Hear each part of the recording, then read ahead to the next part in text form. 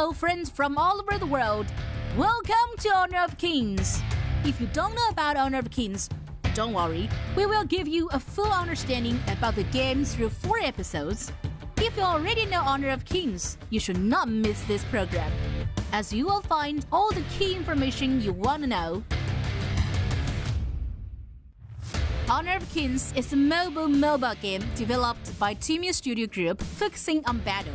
It was released in China on November 26, 2015, and is currently the mobile game with the most players in the world. You will find a large number of unique heroes and finely designed skins in Honor of Kings. What's more, the immersive battlefield will also bring users fresh gameplay experience. That's why it is a fantastic choice for social entertainment. The first season of KPL was officially launched in September 2016, and we have witnessed the birth of 13 champions. After about 2,900 days and nearly 8,000 matches. Honor of Kings International Championship is an annual world-class esports tournament with the highest level of competition. It's worth mentioning that the 2021 Honor of Kings International Championship, which contributed 600 million content views on the day of the grand finals, reached 170 million users during the tournament. 2022 Honor of Kings International Championship will witness a whole update and hold a dazzling $10 million prize pool. The wild card qualifiers will start on November 22nd, and the group stage will start from December 3rd. You will see the strong teams from all over the world fighting for the World Championship. KIC2022 will kick off shortly. Let's witness the wonderful performance of players on the stage of the 2022 Honor of Kings International Championship. Let's high five for highlight.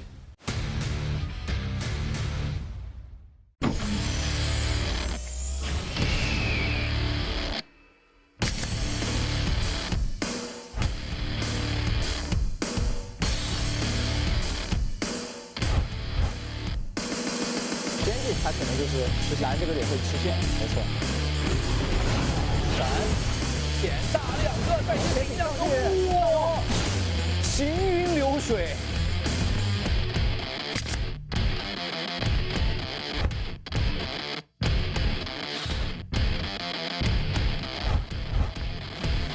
在塔前面啊，梦琪进去想抢龙。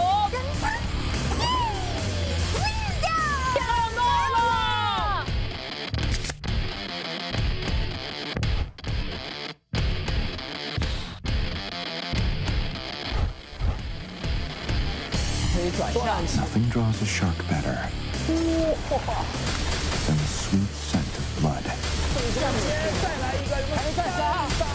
triple kill.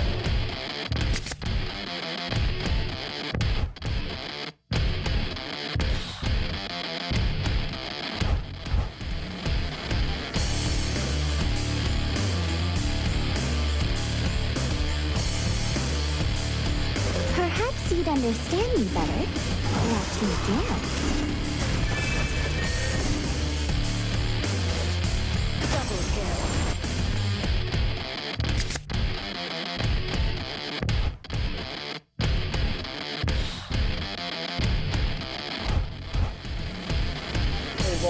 Jerry 先进去吸引那波火力，拉出来张飞， Steal the flesh. 锁住了4个，吕布跳起来4个。Cultivate the mind.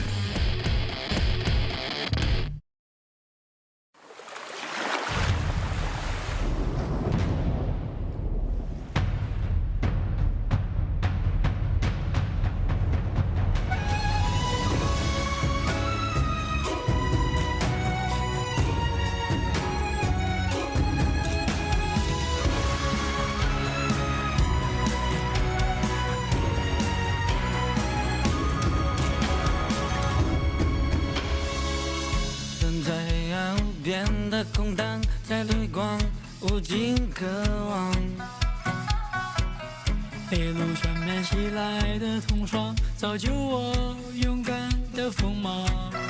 抬头仰望是牵一不坠的星光，星空之只想是永志不灭的守望。踏上征途的不忘，任风雨苍茫激荡，相同信仰。我要乘浪寻找炽烈的愿望，风浪大岸握在我手上，我要打破现实梦的墙，只因为有你陪在我的身旁。我要浴火炬光，弹指中将，不去灵魂之上，有绝世的力量。在这座赛场上，从来都没有什么机缘巧合，抱着必死的决心，有着必胜的信念。强者就是无论身处怎么样的绝境，无论对手是谁，永远战意盎然。正所谓，死去拳台招旧部，荆棘10万斩阎罗。就算世界崩塌又怎样，我还有一座倔强。你我并肩助你于野火，让性命飘回家乡。银河一战，绝不要平凡的时光。尽管这样，难敌是记下我模样。背负着使命绝望，越绝望越敢冲撞。不可阻挡，就这个样，寻找炽烈的愿望。逆风让答案握在我手上。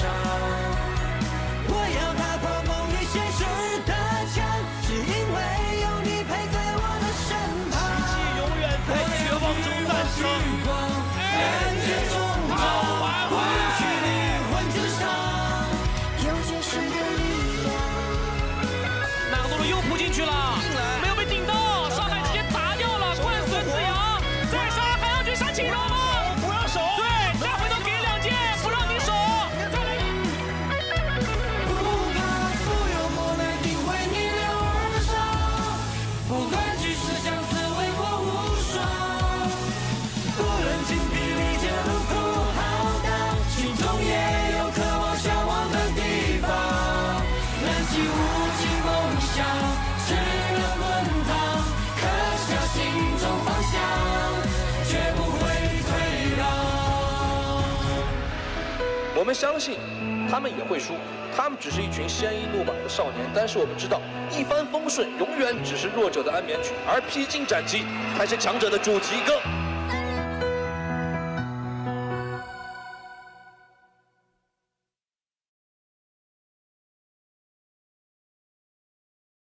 欢迎来到2022年王者荣耀世界冠军杯 KIC。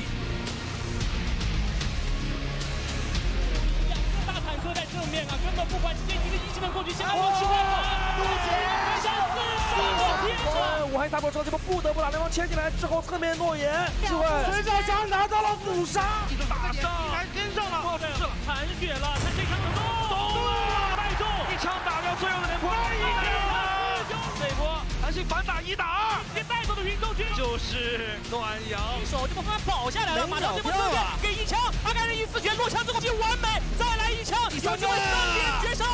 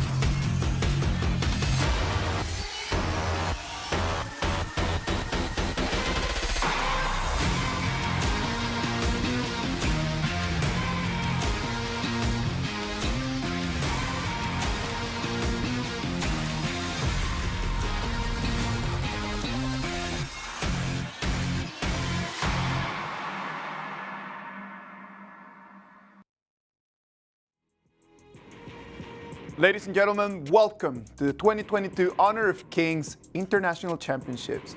This is the KPL qualifiers, round 2, day 4. I'm your caster, Pena. I'm your caster, Nora, and today is our last day of our KPL region qualifier round 2.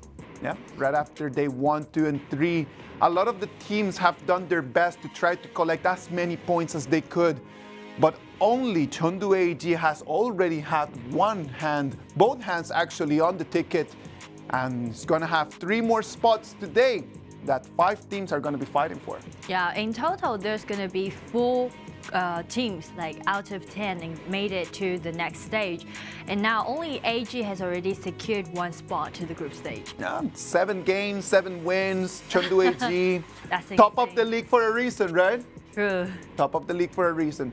Well, what about if we just take a look at this video, understand a little bit about the tournament, and let's see what's going to happen right after day 4. The tournament can be divided into 3 stages: KIC2022 Wildcard Qualifier, KIC2022 KPL Qualifier, and the main draw.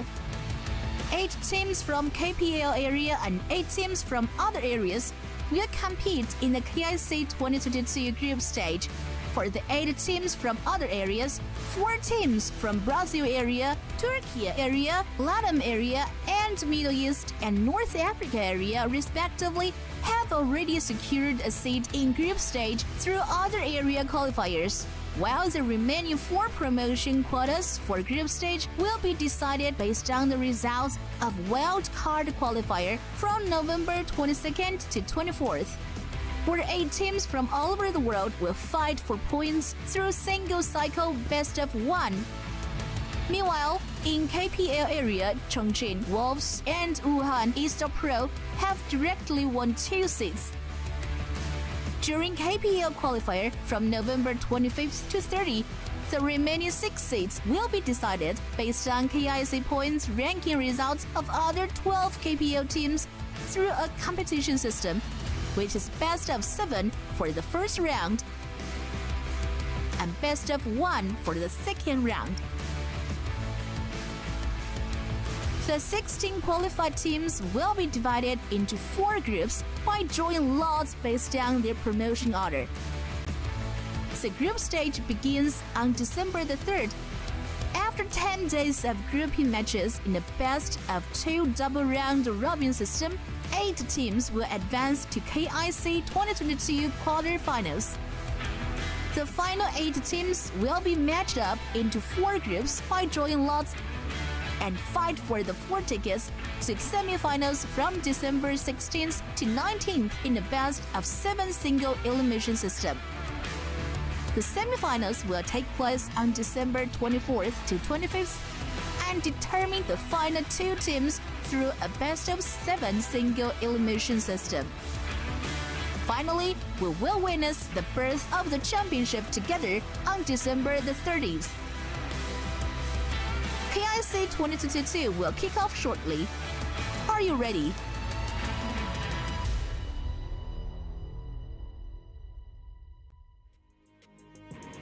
We're almost done with the KPL qualifiers, and that's going to put us with the total of 16 teams that they're going to make it all the way to group stage. So actually, this would just be a start of our tournament, and we will go for a draw tomorrow. Actually, it's quite close. Yeah, the draw is going to be done tomorrow, and then the games are going to start on December 3rd.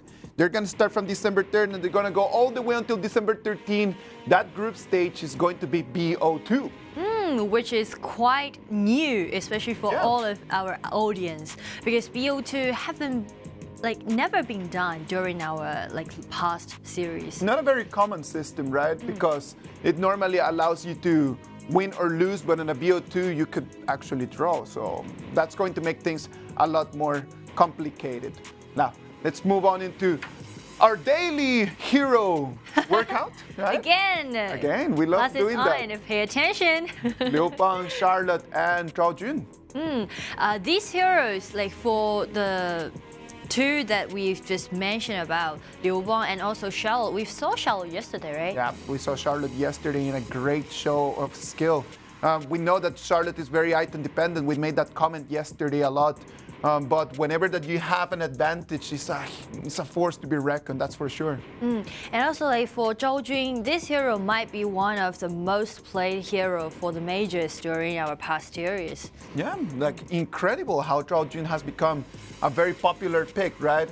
Just that combo of the second ability plus continuously with the ultimate can be a lot of damage. And actually, we saw several standouts done by a lot of majors before by using Zhao Jun. So actually, I'm really looking forward to them to playing Zhao Jun again today. Yeah, let's wait and see what's going to happen today. And today's matchups are going to have 12 electrifying performances. Let's wait and see what's going to happen. We're going to start with what could be the most important match for today, Suzhou KSG against XiAn WE.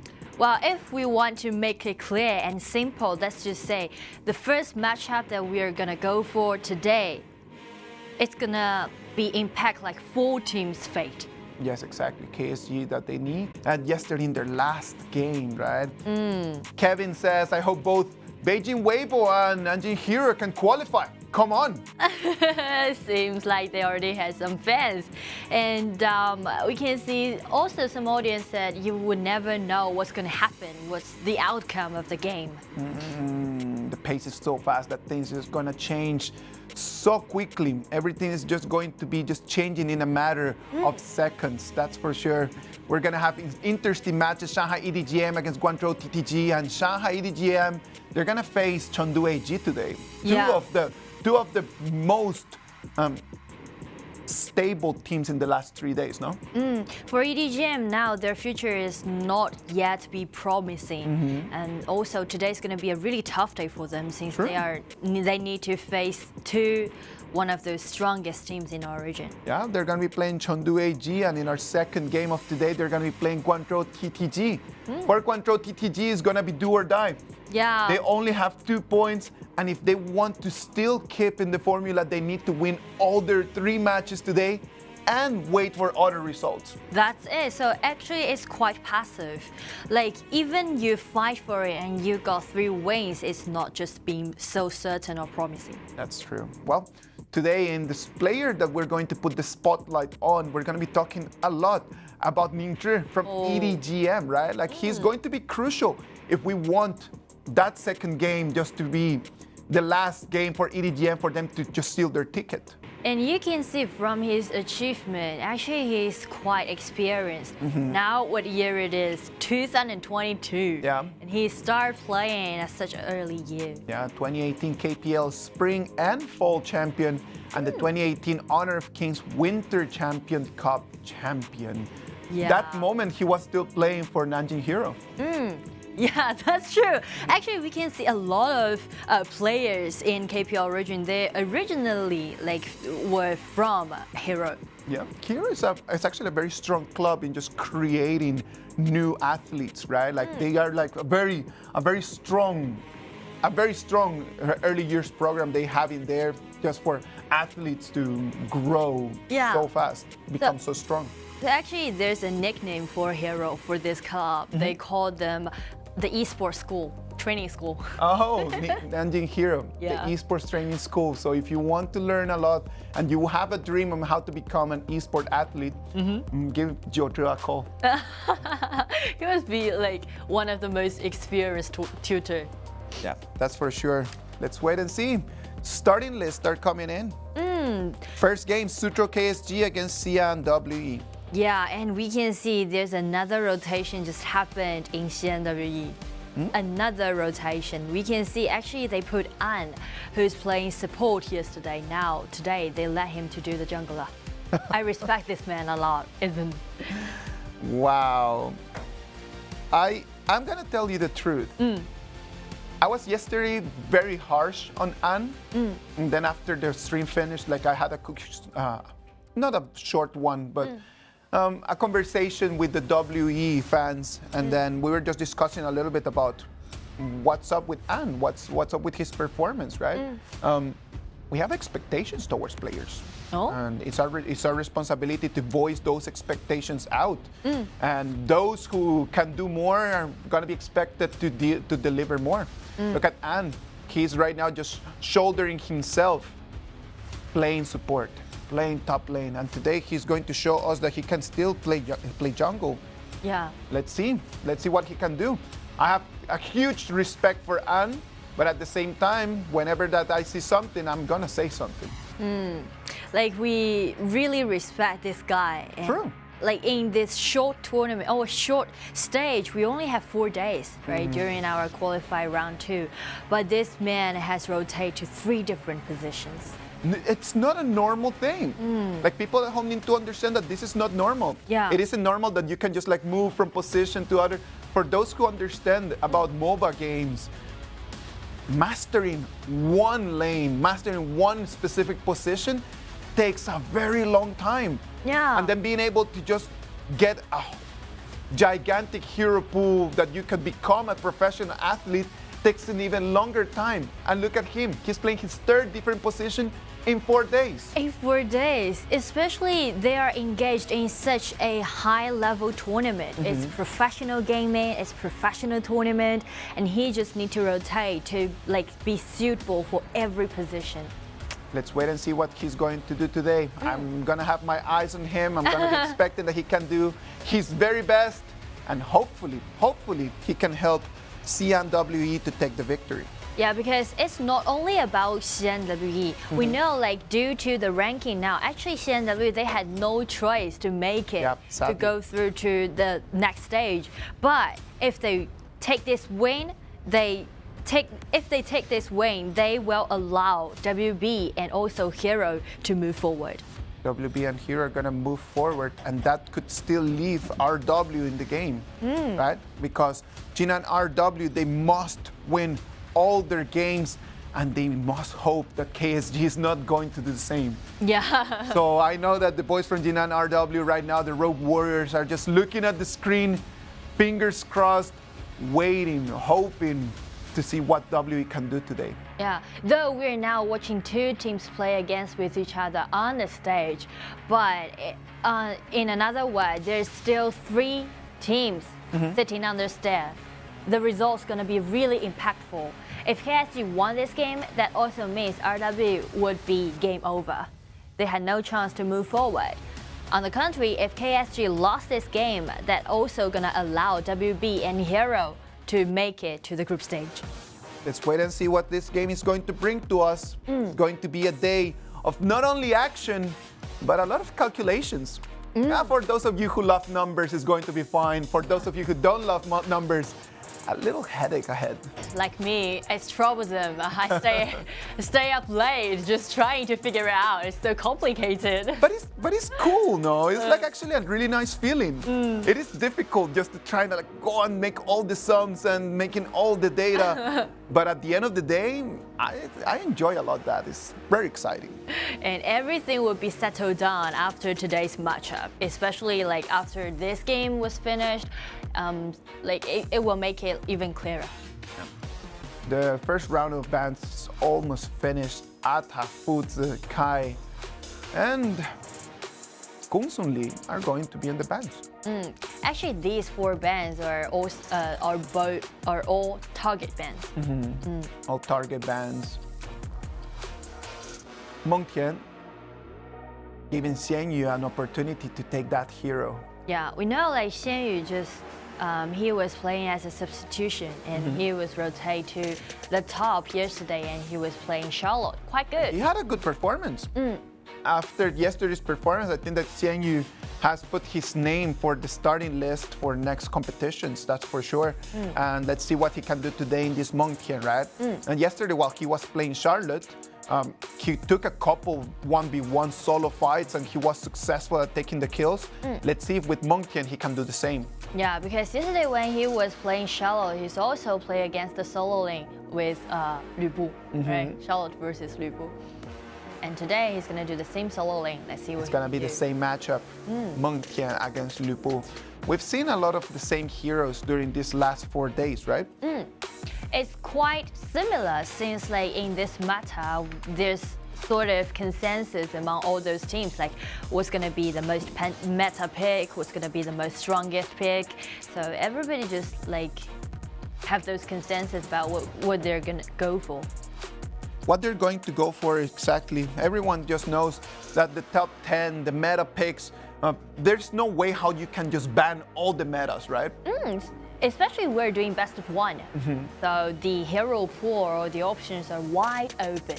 Yesterday, I remember someone sent me a message on YouTube, and then they just asked, like, why don't they just ban all meta heroes in the first 4 bans? There's too many. You see, like, we have 5 different positions. We have 3 lanings if you want to do it all. There's only like 8 bans. You can't deal them all. You cannot just ban the heroes based on their meta, right? Like, you need to think about your opponents. You have data from your opponents on what are the best heroes that they can use. Some players do not perform really well with meta picks. True. Like for those meta picks, wow, but for those professional players, maybe they need, it's their responsibility to master those meta picks. They need it, that's their responsibility, but not all the time. If someone can perform at 100% and I can only perform to a 98%, I have a disadvantage, right? It doesn't mean that I'm not good at it. It just means that someone else is better. And that's something to do because we are doing the highest level of our tournament. So since everyone's professional, everyone's high level, high technical, so that makes some sense. Let's see. Monkey, Lam, and Marco Polo. That's going to be the first combo for WE, and then on the other side, Lipu, Zhangfei, and Gongsun Li. Oh, Lady Sun. So sorry about that. Just checking on the bans at the same time that I'm checking on the picks. You really like Gongsun Li. I really like Gongsun Li, and it has been so many games with Gongsun Li. So and so many standouts. Lady Sun also has a lot of things under spotlight. We can see actually Lady Sun and also Gongsun Li might be the most played heroes during these 4 days. They might. I know that that's gonna be my homework for tonight. I'm gonna get back home and then I'm just gonna go through all the data. I love doing data analysis. I just like it. You should be a scientist, not a caster. I should be an analyst for a team. That's for sure. I love analyzing data. Just looking at the numbers, checking through it. For example, that Liu Bang has been one of the highest picks whenever that you have a Lam and Gongsun Li combo in your composition. Lam just has shown to us that is the favorite jungler from all the teams, and that combo with Liu Bang has become a very, very fatal one. Yeah, because Liu Bang is known as those protective supports, and since Lam, as this hero, when he get into be like engage that team fight, he really need a long time to help him to do that output. Yes. Liu Bang gonna cover him, grant him a shield, which gonna like increase the rate of the tolerance. He needs to accumulate his passive, right?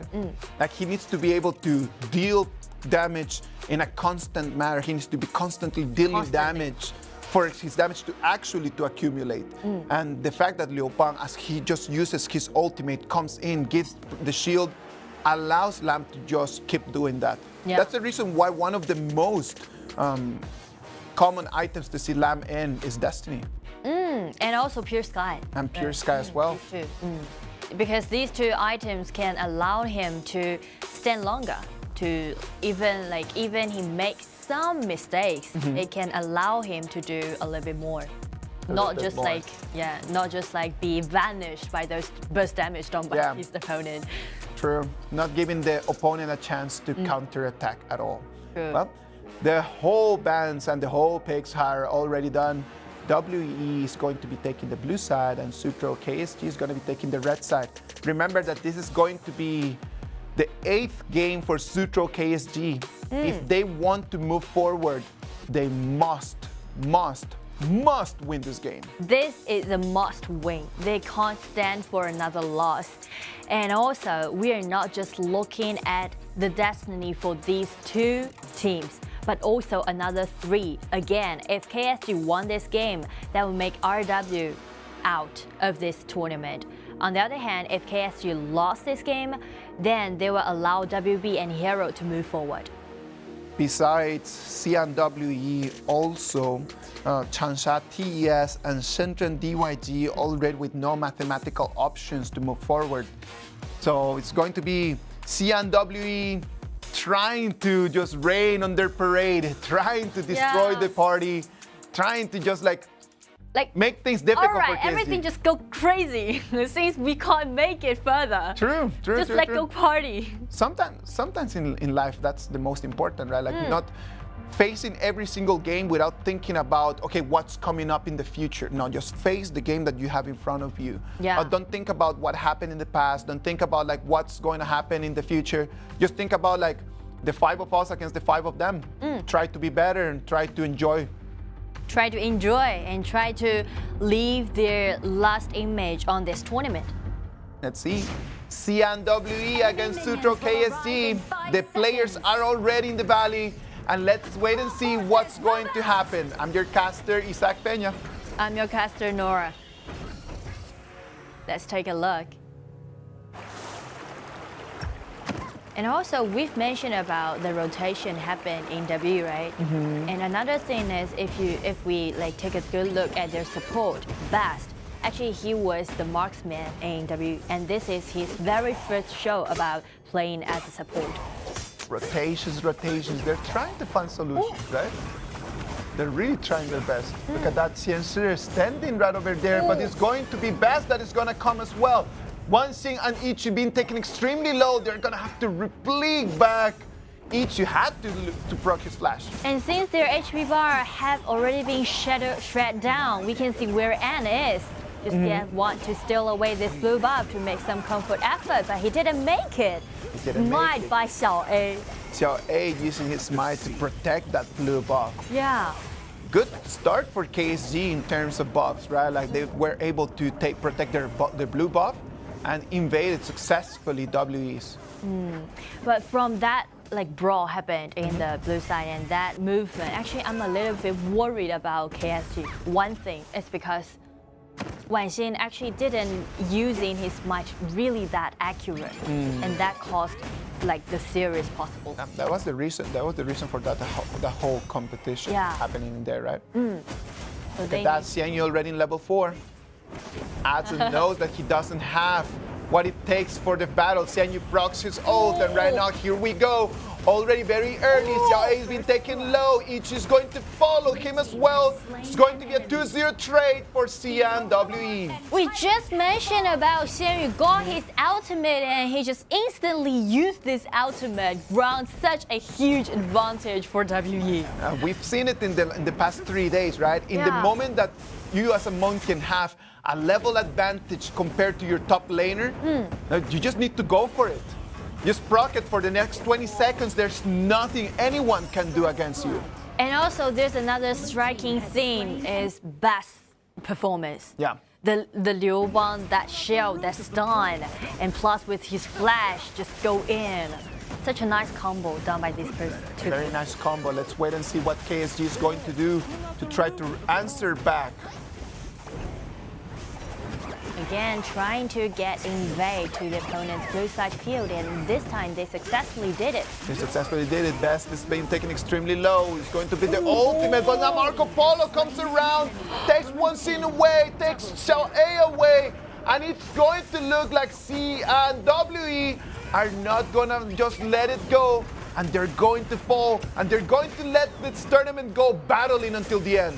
This is another 0-2 trade, and there's a double kill goes to Pena, which will allow him to be even more aggressive. Wow, look at that. It comes in, they just used all their abilities trying to take Bast out. Yeah. That's the point. They missed and they just lost it against Marco Polo. I feel like KSG just tried to take that kill to turn things around, and it did not pay off. Yeah, it seems like that kind of, because that was so close, right? Yeah. So it sort of seems like fate is not standing on KSG's side because that was so close. And after Xing used his ultimate to lock down Bast, that's going to be an opportunity for Pena. Just dive right in. Look at the mini-map right over there. It's a 2v2 brawl in here. Xing is going to disappear. Now it's Adson, the one that's going to have to replique back. Already 6 kills for XiAn WE. Only 4 minutes of the game. Oh, we can see XiAn show his aggressiveness, try to lock down Adson on the top. It makes me feel like now we're at 5 minutes, right? Like 4:30. or 430s. But like for WE, they're really like shred down all those HP bars and showing their aggressiveness. They're very aggressive. Look at that XiAn stepping in, trying to jump into the red buff jungle and disappearing immediately against 3 people from WE. KSG need to just take care of their own resources. They have no ability to fight right now. They just need to just clean their waves, try to clean their resources, protect their turrets, and not do this, because look at that. Wow! The flash. The flash in there was so critical in that last moment. Yeah, the timing. Actually, Asa sees the timing. That was so close. And that's the reason why, like KSG now, they can't withstand WE. They can't contest WE. They just need to act defensive, and that's it. They just need to clean wave, protect the turrets. If the turrets don't fall, they can still try to protect their jungle resources. Yeah. In the moment that the turrets start falling quickly, nothing is going to impede WE just to jump in and invade. Especially KSG need to pay attention to their mid tower. Yeah. That's going to be the most crucial tower for all their vision control, for all their neutral resources. Trying to buy some time. There's already only 6 minutes mark right now. 3,000 gold lead goes to WE. Another nice stun, but this That's ultimate. going to have to proc his ult, pushing WE back, trying to protect the turret. That's going to be a 1v1. Xing is trying to take on Lam. It's not going to work out as best. It's going to TP to make it a 2-1. That's why make Liu Bang such a popular support during our meta. That's supposed to be a 1-1 solo. But due to the ultimate provided by Liu Bang, first ground and another shield, and then help to offer a little bit control to Xing. It's supposed to be a 1-1 solo. Was supposed to be a 1-1 solo, but when you have Liu Bang, it's never a 1v1. Now you can see things look really good goes to WE. They just need to use Meng Tian to stand in front of all those team members and let Marco Polo plus Zhou to push forward those lanes. Things are looking bad.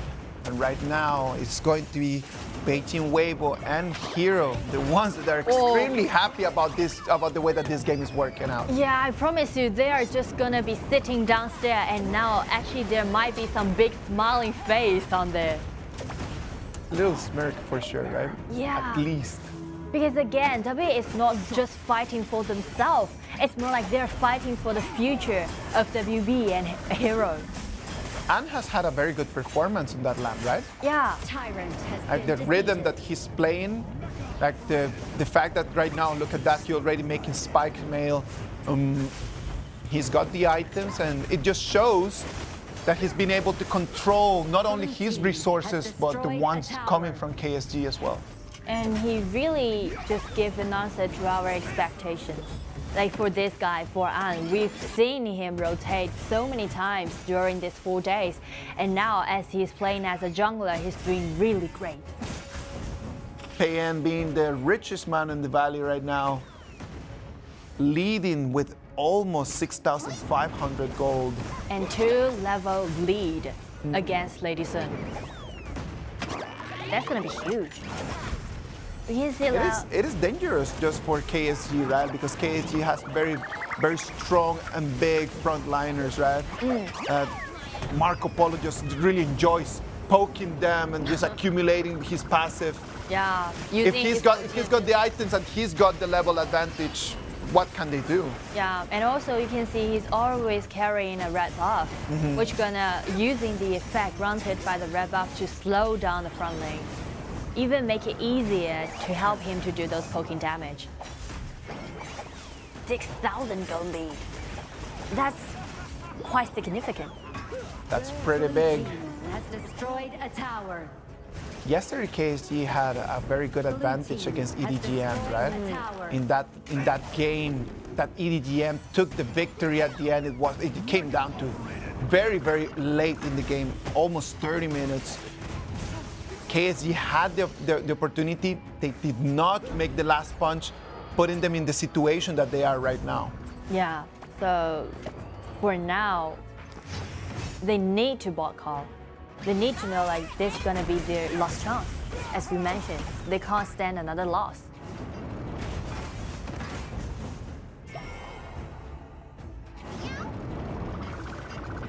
It's almost 10-minute mark. Almost 10 minutes. It's going to be the Overlord and the Tyrant that are going to come online. WE already with this big advantage. What they are going to have to do is just protect Marco Polo. As long as Pena can keep controlling both the red and the blue, and then An can just keep controlling the resources just the way that they're doing right now, it's going to be a matter of time. I don't see that if things don't change, if W doesn't make a big mistake, I don't see KSG just finding a solution to turn this game around. The only thing that came in my mind that how KSG can turn this around is that we need to put we need to put Lu Bu under the spotlight. You can see like he's now ready for doing this siege breaker. He's ready for his siege breaker. And that's going to be gigantic. He will need that item if he wants to survive and he wants to take this.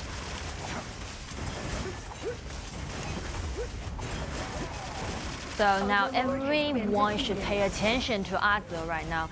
Actually, for Lu Bu, the siege breaker should be like the last item to pile up. But we can see since KSG had no idea to deal with Meng Tian, to deal with Liu Bang, so they try to prioritize the farming up of Lu Bu. But Lu Bu is such a late game hero. Like he won't be of much help right now. How many items Lu Bu is going to need for him to actually be someone to carry the team from now until 20 minutes? It's 11:30 only. Well, if like the thing that we talk about him, like he's a really late game hero, is because once he got this siege breaker, which he already had, that's gonna be he's not tanky anymore. He need to find the timing. He can't be the one who engaged the team fight. That need to be someone else. The turrets are not gonna stand for long since they have Zhou Yu. Zhou Yu plus Meng Tian, which gonna be a huge threat to those high ground towers. And Vanguard spawned on the bottom lane. KSG now are putting on the edge of this matchup. Total control of WE right now, 12 minutes. And Suzhou KSG cannot leave the high ground right now. They cannot concede a power play. If they concede a power play right now, it's going to be the end of the game. They just acting defensive because they had no idea how they're gonna contest by an 8,000 gold lead goes to their opponent. And right now with already 10,000 gold. Look at that, he's going to jump in. They're trying to separate both teams in half. It's going to be Lam coming in. He's trying to find a place. He's trying to check on Wang. He moves the rotation to the mid lane. But there's two crucial ultimate has already been forced out. What's they're gonna do? Wow, look at that. He jumps in, takes care of Lu Bu. The last hope that we had for KSG. As is going to fall, the turret's gonna fall, and it's gonna be a 1-to-1 trade. But that high ground turret is gone as well. So as W using this team fight to take down this high ground tower, actually W win the upper hand. They really, the only thing they want to do, the only goal they want to achieve is just to take this high ground tower down. Yeah, exactly. Look at that. He jumps in, boom, disappear. He was really close on taking Wang as well, right? Yeah. Because before this team fight was happened, both of like Lu Bu's ultimate and Zhang Fei's ultimate was pushed out on that top lane. So that allowed An just go there, dive straightly to that. Trying to find Best, but Best can TP. Yeah. And what can he do in there? More than just coming in and cleaning wave. Especially you see Best is playing as a distraction. It's someone else down there just take down this Dark Tyrant. 80 seconds that they're gonna have this buff from the Tyrant. The goal difference quite significant. So for KSG, well, it's more like they can't stand for they can't stand another mistake. Yes. They can't commit any mistake right now. Need to be extremely cautious. Xiaojie already having most of his items already built, right? Yeah. So Xiaojie is going, his ability is going to be there. Lady Sun's damage is going to be there, but there's no one that can stand in the front and actually withstand. That's the point. Like his items already, his damage already, but how can ensure his environment to do that output? What can he do? Yeah. More than just look at how right now one more time Anne is going to jump in. Lupu's ultimate is going to be wide. Tries to come in from behind. They're still poking. There's a minion already in the crystal. It's going to fall right now. There's no minions that they can do, but the Vanguard is coming. This might be the end of KSG. The dragon is in. The crystal's gonna fall. WE is gonna take the win. This victory, congratulations to WE. Actually, we were so surprised about WE's performance for today. As we see, there's so many changes, there's so many rotations happened in WE. But now, after they have like no burden about those points, about those rankings, it seems like they just shake it off and just perform their best. That's gonna be it. Congratulations to XiAn WE. And congratulations at the same time for Beijing Weibo and Nanjing Hero making it to take tickets 2 and ticket number 3. Only one more ticket to the group stages left. Yeah, so the next or the last position gonna be like really competitive. Everyone just gonna vie for that position. Well, just as we mentioned for this first matchup, WE, they're not just fighting for themselves, but also fighting for the future for WB and also Hero. Congratulations to XiAn WE. Great performance. Great performance. We see there's so many changes happen. You see Bass, who's supposed to play the marksman during the past few seasons, and now for today he's playing as a support, and also another tough guy, and rotated from 3 different positions for today, acting as the Lam, acting as that jungler. He's performed really well. Performed really well. Congratulations to XiAn WE. Sad for the boys from KSG that during day 1, 2, and 3, they have had very good performances. Sadly for them, yesterday, the game against EDG.M, they should have won that one. They had their destiny in their hands. Just taking that victory could have put them in such a great position for today. Yeah. But yesterday's psychological blow was too much for today. Like we always use some words like they should have. Yeah. They're supposed to be, or something like these kind of phrases. But the truth is, in our esport industry, there's no such thing which we call restart. Yeah. There's no replay, restart, or should I have another chance, or would I do better if I had another chance? There's no such like things or assumption. That doesn't exist in here, in this platform, in this sport. There's no pause, there's no replay, Yeah. there's no that. Well, that's going to be WE taking the victory. Congratulations, as we just mentioned, to Beijing Weibo and to Nanjing Hero, making it into the group stages. And then as we move forward, we're going to have EDG.M that they have their faith in their hands, right? They only need to win the next game against EDG, and then that's going to be it. The 4th ticket is going to be theirs. The fate is in EDG.M's own hand. No one's gonna like do anything for them. The next matchup, play against TTG, gonna be their last effort to do. If they won it, they still got a chance. If they lost it, things are gonna be really hard. What do you think was the key for XiAn WE to take the victory here? I guess it's because for their mindset, for their pressure, they don't have any pressure about those points, about this ranking. So that even just like such a relief, you know. They just like break down all those bounds, those limits, and they just perform themselves. And that's it. You know, sometimes it's just like not having that pressure of like, okay, I must perform. Yeah. Oh, I must win. Maybe just like relaxing and actually enjoying the game is the only thing that they needed. Maybe that's it. Maybe that's the way that all the other teams are going to have to look at the games for today. Just coming in and trying your very best. Just do not have any burden, or do not like set those missions on yourself, or put those things carving your mind. That sometimes it's going to drag you down. Sometimes it's going to drag you down. Now, MVP, WE, best on that Liu Bang. He's really doing best. He was the best of the best. You're right. Yeah, because once I saw the starting lineup today, I was so surprised about what Basting is playing as a support. He never played as a support before, but today, as he's playing this Liu Bang, incredible, impressive. They had the whole control of the game since the beginning, right? Like the fact that they used all their abilities in there. I think that this was the moment where KSG completely just handed the game for WE to be theirs. They just handed the initiative in there. You cannot just use all your abilities to try to take on a support.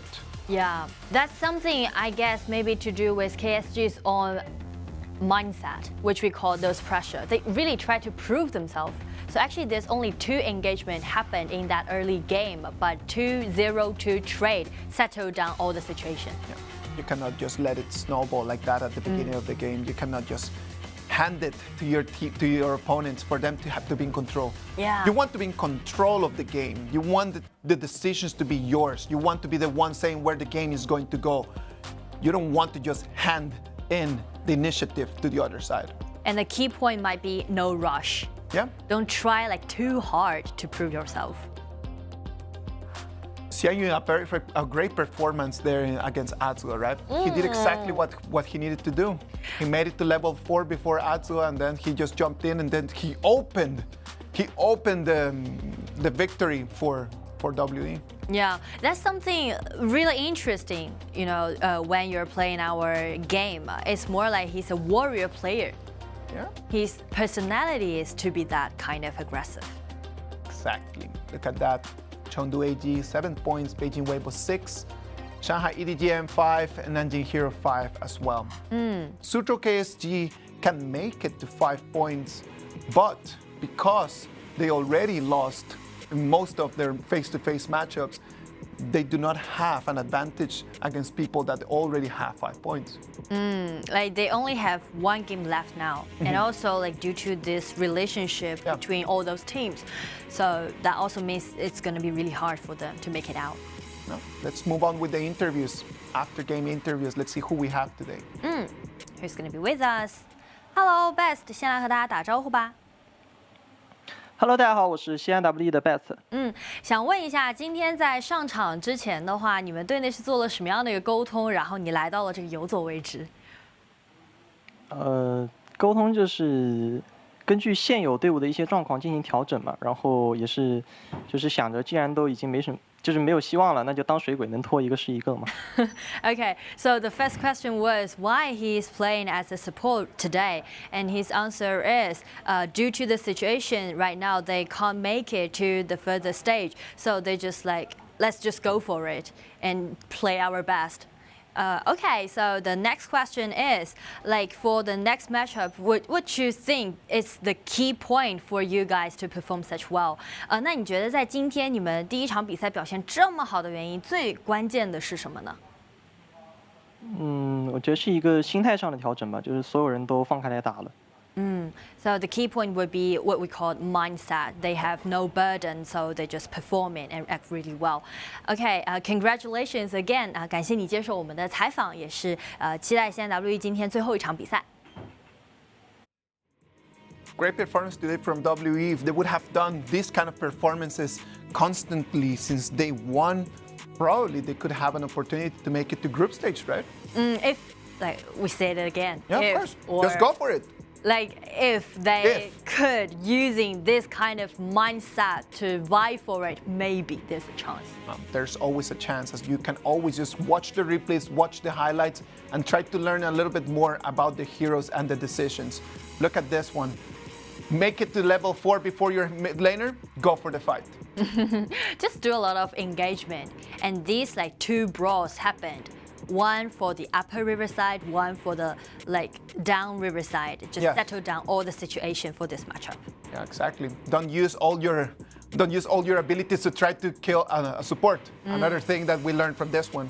Yeah, and that's something of note if you want to play our game. And like support never gonna be the first purpose or first goal for you to go for. Now, moving forward, we're gonna have our next match of today, Shanghai EDG.M against Guangzhou TTG. Let's have a little break and we'll be back.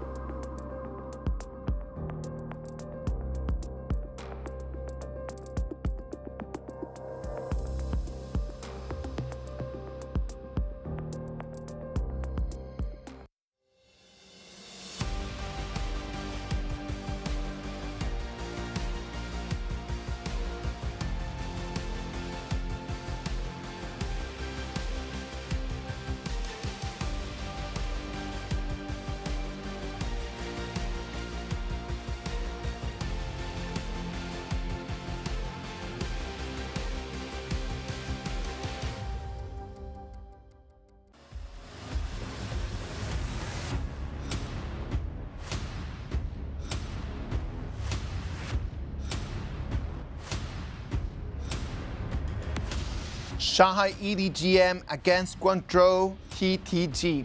This matchup, after KSG lost the first round play against WE, this matchup gonna decide a lot of things. Yeah, this matchup is going to decide everything. If EDG.M is able to take the victory here, that's gonna be it. There's not gonna be any more suspense after that game. The 4 tickets are going to be decided, and then we're gonna have just 10 more games today in about just coming in and practicing new things. Yeah, if EDG.M win this game and EDG.M plus Hero gonna make it to the next stage, and also WB and also AG, which already secured the spot. But on the other hand, if TTG win this game, we still need to keep watching. Yeah, if TTG can make that movement, and if TTG can just decide to bring up everything they have. Yeah, and you know what? After I saw the performance which WE just showed us from the last game, I kind of feel a little bit confident about TTG. Well, you know, these guys have been in their low time right now. Yeah. But if they do not have any burden about those points, maybe they can do better. Hopefully. They haven't been performing the best when the pressure is on. So maybe right now that they know that it's just all in, right? Yeah. They know it's all in. They just need to win their 3 matches today, and they will still depend on other results. But allowing this to keep going depends on TTG just winning against Shanghai EDG.M. This gonna be TTG's last-ditch effort. If they make it, they still got a chance. But if they don't, well, I would say a lot of people would be disappointed by this team during this tournament. You remember that we said that Rogue Warriors was watching the previous game, was really hoping that W was gonna win. Yeah, And right now, it's going to be Rogue Warriors and KSG just hoping that TTG is going to win. Yeah, if TTG win, like RWA and KSG, they need to depend on themselves. But, or on their country, would EDG.M win this game, they have no chance. Just to put it in simple words, if EDG.M wins, done. If TTG wins, a lot of people are still alive. Let's see. This game is going to be really impactful. It's not only because of those win or loss between these two teams, it's going to be impactful during all this break. So this is those kind of matchup I'm really looking forward to watch, you know. Not only about those strategies or techniques, everything. Ming yesterday had a very good performance, right? It's the same in day 2 and day 3, and doesn't matter about that because today is going to be Puran, the one that's going to be taking back his jungle position. We know like Puran has been played as the jungler in TTG for round 1 and also the first day in round 2. But because of his performance not quite satisfying, that's the reason for that rotation. So like at this particular time, they still want to trust Puran. Let's see if he can really undertake the responsibility. The first ban from Shanghai EDG.M, Machao. Full respect on Qingqing, right? Yeah. Maybe they guess in this particular time for TTG, they really want to trust Qingqing to be their core player. When you're against the wall, you need to just hope that core players using their core heroes are going to make the miracle for you. That's something when you're doing those fights during those battlefield, you want to take down the general first. Another general just came out, Meng Tian Talking about generals, Meng Tian. Yeah. Meng Tian and Tran Fei, good combo in there. And really solid front line. Yeah, Tran Fei, that is one of the favorite heroes from Snow. Snow loves playing that Tran Fei, right? I remember that when he was still in QG Happy before, like he still like used to love to play that hero. Yeah, Snow's quite experienced. And also he's known of his protective support. It can protect, it can give shield, it can initiate. An all-round hero, that's for sure. And we can see from EDG.M, they really want to gain themselves at least 2 of those winning lanes. And if they want to do better, maybe for the top they may choose Ata. Top Ata? Maybe. Well, yeah, top Ata would be a good choice against Meng Tian, right? Those what we call counter pick. Would be a good counter pick, and Guangzhou TTG is just going to shut the door on that option. Yeah. Liu Bang and Ata just straight going to the bans. One because it's going to be a good counter against Meng Tian, and the other one because it's become a very strong combo with Gunsun Li and Lam. And also, if EDG.M want to pair that composition with even Sun Bing, that's going to be a really nice composition. So they just shut Ata down. Yukio Tachibana. Well, actually, I've seen this hero appeared frequently during our matchup, which is quite surprising, I need to say, because during the previous matchup, actually, Untitled is not that popular. It is not that popular. It's a very strong early game hero, but then as the game starts moving forward, then it does not provide that much burst damage, right? Untitled can prioritize the early game, but that also means the late game wasn't being that promising. Yeah. The more time that they're going to be playing, the weaker and weaker that Untitled is going to look like. Lumber and Byron. Actually, at that time when TTG take away Atta, I was thinking about whether they're gonna choose Byron or not, because Byron might be the third option to do the counter pick towards Meng Tian. But the problem is, if they do use Byron in this important matchup, since Byron is not that all around or not that meta pick, it's gonna be really risky. It all depends on Ninja's performance. Ninja being very experienced, right? Like you just mentioned it, like in 2018, taking 3 champions. Let's wait and see if he can use his experience and transform it into an advantage for EDG.M. On the other side, Guangzhou TTG, that's been picked for mid lane. Really? I don't know what to say about it. I kind of feel like everyone's been influenced by JoJo. You have that kind of feeling. Everyone's just like, okay, JoJo, go like this. Maybe I can do this too. I like that, a very JoJo composition, right? Yeah. It feels like it made Nanjing Hero this club not only as the training school for athletes, but also the training school for those coaches. Every coaches was like, okay, JoJo did that weird composition, it works out, maybe we can do that too. Everyone is trying to pull an ace out of their sleeves, but I don't know. Well, Sunbin is gonna be good with Meng Tian, right? Yeah. But then you don't have the wave control in the mid lane. That's the point. And you don't have the vision. That's the point. That puts so much pressure on Snow right now. And It's gonna depend on Zhang Fei just to keep everyone alive. Not only here in Jie, but Sunbin as well. So, wow, let's just take a seat. Yeah, let's wait and see. Come on. For Sunbin, he's quite item dependent, right? Yes. And playing as a mid, also like, if he's being locked in the mid, also means his second ability is gonna be useless. Yes. Gonna be like, what's he gonna do? Just increase my movement speed? That's gonna be like, what? Yeah, we'll just leave that as a question. We normally have double assassin or we have double warrior. This is the first time that I see double support in a while. And Sunbin used to be a mid laner, depending on different patches, right? Depending on the meta, Sunbin's damage in the late game with the right items is actually something to be worried about. But that's 18-20 minutes in the game. Yeah, so TTG need to wait until at least 18 time. Let's wait and see. This could be the last game to check on the group stages, right? It could be the last game that could give us a final ticket for the group stage. Let's see what EDG.M is going to do against that very unorthodox Joey option on Sunbin. Yeah, and also another thing that we need to pay attention to for EDG.M is the top lane, solo lane. Yeah, let's see. Yeah. Ninja and that Byron. The friends is proc by Rock. Rock is playing really aggressively. Just trying to do some poking damage and whilst so close. Almost there. It was gonna be Snow taken extremely low. His HP bar was almost invisible. And once again, if Snow really been taken down, that also means he's gonna lose all the vision control for them.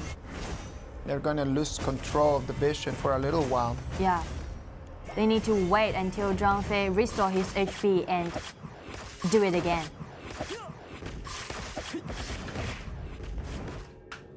Chengdu is gonna have to clean wave and then just go back under his turret, right? Yeah, like on that 1v1 against Gunsun Lee. It's gonna be difficult for him. For this hero, is usually played as a defensive marksman. Yeah. Just standing there.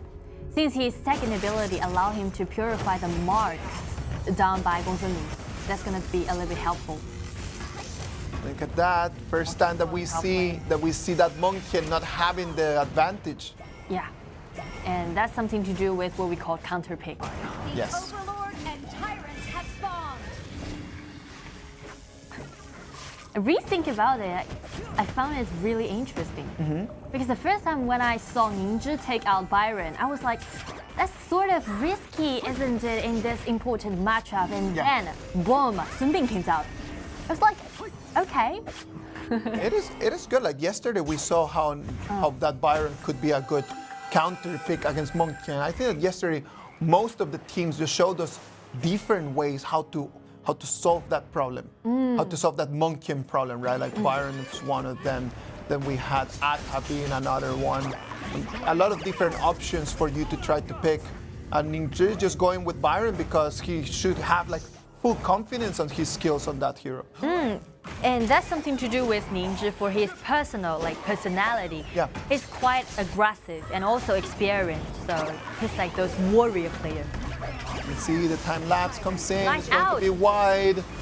Stun, Yanmeng might fall right now. It's been taken very low.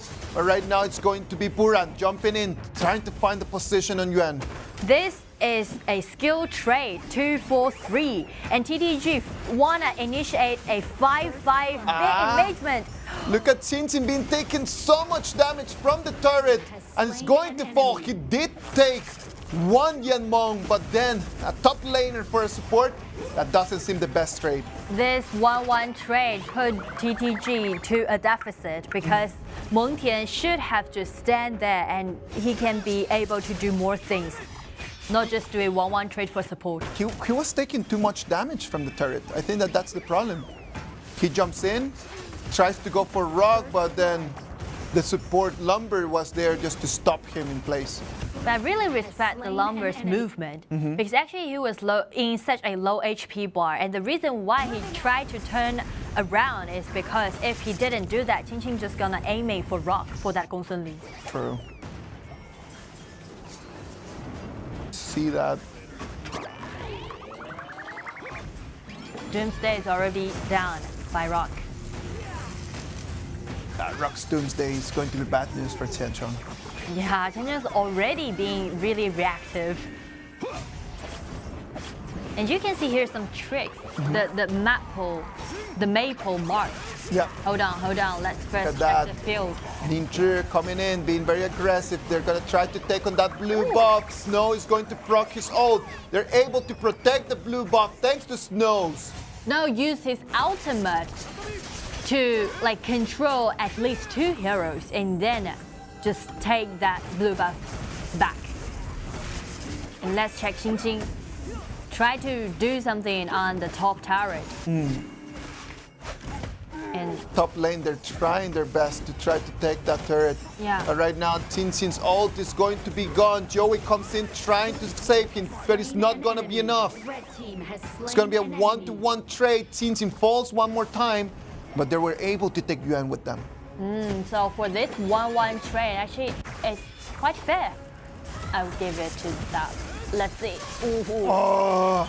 But he's Byron. Byron won't be that easy to die. Yeah, but right now, he does not have his ultimate. His ultimate is already in cooldown, and he does not have a flash. He still wants to protect that turret. But his ultimate cooldown is quite short. Okay. And that allow him to accumulate his energy and help him to restore his HP. Blue team has destroyed a tower. 6 minutes right now. Gongsun Li already liberated as that turret is going to fall. That's a good news to EDG.M. Since they got EDG.M, true.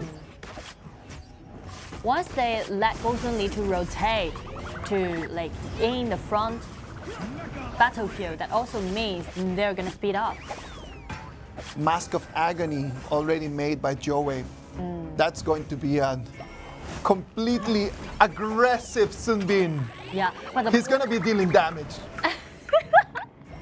Actually, during non-professional gamer, when we're playing those games, Sun Bin is quite suitable for pile up those match codes. Yeah, damage item. Look at that. Ling against Nice 3. one. Yanmeng that is going to come with the Armageddon that is going to be wide. And Moving check. back, look at that. Rock still coming in, trying to take on Puran. He still has his frenzy on. So he still got chance. He don't need to panic. You can see EDG.M, they got a sure winning lane on the bottom. And Roxnar just being so liberal. No one can actually deal any damage to him. It's because TTG's composition is quite late game style. The time lapse comes in, Yanmeng that is going to have to use his ability to run away. You see, the point is TTG has no idea or no skills to slow him down, slow the opponents down. Yes.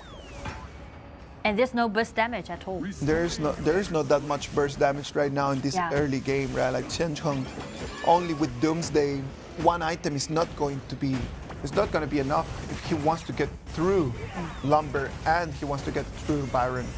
Get through gonna be another point about this composition. Actually, for Jinan, those frontliner cost him havoc. Byron's gonna threat him, Lam gonna threat him, and Lambert standing in front of him, that's gonna be really tricky. Everything's a threat for him. Yeah. So that's the problem. If TTG really wants to utilize this comp, they need to wait until at least 15 minutes. They're gonna have to wait for a little longer. Qin's ult is going to disappear in any second. Ningzhi knows that, and look at him, he's coming in, he's trying to spot on Jiowei. Qin, and right now Ningzhi just trying to come in from behind. Jinan is very low, he's gonna have to jump back. And EDG.M taking control of this mid lane turret.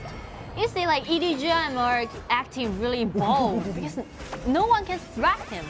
The damage is quite low, no burst damage from their opponent. And also Lam and also Byron, they're really farming well. They are trying their very best, right? GTG. But once they take out Sun Bin, that also means they make the whole composition being reactive. The good thing about Sun Bin is that it can allow you to recover HP, right? Yeah. Like whenever that Sun Bin uses the flux capacitor, it allows you just to recover HP from the damage that you take from that moment that you are under the effect of Sun Bin's ability. Again, it has its own advantage, but let's just see if they can do it until that time. It has its own advantage as support. As a mid laner, right now, still no. Blue team has destroyed a tower. EDG is gonna be really reactive, and this mid-game time is gonna be really painful and torturing for TTG. They got no idea. They don't know how to contest EDG.M in this time. One of the things that they could try to do is to use the speed boost given by Sun Bin to try to start the fight and eliminate Rock. If they can use that in the right moment and eliminate Rock, eliminate Ming, it could be a good way for them to turn things around. Wow, if they really want to do that, Qin is going to be really important because he's the only one who can be a threat to Rock right now, using his ultimate. So the only solution would be by using the second ability of Sun Bin to provide them an instant movement increasement, and combined with Qin's ultimate, maybe they can find some chance. Yuzaling Gold lead goes to the EDG.M. EDG.M is doing quite good. You see Ningzhi, the position. This is being come on, come to me. He's given a lot of vision, right? Like it allows his teammates just to take on the objectives that they want to take. Look at that, the Tyrant being taken to 1/4 of its HP. Snow coming in with the Wild Blood. Lambert that is going to use his Armageddon, but he's going to fall. Rock being taken extremely low. It's going to be bad news right now for EDG.M. Rock is going to fall. Right now it's going to be Lamb trying to go on the counter attack. Coming in, taking on 1, taking on 2. But then he's going to fall as well. Ming Can he use the kitty bombs to try to turn this game around? Qingqing been taking extremely long. Ningzhi still alive. Still alive. Not for long because Buran is going to split him in half.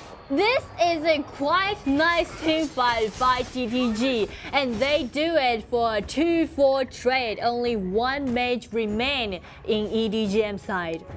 We can recheck this. Actually, everything just engaged by this Dark Tyrant. Eventually, he didn't die, the Dark Tyrant, and then the battlefield just be split up. Exactly what we talked about, right? Like if you can get Rock out of the mix early in the game, then you have an opportunity, you have a chance to fight. Ming could have been a little bit more aggressive in there, I believe. Yeah, by using his first ability. Yeah. To try to leverage more poking. You see, Snow, whenever they did a really nice movement, Snow always waving his hands and cheer him up. All the time, just trying to cheer everyone up. Yeah. And he's well done, boys. Well done. That's really nice. Check the Dark Tyrant goes to TTG. It's a really nice news to TTG. That Dark Tyrant is going to level up the gold, and now the Armageddon comes in. 3 people on air. The damage is not following. Ningzhi is trying to use his abilities to try to regenerate his HP, but it's not going to be successful at that, and he's going to fall. For TTG now, after they've taken down this Dark Tyrant, allow him to be more aggressive and also buy them more time to farm up. Buying them a little bit more time. Oh, solo. Solo fight. It's going to be a 1v1, but then it's going to be more people from TTG coming in. Yuan cannot take that fight right now. Hey, yo, bro, isn't we just doing solo kill? It was supposed to be a solo, man. So, the Pierce guy for Yuan has been forced out during that solo fight. Now, TTG is showing their aggressiveness, try to gain more neutral monsters and try to, speed up. And they're being successful at pushing the game out of the early and mid stages, right? It's already 14 minutes, and it doesn't seem like they're under a lot of pressure that they would need to force back to protect high ground. It looks very healthy for them in order to keep pushing and letting their people just keep farming. Look at that, the time lapse comes in. It's more like even their comp is quite passive, quite reactive, but they are not acting reactive. Try to take vision, it's going to be the Overlord. It's going to go for TTG. And you see the gold difference has been overturned. And now here's 1,000 gold lead goes to TTG. Yeah, quite a good news. It's not that big an advantage, right? But it's still an advantage. So actually there's something now we need to talk about is EDG.M. Okay. For EDG.M, for this composition, they can't stand for late game. Because after they go for the late game, Rock's gonna be really weak. Okay, so Rock's damage is going to start being not that strong as the game moves forward. The same is going to happen for Ming, right? Yeah. In the moment that TTG is going to have all the Long Night Guardian, the Succubus Cloak, depending on the option that they decide for magical, for magical armor. Qingqing already got his Succubus Cloak, and Qingqing's on his way to do that. The time lapse comes in, and right now it's going to be the second Vanguard pushing on that second tier turret. So actually things not going that well for EDG.M. Wow. Going around the wall. And also you see there's 2 Vanguards gathering on the bot lane. TTG can use this Vanguard to do something, to make something happen. Let's wait and see. Look at that. Rock trying to push on Qingqing. He's not being able to join, trying to protect that turret. The turret's going to be taken down to 1/3, and it's going to be fully disappearing. That's quite easy for TTG, which is surprising. TTG just being able to turn things around in a couple minutes, right? Yeah. They just went from being down 1,000 gold to be right now leading almost 3,000. From that pushing, no deaths happened, no kills happened. Everything just went so smoothly and peacefully for TTG. And that's something to do with EDG.M's stage right now. They're trying to do something, but now they're just being like, they don't know if they can have enough burst damage to support them to finish that team fight or not. So they are just acting reactive. Well, let's wait and see what's going to happen. Remember that this game is going to decide on a lot of different things. If TTG wins, then that means that KSG and RW still have a chance. On the contrary, if EDG.M wins, that's gonna secure their spots to the group stage and also another 2 teams. Everything just gonna be settled down if EDG.M win this game. Oh, a nice chance!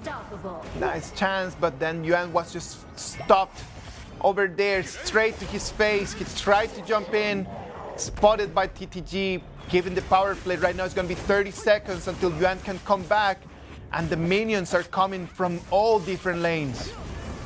I kind of feel like EDG.M now are quite lost in this game, quite like in panic. They do not know why could TTG using such a passive comp but playing so like proactively.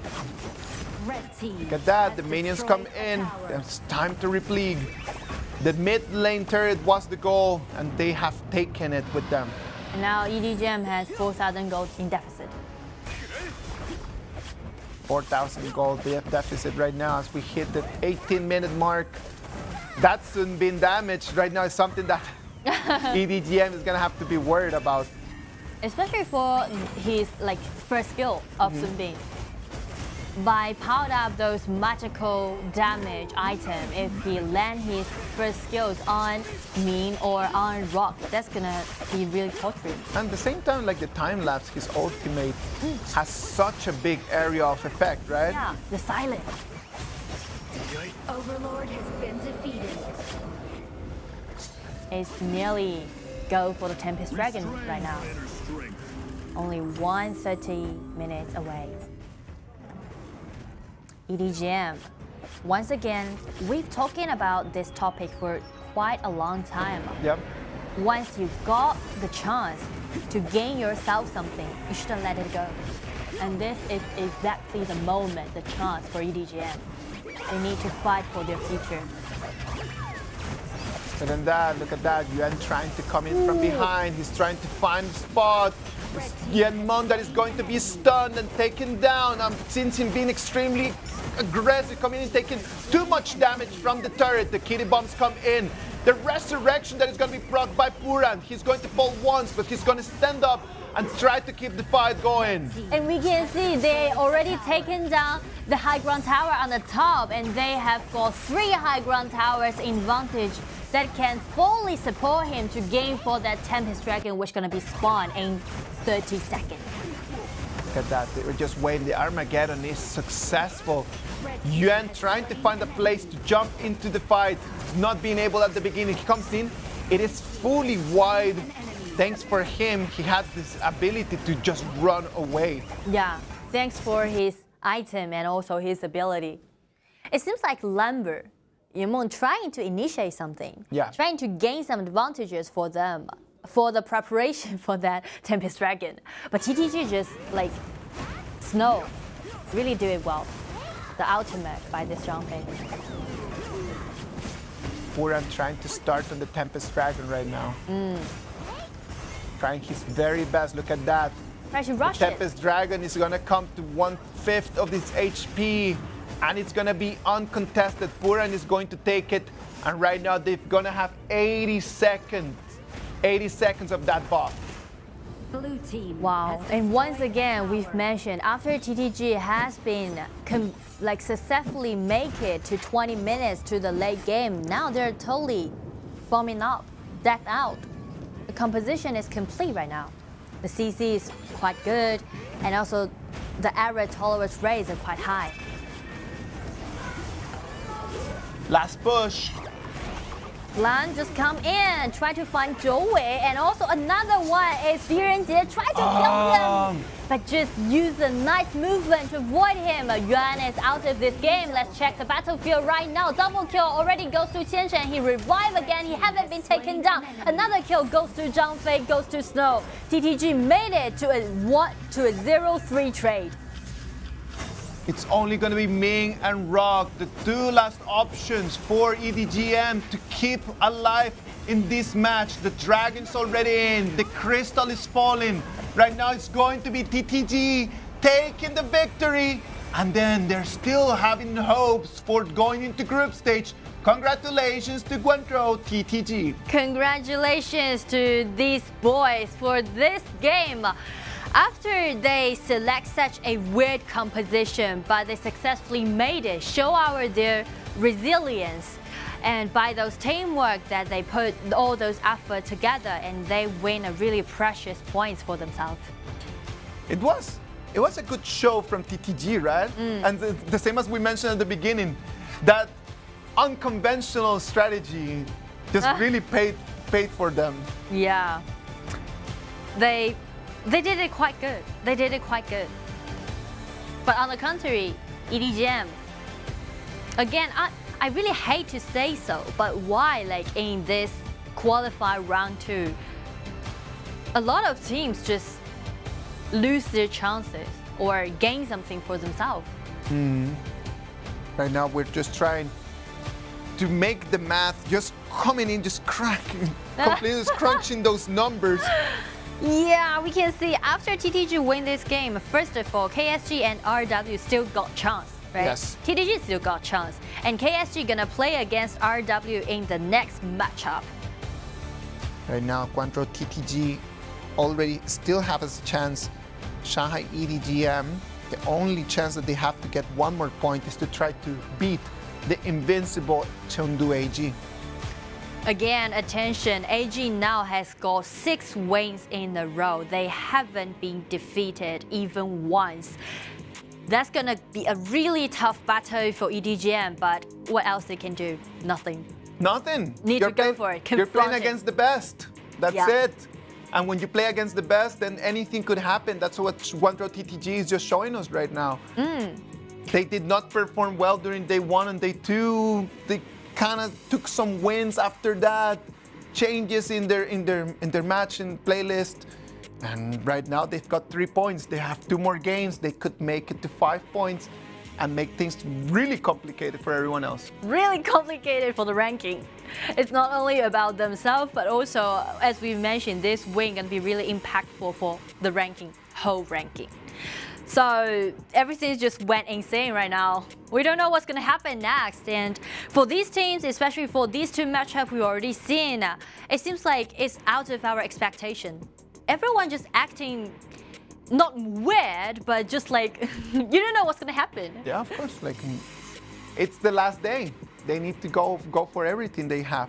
What are your thoughts on the game? What are your thoughts on the game? On this game? I don't know, it's just odd. To be honest, really odd. It's like for the composition that EDG.M, they're supposed to win this point because the one that TTG just had was quite risky. Yes. But somehow EDG.M just, hand those advantages over to TTG, and they just do nothing. They feels like kind of lost. Yes. And that might remind me something like in this tournament, especially in our last day, the deciding day. The most important thing is never about the strategy or those tactics or those what we call mechanics. It's more like those mindset. You need to calm down. That might be the key. I think that the whole Sunbin strategy worked really well in terms of being able to control the game whenever that EDG.M made the mistakes in the first stages of the game. They never had, TTG never had a very big advantage. They never had a gigantic advantage until the late game. So that was very, very interesting to see from TTG. They never made the mistake right after EDG.M just handed them the ball. EDG.M handed them the ball, and then after that, they were just like very careful with it.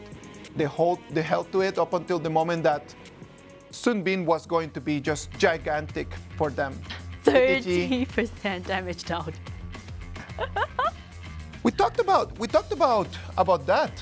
We talked about being very able to provide damage. The area of effect of Zhou Sun Bin was going to be something to be careful about. Look at that. The flux capacitor just allowing you with that speed boost to find rock, to get that Gun Sun Li out of the fight.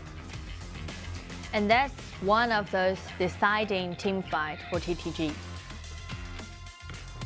And they make it to like 1-4 trade, I guess. Right over there, I think, again, I'm going to say that Ming should have been a little bit more aggressive. He could have held Byron just to push Qin away in that fight at least. And this is the last team fight. Yuan in this last effort trying to take Qin away, but Zhou Sun Bin flux capacitor, the cooldown in that moment was just seconds. Like the cooldown for that ability when you come to the late game, it's almost nothing, inexistent. And just again and again and again, non-stop, just getting the HP back. Once Sun Bin is fully decked out, he's going to be really helpful to the whole composition, for the whole team.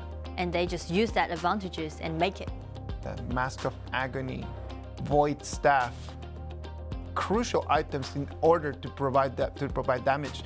The choices that Zhou had for that Sun Bin. Not only like magical damage, but also magical pierce. Yeah, armor pierce with that Void Staff. Wow, so everything's going to be really complicated since this game ends. Look at that. Still the same 4 people on top, but Shanghai EDG.M only have one more game to try to make it to 6. And it's going to be TTG. They have 2 more games. They could still make it to 5. And Suzhou KSG can still make it to 5 because that's going to be our next match. Our next match is going to be Suzhou KSG against Jinan RW. These 2 teams both have opportunity right now. They still have got chance. So the next matchup going to be really crucial to both of the teams. Whoever that loses next match is going to be out. That's it. Make it clear. That's simple. Make it simple. Imagine just whoever that is going to lose that match is going to disappear out of formula. Right now we're just getting ready for interviews, trying to get together with the players. We're trying to just solve that, trying to get them ready for this. There are questions that I want to ask. Who came up with this strategy? Like that would be my first question for Guangzhou TTG. Who came up with this strategy? Me too. I'm really curious about that thing. So that's going to be the first question I'm going to ask. So let's see who's going to be with us. Hello， 九尾，先来和大家打招呼吧。Hello， 大家好，我是广州 TES 的中安选手九尾。第一个问题啊，我们所有人都非常好奇，最后一首孙膑是基于什么样的一个沟通，然后谁的想法大家选下来的呢？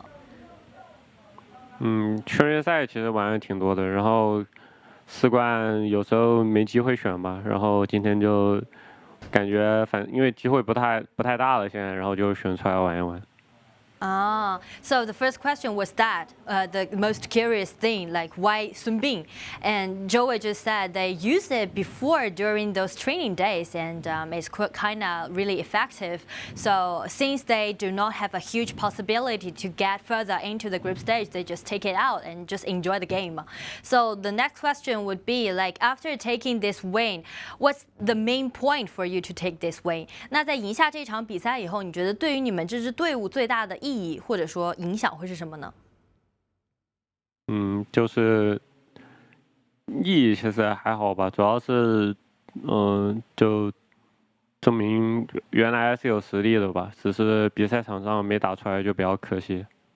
Okay, so the point would be prove themselves. They still got that power. It's just because they don't have much chances to show it out. 好的，那谢谢你接受我们的采访，也是期待你们接下来的表现。TTG has the skill. They're really good. They're a very strong team. And sadly for them, not every single match has worked the way that they want it to work. Yeah, that's the point. Like they do have that power, but I don't know. It feels like for lots of the team, not only TTG but also some other teams, they never seize that moment to really show their power. They still have one more game against Chengdu AG and against Beijing Weibo. They have their fate in their hands. Let's check on the highlights of the last game.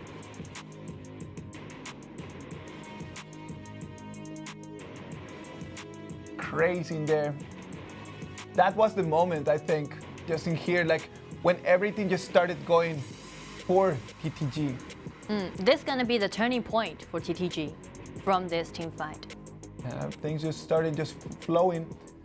I know that Lamb tried to come in to try to counterattack, but the positioning of EDG.M in that fight, everybody was just very scattered around. They were not actually all together trying to point on one whole person.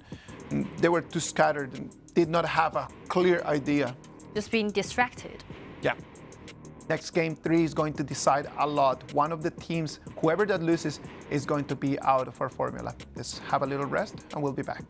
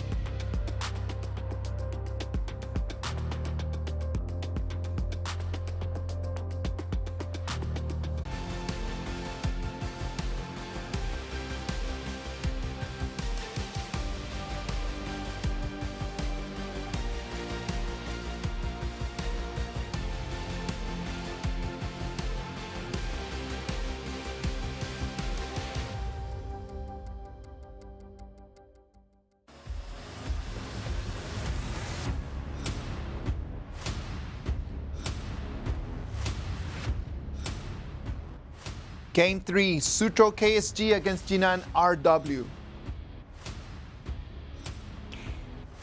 As we've been through these dramatic things happened in our matchup, now we can see the third game. You need to go all in. This is it.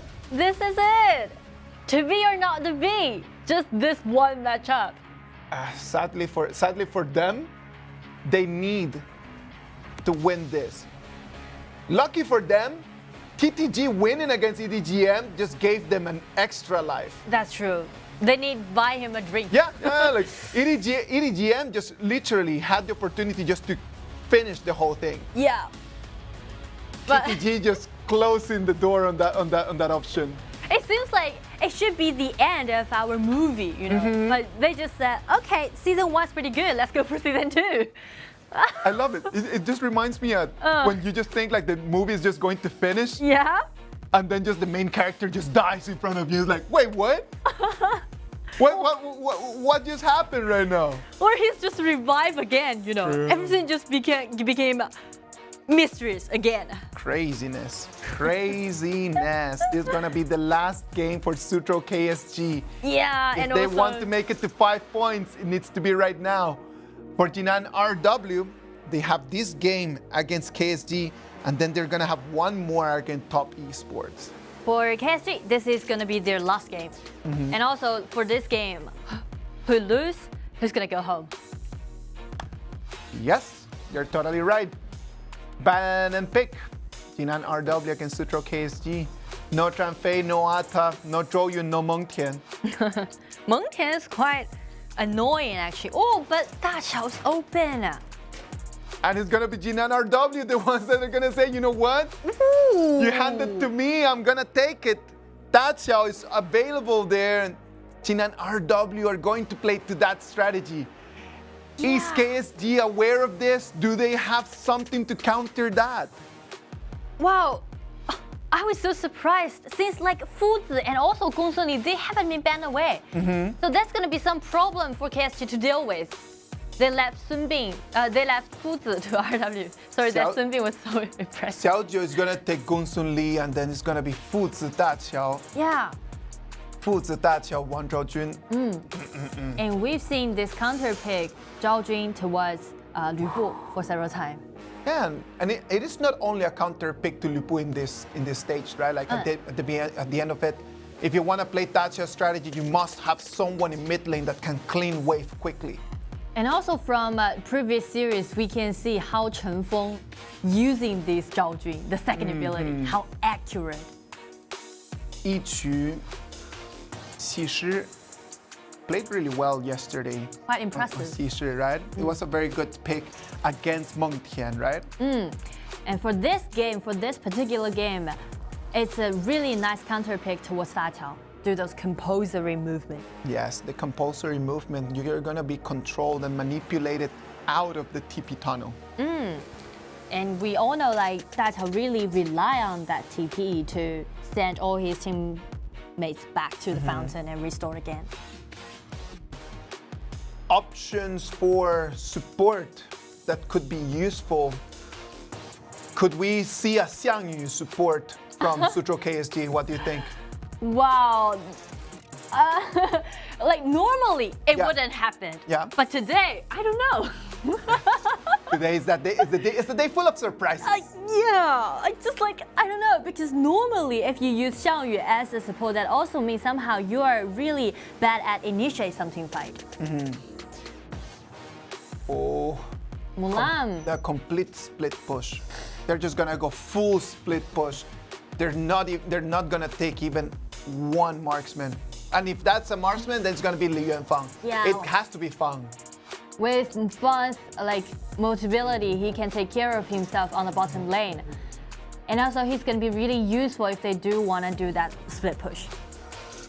The split push is gonna be the way to go for Jinan RW. And if they're going to come up to fights, what that Yao can do is going to be very important. Yeah, he needs to be a threat, especially for Shi Shi. Need to force him to go back, not to be so easy to manipulate other people. Zhang Liang. Wow. It is a good counter to, I don't know, let's say to heroes that have a lot of mobility. For example, Yao, for example, Fang. But how is that going to help you against the TP tunnel?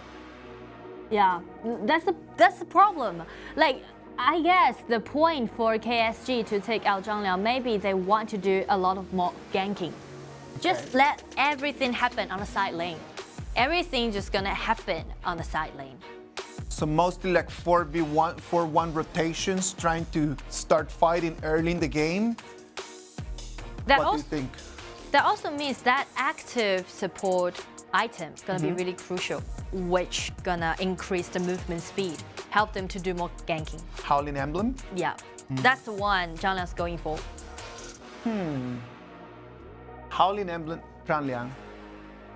Well, how would he survive then? Well, that's the point. They need to initiate the team fight and do those burst damage. Yeah. If they take someone down by using the ultimate provided by Zhang Liang, take one person down before the team fight initiate, they're gonna win. they're gonna have a high winning rate. On the contrary, it's gonna be really tricky. Who do you think that Zhang is going to be aiming for using his ultimate, just using the word control? Well, if they do those split push, basically RW would be split up to 3 different laners. Like Fuzi plus Daqiao on one side, Yao on the opposite side, and Zhao Jun stay in the mid. So let's just see who's Zhang gonna looking for. Let's wait and see. Whoever that loses this match is going home. This is gonna be it. Suzhou KSG against Jinan RW. The Rogue Warriors are gonna try to make their stand against the boys from Suzhou KSG. I'm your caster, Isaac Pena Mule. I'm your caster, Nora. Let us wait and see.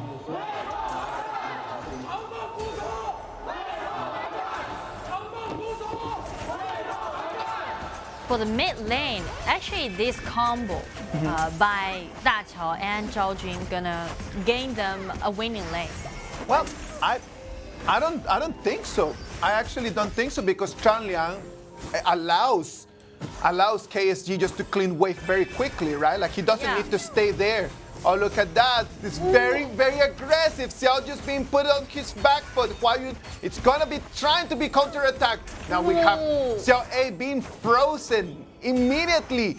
It's not even 1 minute of the game. And it's going to be first blood for Gunsun Li. Chen Feng is going to fall, but is Gunsun Li gonna be surviving? No, it's gonna be Xiao just going to fall as well. The TP tunnel is gonna take 1 person back, but it's still going to be a 2-1 trade for Jinan RW. What has just happened? Everything just happened in a second. And every player just showed their best performance, tried to gain the priority. HuaYun jumps in there, like he thinks that he's got the real damage, that he can actually take that kill. Not enough. XiAn being frozen. Chen Feng has been so accurate on that Zhao Jun. And you see the team fight actually happened for almost 2 minutes. It was a very, very, very long fight. Time kind of froze in there when you had that fight, no? Time flies. Everything happened. Let's see that. By the way that this game just started, this is going to be full of energy. Yeah, I can see it. Everyone can feel that tension in the air. We can see like those players have already put themselves into a really high performance. I feel like KSG is right now saying, you know what, you want to split push with me? I'm not going to fight you. XiAn does not have his ultimate yet, but his Song already level 4, almost level 5. So for Song, like until since Daqiao got his ultimate, they're gonna start their strategy. And on the other hand, I can see like XiAn is not so far till he upgrade to level 4. He needs his ult. He really, really, really needs his ult. Without his ultimate, he's not gonna be of much help for his teammates. But somehow, I got a feeling like actually they're not gonna do that kind of split up push. You don't think that RW is gonna split push? Like, they're now really into that kind of engagement. Oh, the Sage's Might is going to come in. He's trying to put the move. He's been frozen. The winter's here. Now Yao is going to come in, but it's going to be counter-attacked by Zhang. It's going to finish him completely. Then Fang Huan is going to counter-attack. It's going to take a 1C. Right what we talk about. XiAn needs to do this. He needs to use his word control, put him down, and just allow his team to have a little hope to move forward. Using his ultimate to lock Yao down and just limit his flexibility and to deal this 1-1 trade for jungler. You see like some kind of feeling like everyone just do it head to head. Let's confront each other. No more strategy. But you see, like that's the problem about having that Lu Bu against Zhao Jun, right? Like Lu Bu, in the moment that he just landed his ultimate, he was immediately frozen. Both ultimate by Lu Bu and second ability by Wang Zhaojun have delay, and that's exactly the same time. Yeah. That's the point. Just finding the way to control the timing for that.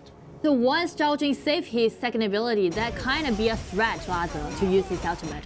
They're gonna try to go and push on that turret. The bottom turret won't be able to survive from that. It's gonna be too much pressure. I think that KSG should go for the Overlord right now. Yeah, they need to use this Overlord to help them to gain and comfort constellation effort once they lost the tower. If you're gonna be playing against a split push strategy, you must control that Overlord. You must have the bangers helping you to just diminish a little bit the pressure that you're having from both sides. Yeah, so actually we can see still even gold and even kill.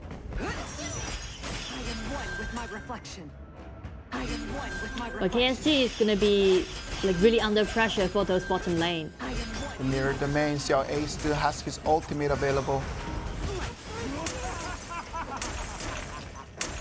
And due to that Overlord they just got, kinda helped them to not have such a burden. Yeah, not to fall behind too much, right? Look at that, Song being suppressed. All the abilities coming in on the tank, but he's right now very, very strong compared to the rest. Yeah, and the Whirlpool is going to bring 1, he's going to bring 2. It's going to be 4 people from Rogue Warriors coming in.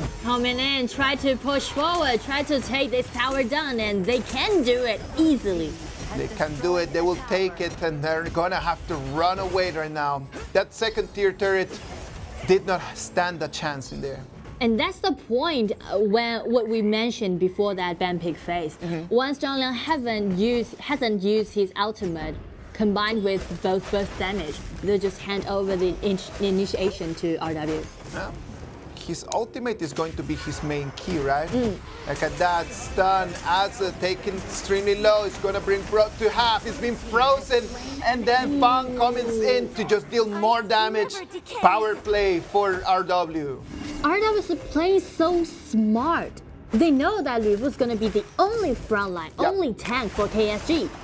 And since now RW has like a really nice damage out, so they just go for it. They're just going for that. Yeah. They're not thinking about anything else. They're just going for Lubu.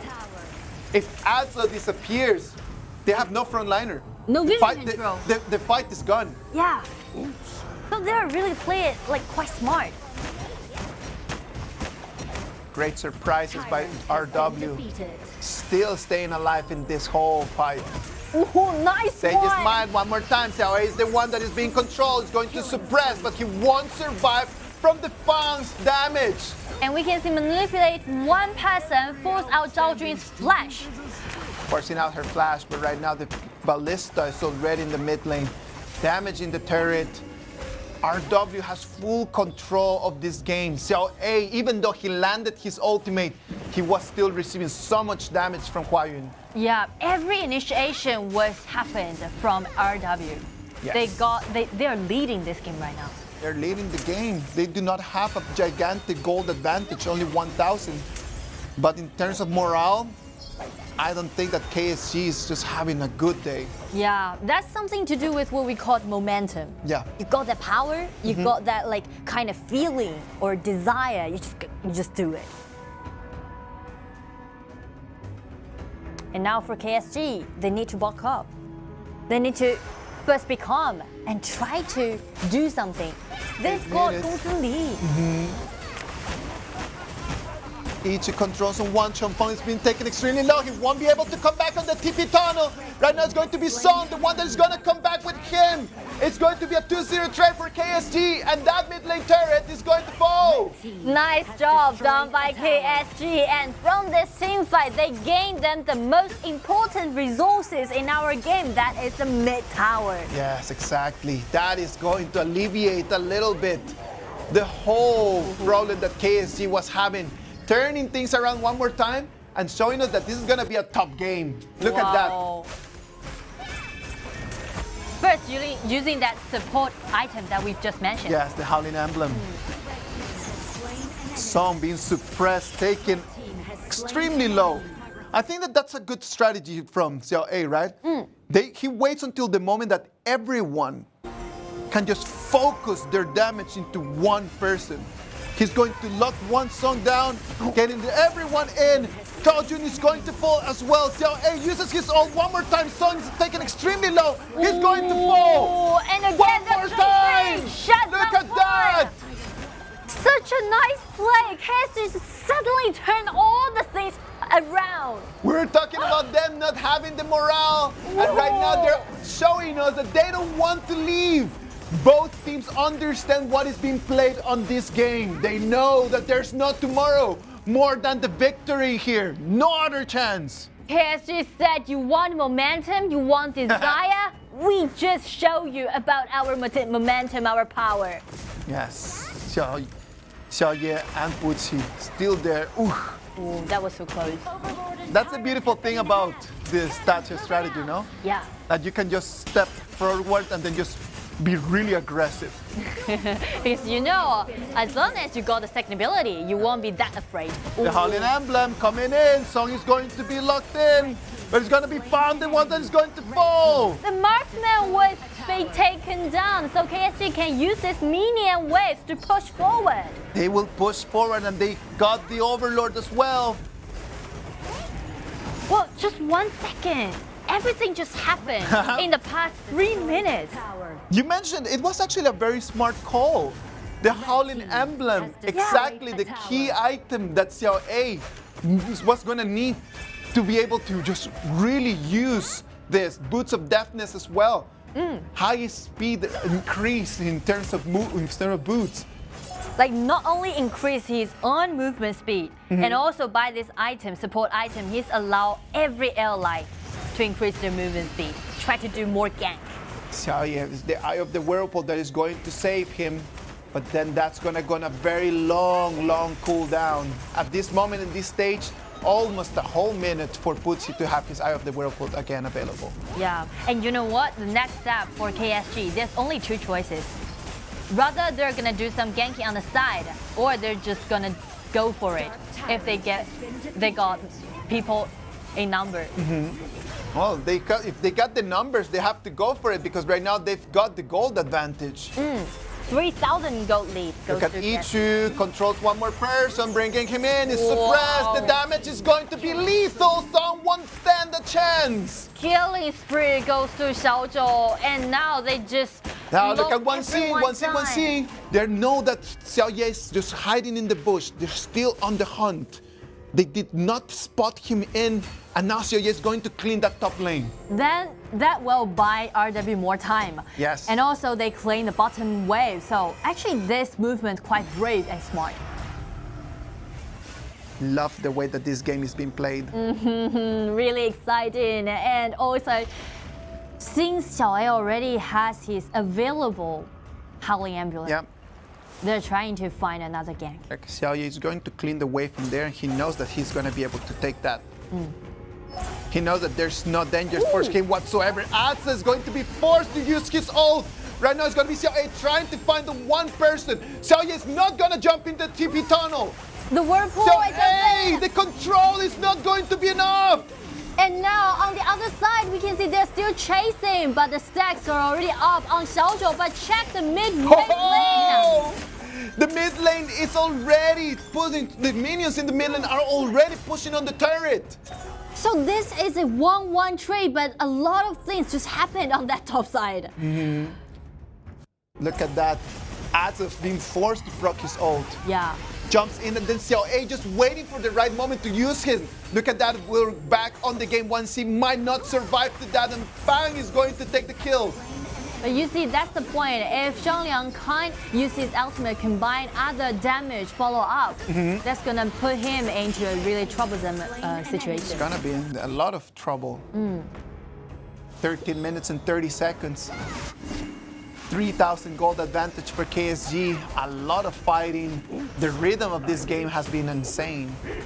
The rhythm, the pace, and all those energy be involved in this game. Because they all know this is going to be their last-ditch effort, last chance. The Overlord is going to go uncontested. Because KSG, as they don't have a really tanky front, you see that how weak Yu is when he's being those damage dealt on him. It's been very squishy, right? Controls one, manipulated, bringing in the TES.A with the ultimate jumping in. Is going to be TianYun, the one that is going to disappear. TES.A is taking extremely a lot of damage. He won't survive. XiAn is being taken very low. It's going to be Xiaojiu and HuaYun just demonstrated 1v1. It's going to be an ace. It's going to be KSG, the ones that they have already 20 seconds to take the game. This is a 2-5 trade, and KSG just did an ace to RW. And KSG has a really huge chance, huge opportunity, just end up this game and help them to go further to 9 4. seconds. 9 seconds, is it okay? Is it like enough? 4 seconds. The Howling Emblem. They're pushing on the crystal. No the Pope chance. cannot do anything. It's going to be KSG taking the victory. Such a nice game. Like for this game, KSG just actually they were putting in that kind of disadvantages Yes. for almost 10 minutes. But at that 10-minute mark, everything just turned over during 3 minutes. That was incredible. Such a nice game. I love the way how they found an answer to that TES.A strategy, something that other teams might want to take in their notes. They want to take notes of this because this way that RW played that TES.A strategy was magnificent. And the way that KSG just replied to that was even better. Thanks to like KSG's really tight coordination. Once you want to do something to those TES.A composition, you really need to move faster. You really need to have a really tight coordination, and KSG showed us that kind of strategy, showed us that kind of mechanics. That was so good. And KSG now, they do seize the chance. They do seize the opportunity to help them to breathe, to have another hope. Sadly for KSG, they do not depend on themselves. Yeah. They do not depend on themselves because right now they have 5 points, the same as Nanjing Hero, the same as EDG.M. EDG.M still has one more game that they're gonna play against Chengdu AG. And Nanjing Hero have one more game that they're gonna play against the EYG. Anything could happen in those games. Yeah, our episode still keeps on. Hey. Keeps going. Stay with us. Stay You with never us. know what's gonna happen till the end. Love the way that everything's happening today. Completely against all expectations. And make our tournament even more interesting. And the fact that right now KSG made it to 5, how does that affect TTG? I don't know. Now, actually, to be honest, I'm Yep. quite confusing. The only thing that I know is that next matchup gonna be like nothing important to the whole ranking. That's it. Isn't it? It is not going to be decisive, that's for Yeah. sure. It is not going to be decisive, but it's going to be a great opportunity for XiAn WE and Shenzhen DYG just to try some new strategies. So hopefully they can show us something the same electrifying as the one that we just watched. Yeah, because they're also gonna be their last show, especially for XiAn WE, right? The last show. For XiAn WE, they still have 2 more matches, right? Like they're going to be playing TES and they're going to be playing DYG. And DYG still have another match after that against Nanjing Hero, which is going to define so many things. Nanjing Hero is going to depend on that match against DYG to move forward or not, to depend on themselves or just to leave their faith in the air. Because that game gonna be Hero's last chance. Yeah. The only game they will have. So, wow. Anything could happen. Explosive. Talking a little bit back on this previous game that we just watched, the TES.A strategy with Fuzi, with Fang, with Yao, with Chaojun, it looked invincible. It looked like a very solid strategy, the way that Chaojun could control mid lane and they're just allowing Fang and Fuzi just to move bottom lane, top lane, rotate. He's quite vital, the role he played. Yeah. No, I feel like it was a good strategy. What do you think was the turning point? What do you think that just made KSG just to take the victory? You remember that constant like attacking pace down by KSG during that 10-minute mark. Yes. Everything just happened in that 3 minutes. And by using that constant attacking pace, they just break all those balance. Constant attacking is just the thing that just completely destroyed the rhythm for poor Rogue Warriors. Now the MVP is going to be KSG's Yichu on Xi. 24.7% damage dealt, but actually it's nothing to do with his damage dealt. More is about the accuracy. Yeah, I think that if we could just check on the control percentage, right? I think that was the point that just made Yichu being such a vital factor for the victory. And one thing like worth mentioning is about both Xi and also Zhang Liang has those controlling power, but they just split up, not aiming in the same target. Yeah, just waiting just to split people around, right? Like the way that Ads jumped in on that ultimate, just completely isolated Chen Feng and Puqi. Yeah, but to be honest, RW is playing quite good. Huayun, his performance quite good. Yeah, come on, like look at that. It's day 4 and they still had a chance to move forward. Yeah. Like you need to be good to be able to make it to day 4 and still have a chance. Because we all know, like during our round 2 qualify, actually it's 4 out of 10. It's quite fierce. It's quite competitive. Very competitive. 16 and 8, total of 24 kills in the whole match. That's a lot. That is a lot of kills, and we didn't even make it to the Tempest Dragon. Yeah, that was, and like there's 4 kills happening during that 2 minutes. Yeah, that's true. At the beginning of the game, it was insane. Like it was like not even it was not even the 1 minute mark. Yeah. Already like 4 kills. It was a 2v2 trade on top lane. It's like, what's going on? And both of us were like be stunned. We were just like, what just happened? Completely. Wow. Look at that. Top 4, still the same, but Suzhou KSG has 5 victories. Now they have 5 points right now, same as Shanghai EDG.M, same as Nanjing Hero. So as for Suzhou KSG, now they've already done what they can do. The next thing for them is just wait for the destiny call. Now they need to just wait and they just watch the game, same as everyone at home. Right now they just became part of the audience. They're just really waiting that EDG.M and Hero won't be able to take victories, so we can go to these amazing extra matches today after a 12th game. Yeah, so like later we'll have a short interview towards Suzhou KSG, right? Is there any question that you because this is gonna be like their last interview during our round. Oh yeah, I would ask why they allowed Rogue Warriors to have TianYun.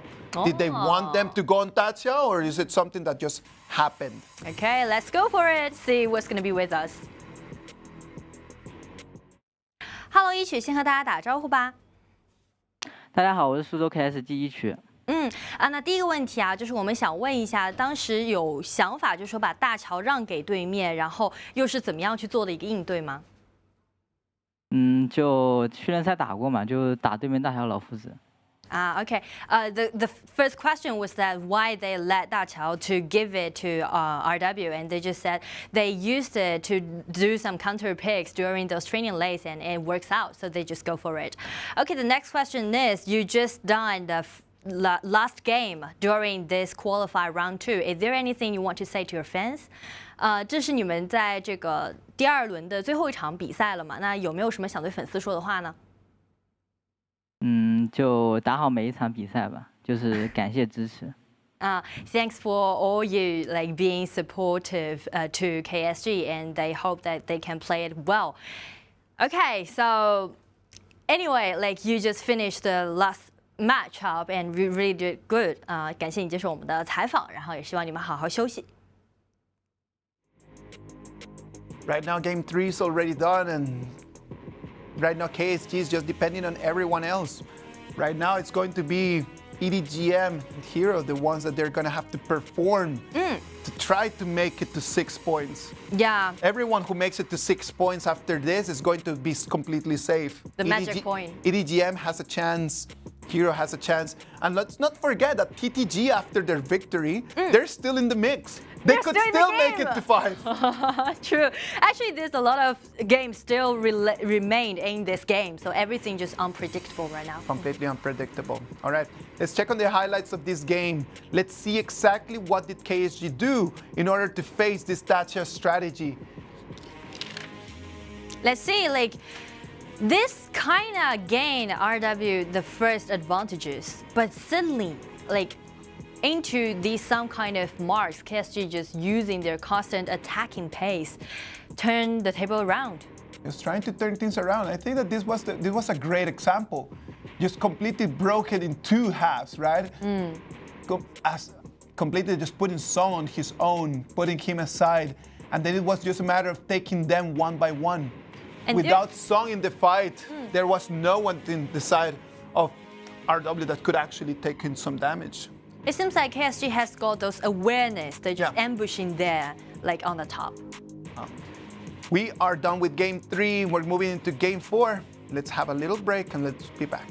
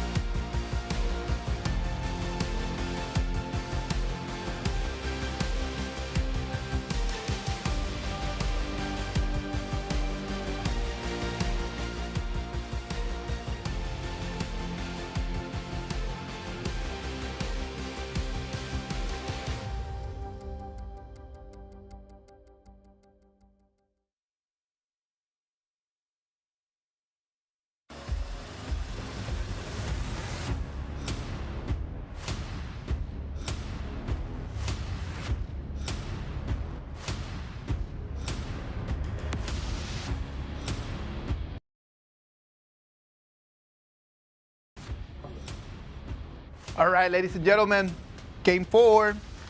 Let's go. XiAn WE, Shenzhen DYG. Well, in spite of our situations quite complicated now, but nothing to do with these two teams, right? Like these two teams already had no chance to make it further, but that's also going to be a relief to these 10 players. Yeah, it's just a matter of coming in and then just showing their skills. It might have not been the best of their performance during these last 3 days, but let's see what they have. DYG and WE. WE played a really good match in the first one, right? Yeah. Just putting Sutro KSG in the situation that they are right now.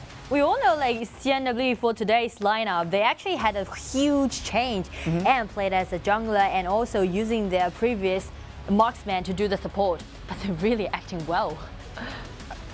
Maybe if they would have done this since before, maybe they would have a different result, but well, XiAn WE right now, they depend on just trying to reinforce what has worked. If it worked, let's keep doing it. Because after just changing things around, this seems to be a formula for success. And also after this tournament, actually they still need to prepare for the spring season in our KPL region. So let's just see. And on the other hand, for Shenzhen DYG, today they're gonna have 2 games left. And due to they have got no opportunity to make it to the group stage, I'm really looking forward to their performance because in the previous series, they also did a really great job. DYG has had some really good games. Like for DYG, they won against TES. They did win against TTG. Those two matches they played really well. Besides that, it's not has been that complete landslides against them. No landslides whatsoever. every single match that they've taken, they've performed well. They have several times been so close to the victory. Especially, you remember that one they played against with AG, which AG made a huge overturn by that Fuzi, right?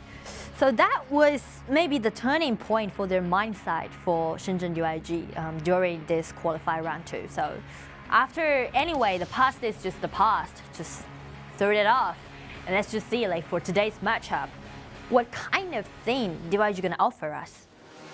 Go for the band pick phase. Let's go for the band pick phase. It's just very difficult right now, right? Like, if you guys are thinking, like, what's going on around, we're just here crunching numbers at the same time that we're just trying to watch Shenzhen DYG against XiAn, trying to bring you the easiest way for you to know what is happening. So, Shenzhen DYG and XiAn, Donghuan Tai and TES.A are going to be the first bands. Well, after WE saw the TES.A performed by RW in the last game, they definitely need to ban it away. Usually in these teams, TES.A would be a permanent ban. TES.A needs to be a permanent ban, even though that right now we know that TianYun is a good strategy against it. But besides that, I still don't see any other options. True. And next to ban away, we can see WE just still with Mengtian, don't want DYG to first pick it. And also for DYG, another meta pick definitely would go them. Gongsun Li always be a winning lane, and also it's one of those signature hero for Langchen.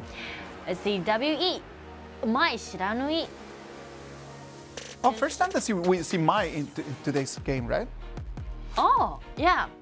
You just remind me of that, because Mai was like so useful in the previous series, but today it's the first time.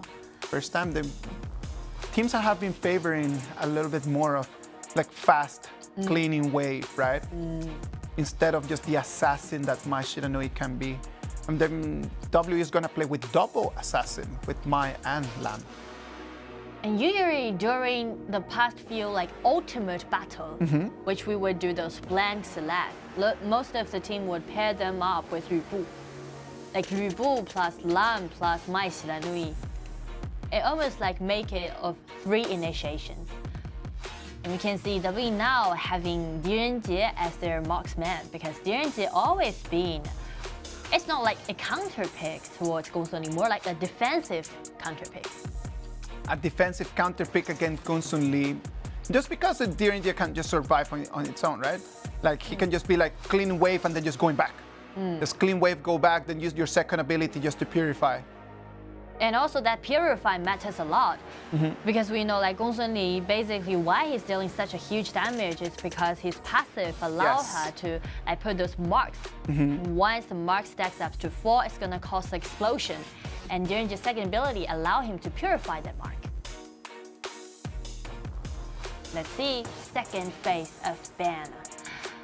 UIG dealt with Luban, which is going to be a really nice partner for TianYun, offer him a really more flexibility. Luban has been one of the supports we've seen so much during the last 4 days, right? Like Luban working not only that composition between Luban and Luban number 7, but Luban and TianYun. And we even saw Luban and Consort Yu one of these days. True. And for Luban, due to his chain, the second ability, not allow him to rescue his allies, but also his ultimate can initiate the team fight. Yes, and he's pretty tanky as well. Oh, so he's like all around. Pretty OP, pretty OP. I see, Davi, I'm really looking forward to this support selecting, since I never seen Bass playing support before. He played Liu Bang at the first matchup. Yeah, and then they just completely ban it away. DYG just trying to narrow the options that Best can have. Yeah, so I'm really curious about what's gonna be next. Tai Zhenren? Oh, Tai. Yeah, Tai is quite a nice choice. Yeah, Tai would be a good choice. It would be. It would allow them to have an extra life as initiation. It's not that difficult to learn how to play. And it's just gonna depend on the timing and your understanding of when to proc your ultimate. Yeah. And also that ultimate can offer them extra life, which can be really crucial to those assassin heroes. Lam and also my Shiranui. And also can speed up the composition's farming pace. Agutuo and Guangyun on the other side. Agutuo not needing that much gold, so probably they're going just to start building around Guangyun. Liu Shan! The first time, right? The very first time we saw it. If you could see my face right now. We were stunned again. For today's matchup, we were like, always be stunned. Oh, come on, lock it, my guy. Lock it. Whoa, yes, let's go. I love it. Let's go, Liu Shan. Let's go. Let's go party. One of the good things about Liu Shan, because the first time that we've seen that hero since our wildcard random, not even the wildcards we saw Liu Shan. So let's just have a little introduction to everyone. Liu Shan is one hero one of the supports that allow you to take out turrets very quickly. It's because of all of his skills allow him to do that disrupt towards those towers. So normally when you decide to use Liu Shan, you're not actually thinking about fighting. You're actually thinking more about how to destroy turrets at a fast pace. You don't care about the kills. You don't care about the fights. You're just going for the kills again and again and again. But that Liu Shan with the flash could be an option for initiation as well. True, because there's a small delay for him to trigger his skills. So that allows him, if he uses it with a flash, he can instantly or surprisingly got some control towards his enemy. Liu Shan, I'm really looking forward to this hero because, well, I don't know, but in our game, when I'm playing our game, Liu Shan is usually be selected as one of those most annoying hero, you know, because he's really good at tearing down those towers. And once you, like, even 1 second, you didn't pay attention to this hero, he's gonna just push forward, keep pushing forward. Let's wait and see what's gonna happen. It's going to depend a lot on XiAn, right? Like XiAn is his Agutuo, like he's not gonna need that much gold. Who is he gonna give the gold to? Is he gonna give the gold to Guan Yu? Is he gonna give the gold to Gung Sun Li? He's not going to have the spotlight on him, that's for sure. Let's wait and see. Because after you mentioned about like how many target fans towards XiAn, one thing came up in my mind is that XiAn used to play as a core player. He usually be as a core player. But for this game, he's been locked up and he can only play Agutuo. Let's see what he can do on that Agutuo. I really like the way that the compositions are just changing a little bit. For UIG, like they have break their limits, try to do something new. Trying to do something new. Look at that, the frenzy by Lan Chen. Try to do some poking damage and earn themselves a priority. If WE can play the same as they did during game 1, that's going to be really interesting. That's going to be really interesting to see, right? And even faster to end up this game since they've got Liu Shan.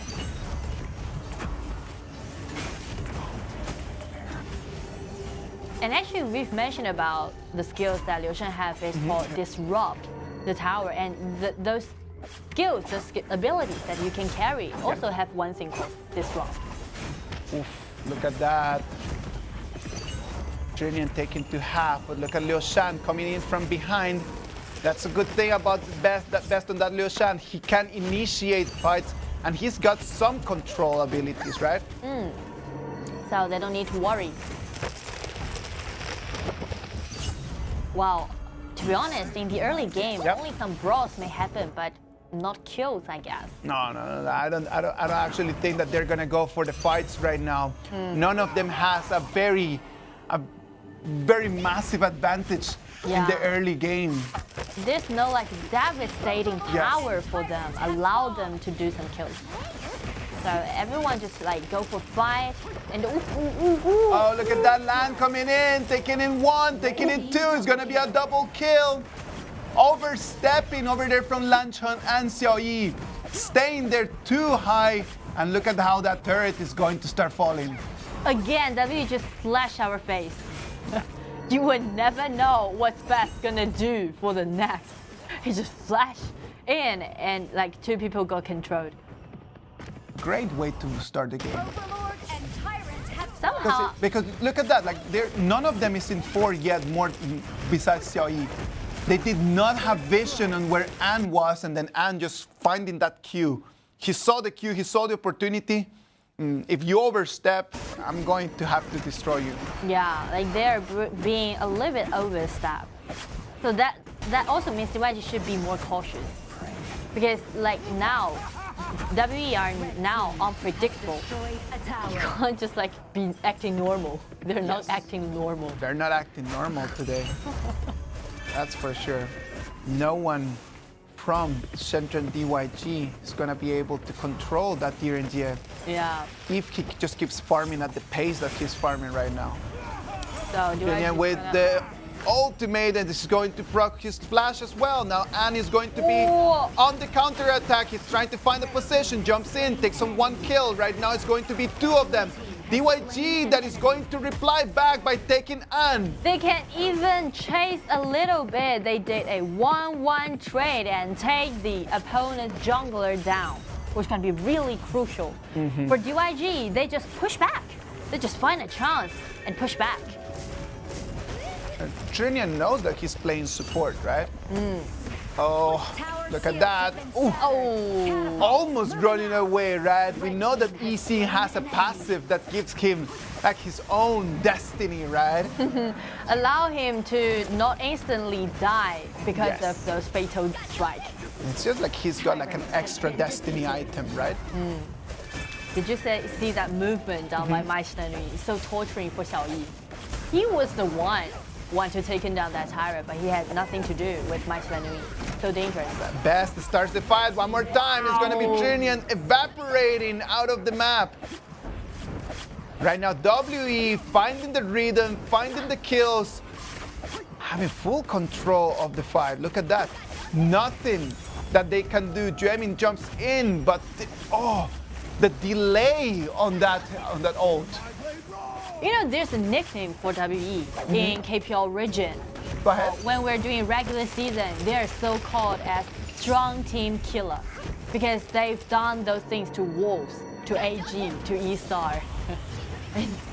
They just show us that kind of performance now. Team has destroyed They have played really well. And it's not because they're passive, it's just because they're being very aggressive. Too aggressive. It made me feel like once they don't have kind of pressure, they just like acting liberal. They are really willing to show off. They're ready for it. Yeah.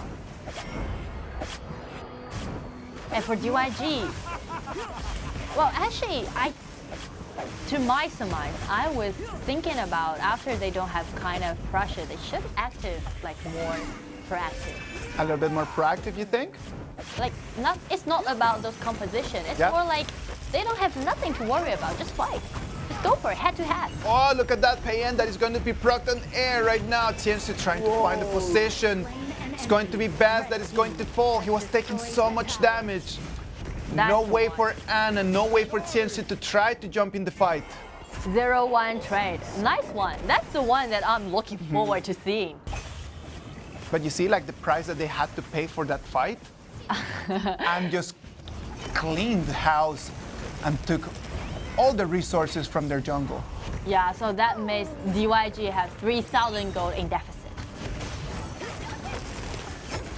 An came in, used his ultimate for 1 enemy back and looking for more. XiAn just summoned his purple back, but can't get away. Again, Guangzhou tries to do so much in effort. Double kill goes to Mai Shenui, a really nice flash. Really nice flash, taking 3 kills in there, 2 for Mai Shenui. Great performance by TianYun. The way that he jumped in, very decisive. Yeah, being decisive and being at the right moment, the timing. Right moment. And you see the disrupt that path that Liu Shan caused towards those towers. Love it. Look at that. An jumps in, and then it's going to be XiAn jumping with the Fallen God. Open season for assassins in there. Nice. Being decisive. And also, An was pretty striking. He's one trying to chase One little detail that everyone needs to check on is the fact that Best was just taking the turret damage so the assassins could actually deal with the enemies. Best did not participate in that fight at the end because he was just needing to take turret damage, so the turret was not going to focus on An or TianYun. Well, once you don't have minions under the opponent's tower, that also means the tower is gonna directly deal damage on your heroes. And that's what Best was doing. Take that damage and let his ally to do the poke. Good team effort. Teamwork. Like those coordination happened.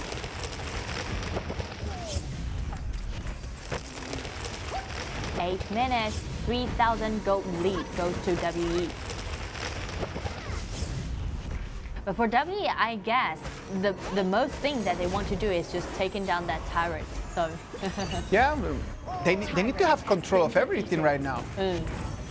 I don't think that they need to rush right now, at least for the next 1 minute and 30 seconds. The only thing they need to do is just to control the resources. Oh, look at that. It's going to be the Heaven's Origin knocking everyone down. And check Guangyu tried to do some kills. A nice one and flash out to 50. Everyone's just gonna chasing for Guangyu, but 4 people in so low HP bar don't allow them to do it. 0-1 trade. And coming from the back line and they're just finding a kill in XiAn as well. That one actually was initiated by DYG. They find a really nice position. Yeah, and also you can see EC's ultimate. The EC's ultimate, right? The Heaven's Origin just boxing everyone in. Killing spree. And then the way that An jumps in at the end, he's trying his very best. Like everyone is trying to go on DYG's XiAn, right? But An had his eyes on the backliners. He just be purposive. He know what his goal is. Again, try to do some engagement. Try to steal away the red buff. Not enough. Even go for another people. Wow, but he's using the bears to jump out of that fight when Guangyu was trying to step on his head. Wow, An's being so aggressive. Love it. Have been enhanced. Again, whenever that we see good, we praise good. Yeah. And today is being spot on. Wow, this guy. He really leave his name in this tournament. Love it. Love it, love it, love it. Overlord has been defeated. He plays a better jungler than he plays support. That's for sure. Oh, come on. That's for sure. But that's come true. On. It is true. Come on. Yeah. Things need to be said. As it's going to be XiAn jumping in, puts 2 people on air. Jemmy is going to fall. Right now, the assassins are trying to do their job, but look at XiAn pushing everyone around. Those 2 top laners is playing insane. A 2-2 trade.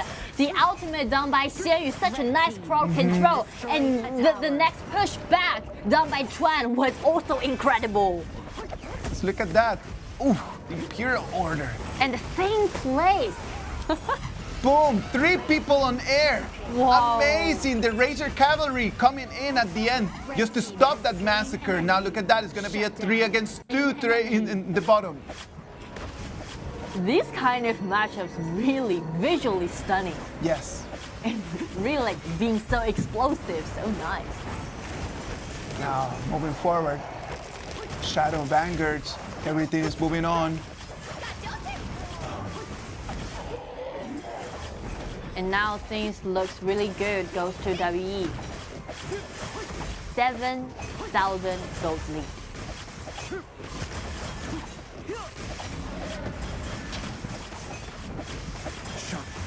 And now you can see WE is go for this Dark Tyrant, and now they just unleash their Vanguard on the bottom and heading to the high ground tower due to their Liu Shan's ability, easily take it down. And now ultimate down by Lu Bu, try to split it up, but the coming in down by Guangyu just make an incredible result. Vanguard coming in, just heading for the crystal. Even 1 strike, they're now be able to take this victory. Congratulations to WE. WE taking the victory, showing one more time and what a pristine state that they are today. Amazing by XiAn WE.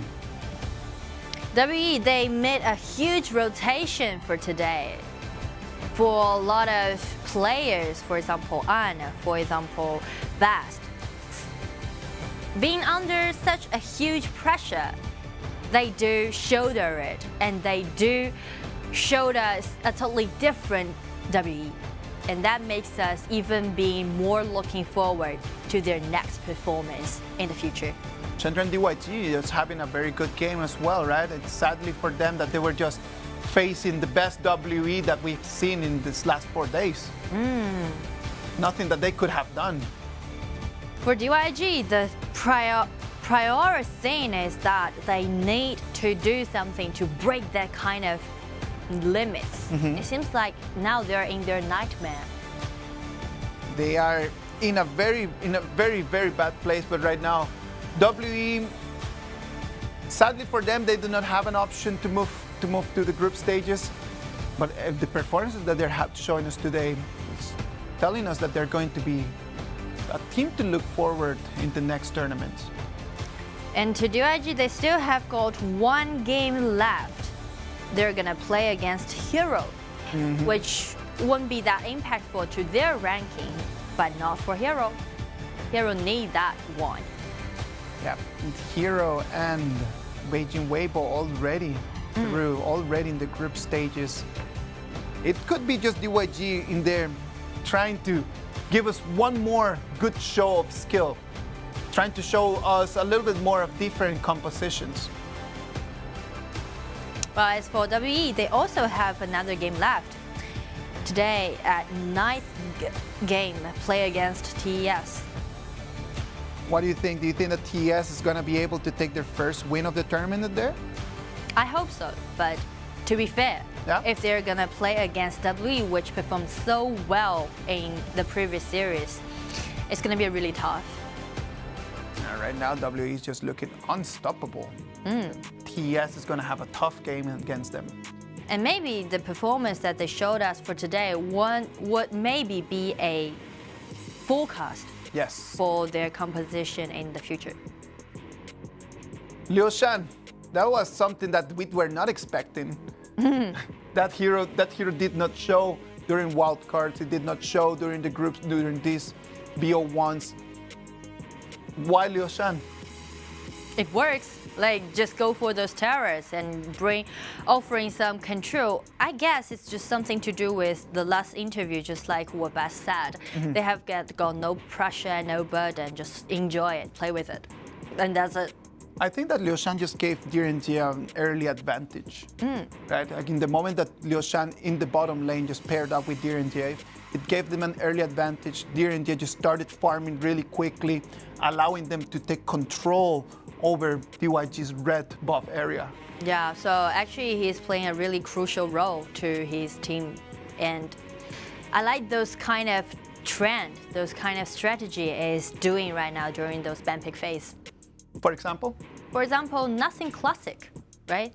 Everyone just going something like, if it works, it works. Just something kind of influenced by Zhou's ban pick style. So I like that kind of unpredictable thing. The unpredictability is gonna be on top today as right now MVP for today, WE.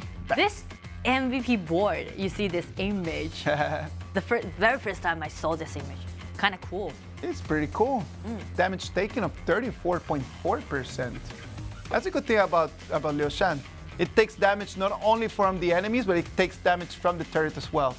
Coming in the combo with Lamb, taking the first double kill there. And that's the one you mentioning before about settle down all those situations.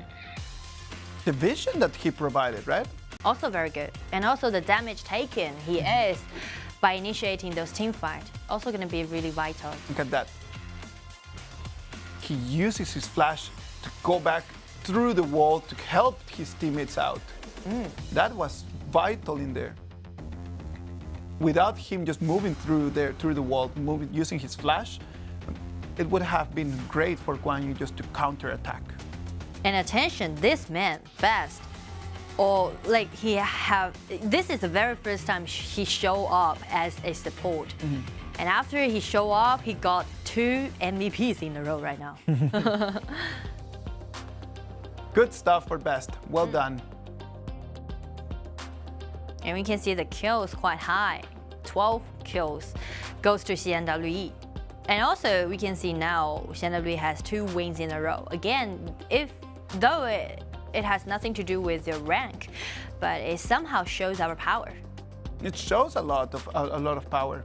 It was all about like big fights, I think, in this game, right? It was just about like being able to take control of the turrets through those big fights. In the moment that they started fighting, the turrets were always falling. You can see it in there, like from the team data. It was the gold started just snowballing at the second minute, all the way until the end. Yeah, the gold lead always goes to CNWE.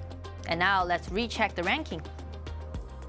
CNWE right now making it to their 3rd win. And the next follow-up match is going to be really important. Yeah, the next follow-up match is going to be amazing. It's going to define a lot of different things. Now, for the interview, what do you want to know? What's the reason for Liu Shan? What's the reason for Liu Shan? Yeah. I bet that he's going to say just because it works. We did it during training. Now everybody during training was doing everything, right? And then they just decided just to bring it out right now. And well, yeah.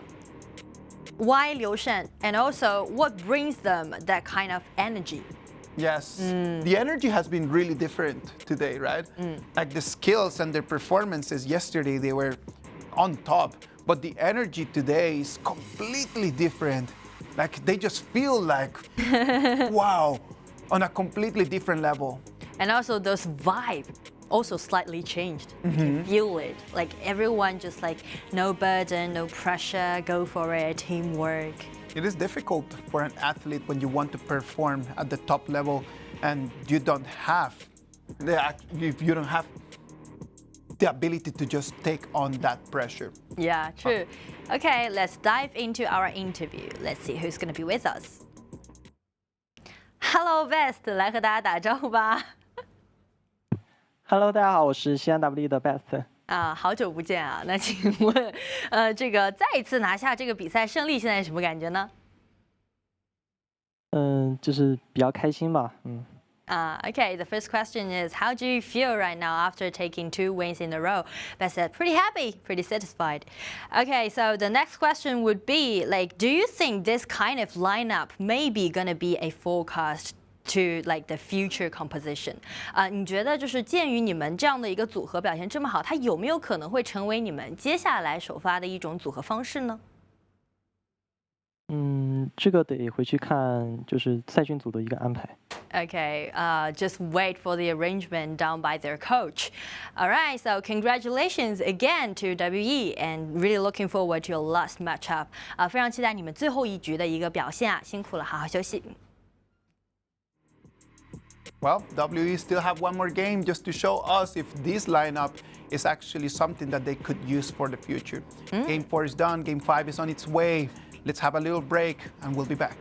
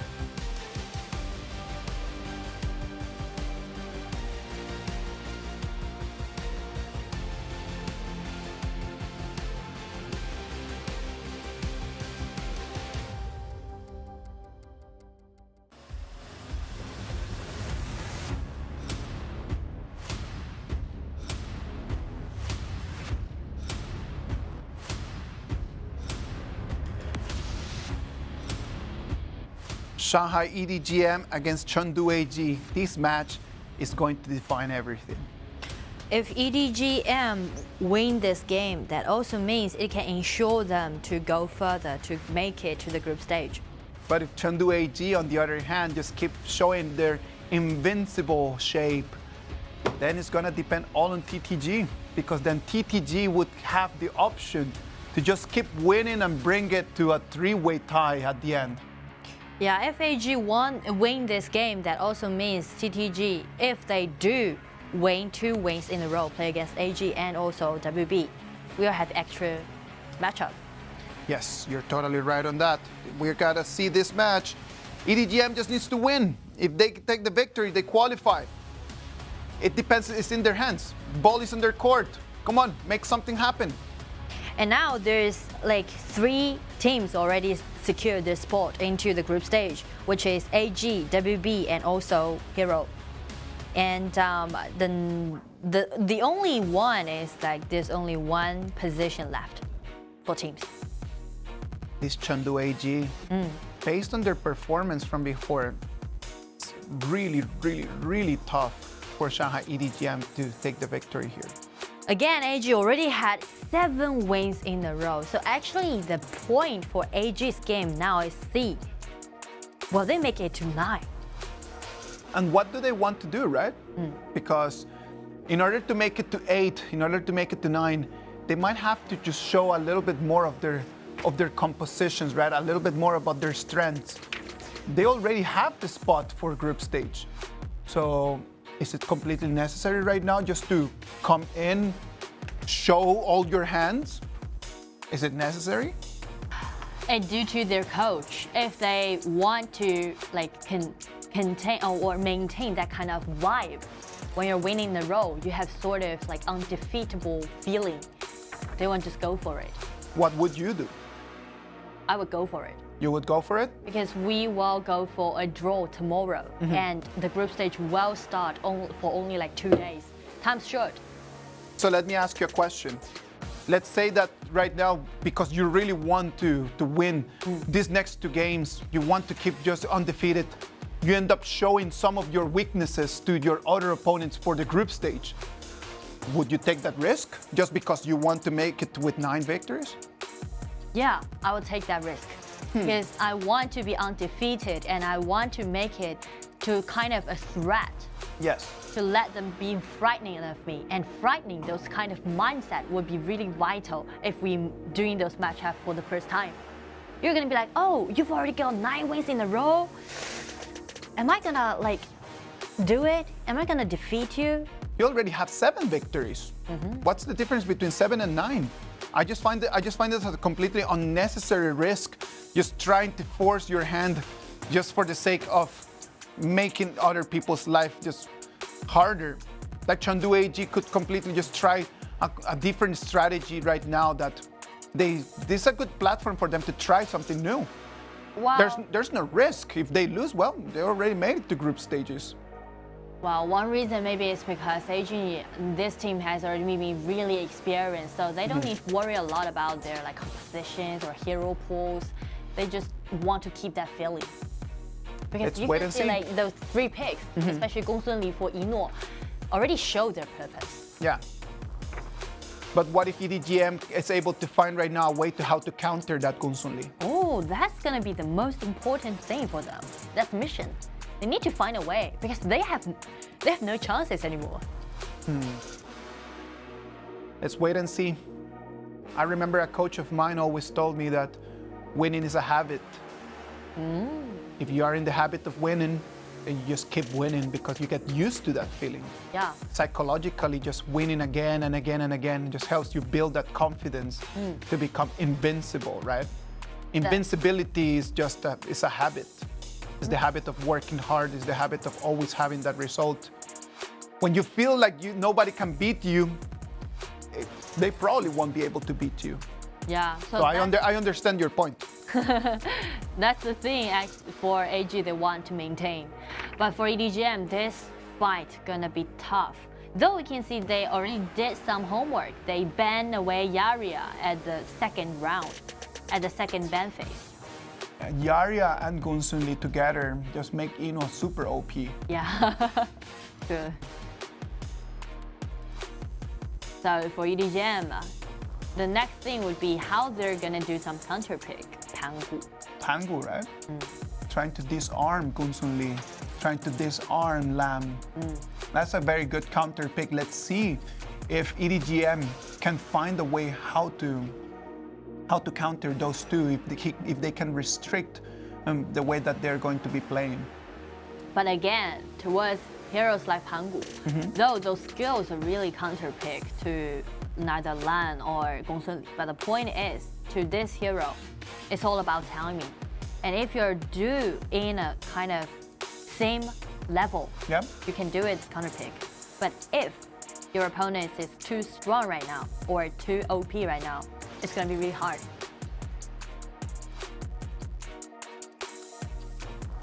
The pick of Pangu is a good one.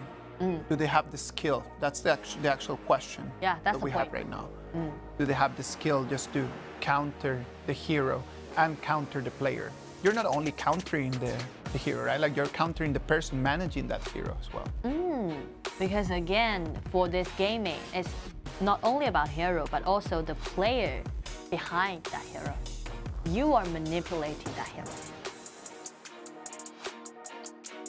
Coaches, shaking hands, and that bow. Xiaoshou and Mi Fenghua, right? I remember Xiaoshou used to be a Black Ananas player. Oh, 对. He used to be a player that he used to work together with Inwo. Yeah. And then after that, right now, Inwo is still playing, and Xiaoshou just decided to become a coach. Higher position, isn't it? Yeah, he moved forward in his career, that's for sure. Promotion. EDG.M. Last chance.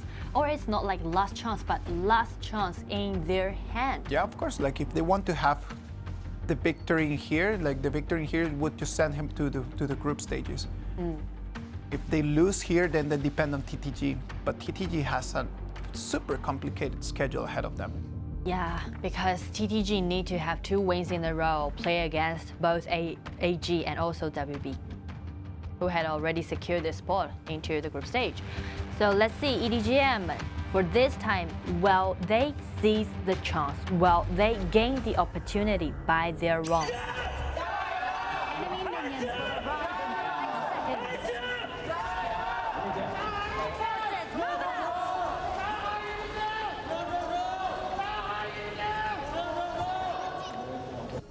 I'm your caster, Isaac Pena Muley. I'm your caster, Nora. 3v2 formation in mid lane. Nothing gonna happen, but AG gonna win the priority. Yeah, they will have priority in there as they move constantly to the middle. The rotation happened in the early game. This kind of arrangement not only allow them to have the priority, but also speed up Ino's farming. They will have 2 lanes. Ming helping Ningzhi to have control of the river sprite. Trying to prioritize Ningzhi farming up. Because Mengtian is going to be really crucial to this. Mengtian needs to make it to 4 before Lu Bu, right? Look at that, Pangu already preparing for that moment, taking the red buff, making the rotation to top. Try to help Ningzhi a little bit more. Look at that, Rock and Inwo.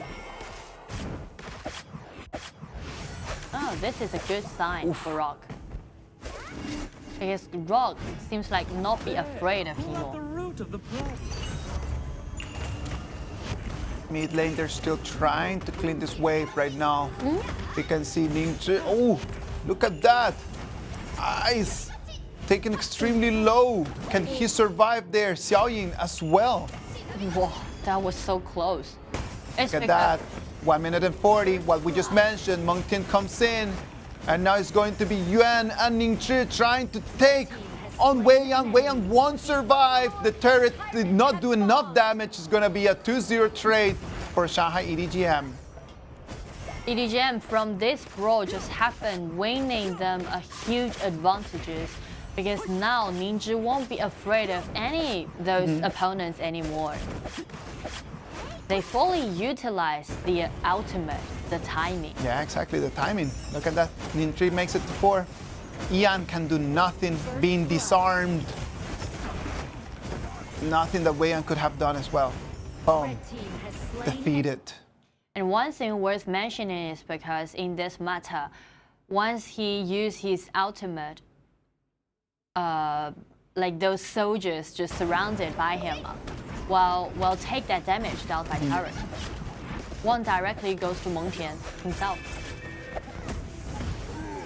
I was distracted about that thing happened from TTG was standing under stairs. EDG.M controlling the Overlord.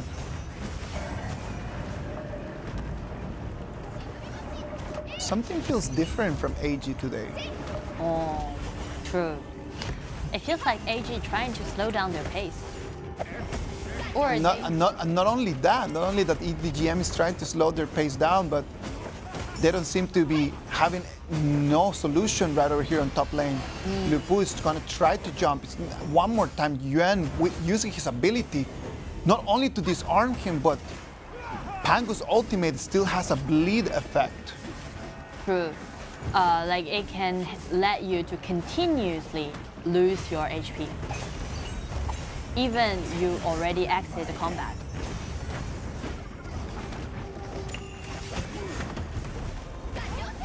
Rock uses his second ability to run away. Tower shields have been shattered. I think there's really nice job done by Rock. He's doing a great laning phase. By now, he's almost tied in gold with Gunsun Li. Gunsun Li has a little bit of an item advantage that they already has the Doomsday. Look at that, the flash comes in. Ino is going to survive, and right now it's going to try to put pressure on Ming. Ming is going to fall. Right now they're trying to take on Ino, and Ino is going to fall as well. This is a 1-1 trade. See, Ningzhi want to do more, but just kind of force AG to move backward. And they've got Vanguard on the bottom. Vanguard on the bottom. Whoa, look at that. It just takes time. They can just use the next round of those spawning minions to take down that first tower on the bottom. True. Oh, and also another thing worth mentioning, Yuan is pushing forward another minion on the top. Yeah, like they're moving just from top to bottom. Both sides trying their very best just to take control of the map. It seems like EDG really did a full homework towards AG, because you can see, though it's 5 minutes, but EDG got a huge advantage. 1,200 gold, not only in terms of that, but look at how Meng Tian just make the rotation to the bottom. Ningzhi has his ult, he's going to proc his ult. The general surrounding Meng Tian, allowing them to take this turret as well. Has destroyed a tower. EDG is really playing in a smart way by using Meng Tian's ultimate, try to build up a strong lineup and cover Rock to push those towers. That's quite smart. No kills happened, actually. No kills happening yet. 6 minutes, 2,000 gold lead. And now let's pay attention to two marksmen on both sides of the team. EDG.M trying to control this tyrant. Gonna go for the red team. Ino trying to go around. The Heaven's Origin is going to proc, is going to box a couple people in, but it's going to be EDG.M. They have the upper hand. Lam is trying to come in, trying to counter-attack, but it's not gonna be enough. This is a 2-full trade, and we can see how great Min is. By his coming in, he just dive in using his flash scout as crowd control. Yes, exactly. That, I think that Ming's ability just boxed in so many people, right? Like he had the good initiation, but it just took Wei Yan too long time to jump into the fight. He was too far away. Yeah, that time EDG.M has numbers in advantage. On the other hand, AG they were doing that split up push.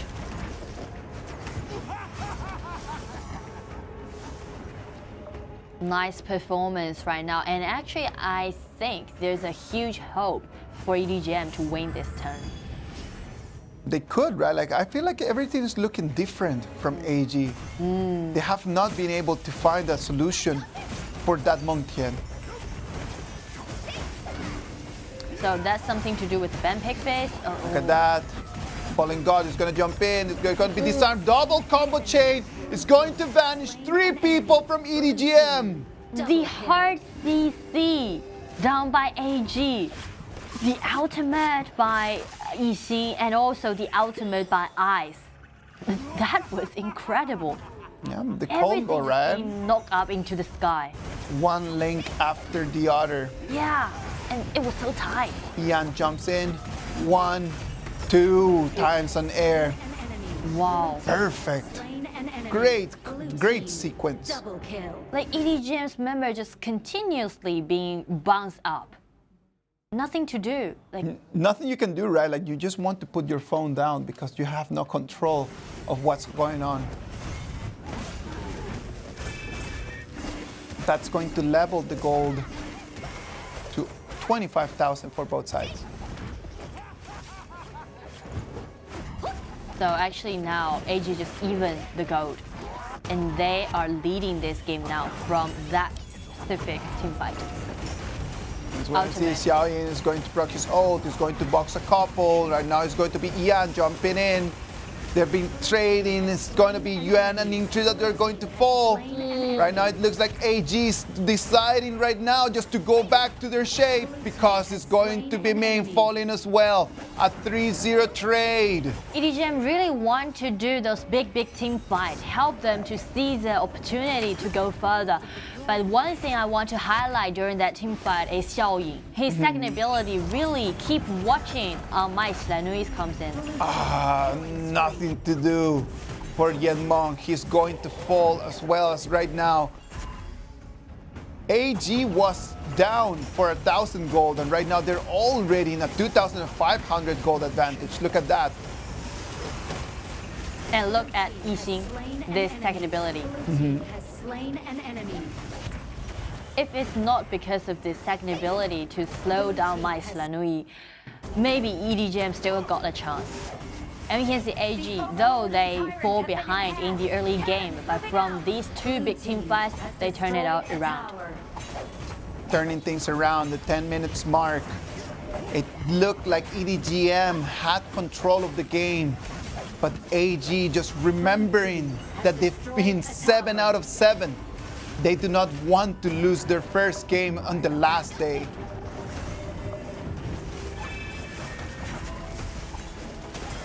Ten minutes. AG now is leading this game. They can just take all those neutral masters in their hand and keep pushing. They can't have control of the game, right? And look at that. 5,000 gold in just like about 2 minutes. In 2 minutes, they just built that advantage just through fights. And again, due to this situation, actually we can reclaim a little bit about this ranking. If AG won this game, that also means EDG.M stops depending on themselves. Yeah, they need to look at TTG's performance. If TTG won 2 games following up, TTG is gonna make it to extra matchup. Look at that, Yenmong trying to run away from Wei Yang. He's hopeless. That's not going to have any effect, but Wei Yang is going to take the kill. Wei Yang now had really nice item, and also if he's doing those solo lanes, he won't be afraid of any of those opponents from EDG.M side. Nice ultimate. Nice ultimate, boxing in 2. Right now it's going to be launched, going to disappear. Right, AG wants to finish the game in here. After taking down my Shiranui, now AG has no, they won't be afraid of any of those opponents. Nothing that they need to be worried about. Ning is gonna have to put himself on fire to try to protect the turret, try to hold a little bit to their hope. Wow. You know, now for EDG.M, the relationship between EDG.M and TTG are gonna be really complicated.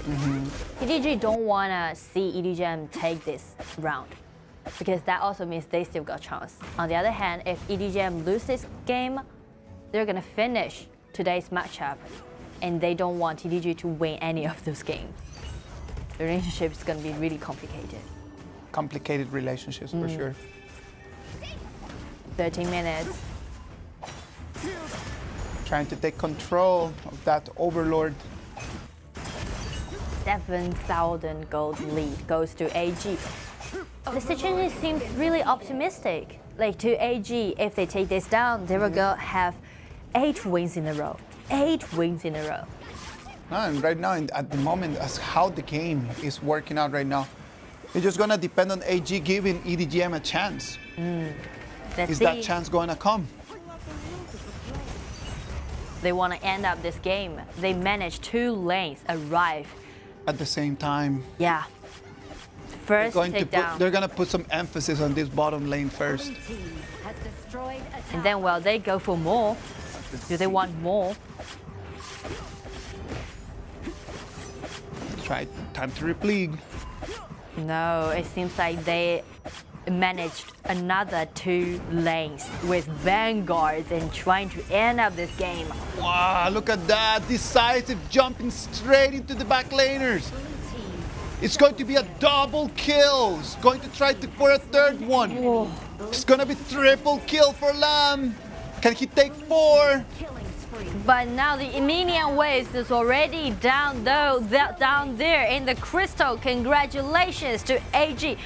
Got their 8th win.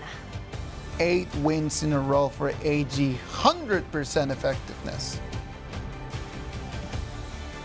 I don't know how to describe this team right now, because we already say they are invincible, they're undefeated. Yep. We're running out of activates. Yeah. It seems like we've using all those massive big words to describe this team. But due to this kind of vibe, due to this kind of performance, I'm really looking forward to their future play. A lot of different things could happen. As we can see, the coaches thinking about like what's going on. They had the opportunity to control their own future. Sadly for them, they let that one go. Yeah, that one is the 2nd matchup today. Play against TTG, but they lost it. Yes. Now they need to look TTG's performance right now, because since EDG.M lost this game, the priority gonna be again back to TTG. If they got 2 wins in a row, play against AG and WB, which gonna be really tough, they'll make it to extra matchup. 3 teams gonna be involved in that extra matchup. Will be EDG.M, KSG, and also TTG. But if TTG lose even 1 game, EDG.M still gonna make it to the group stage.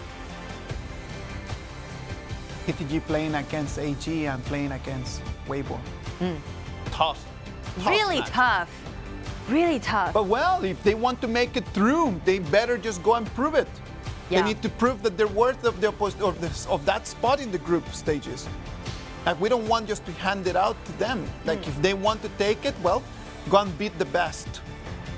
But to be honest, to be fair, the reason why TTG are now putting into such a difficult situation is because of those performance, which is really disappointing in the previous series.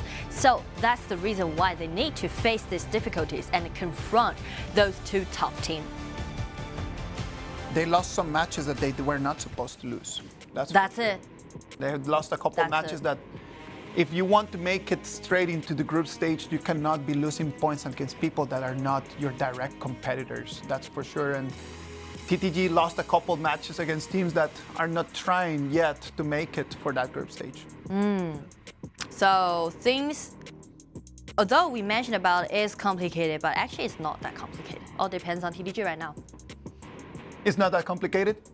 Yeah, all depends on TTG. Like if they got 2 wins in a row, extra matchup. How do you make those 2 wins in a row? Oh, that's not my business. Oh, so sorry, but you cannot say it's not complicated and then not provide a solution, sorry. right? Yeah, Wow. but they need to like be well prepared. They need to be well prepared. Well performance, and that's going to be the point.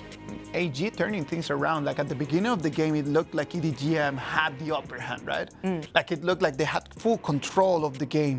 But then AG just going back to their performances and going back to their best stage, and in 2 minutes, turning things around. Yeah. Let's see. This time, MVP goes to Wei Yang. Wei Yang. Lam is just an option of jungler that hasn't been able to be countered.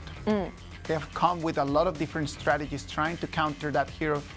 And it seems like in the moment that he builds items, in the moment that he's got gold, there's nothing to do about that. Look at him jumping in, separating everyone, just pushes Rock out of the fight. And he continuously doing those damage, which is going to be really important. He's the one to shut down all those HP bar. Keep chasing, keep following up. Great job. I'm totally sure that Xiaoshou is very, very satisfied with the performance that his boys are having right now. Definitely. And also for his own preparation, isn't it? Yeah. Self-tapping on himself on the shoulder. Yeah. Tap, tap. Well done, me. Well done. Really well done. Like those tactics he's playing right now. Help AG gain an 8 wins in a row. That's incredible. The team synergy is the reason why they're being so massive. The team synergy is the reason why they're being so superior to everyone else. The team fight rates are always for them. Look at that. They had it. EDG.M had it all the way until minute 8, but then they lost a couple fights, and that allowed AG to make a 5,000 gold advantage. AG has a really stunning score right now, and also those stunning performance. Not only like how great they are to leading those kind of game, but also how they always overturn those situations. Never letting it go. Trying to be resilient, trying to find solutions to problems on the spot. That is the experience that these AG players have. They could actually come up with solutions on the spot. Now our interview is ready. Let's see who's going to be with us.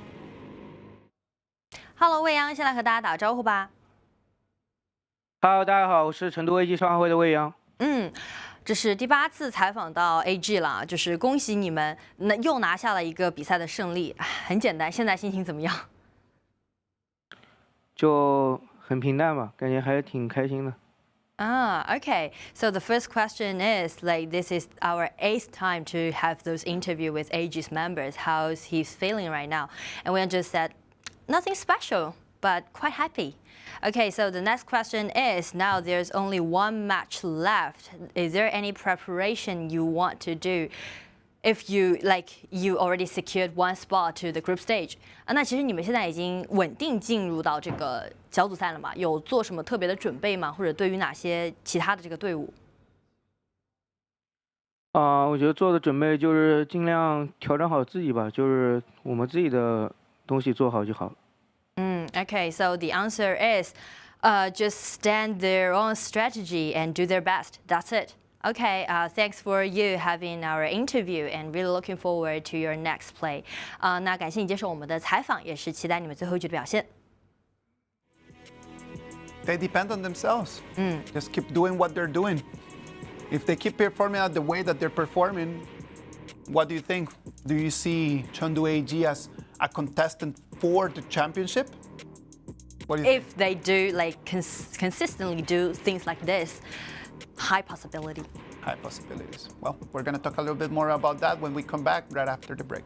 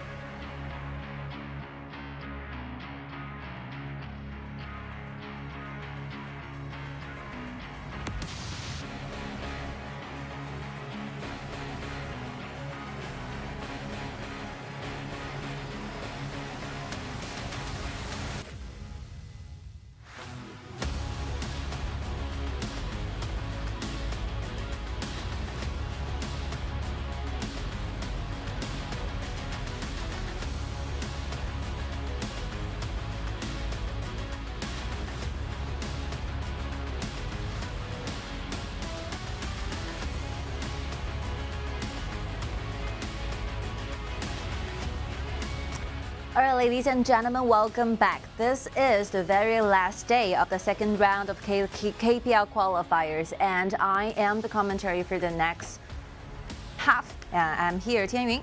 I'm here, Jacko. Yeah, so you know, a lot of things have been happened in the very first half of the matches. Yep. So after EDG.M have lost this fight towards AG, so it means that the only mystery will be taking place between TTG. Yeah, especially the TTG, they have to win 2 games. Yep. They're gonna against with the Chengdu AG and the Beijing Weibo. That's the only factor that can create a 3-way tie. Is TTG have to earn themselves a double win.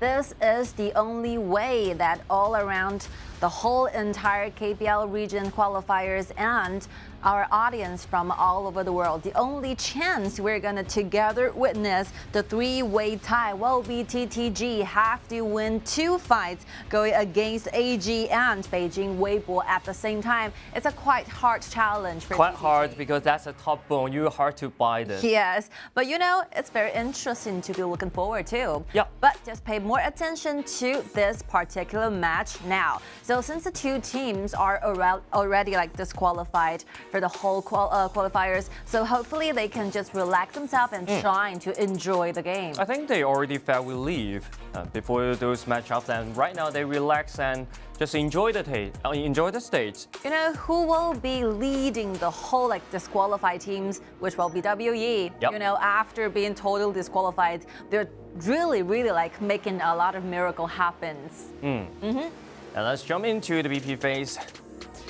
Top East was in the blue side and Jinan RW in the red side.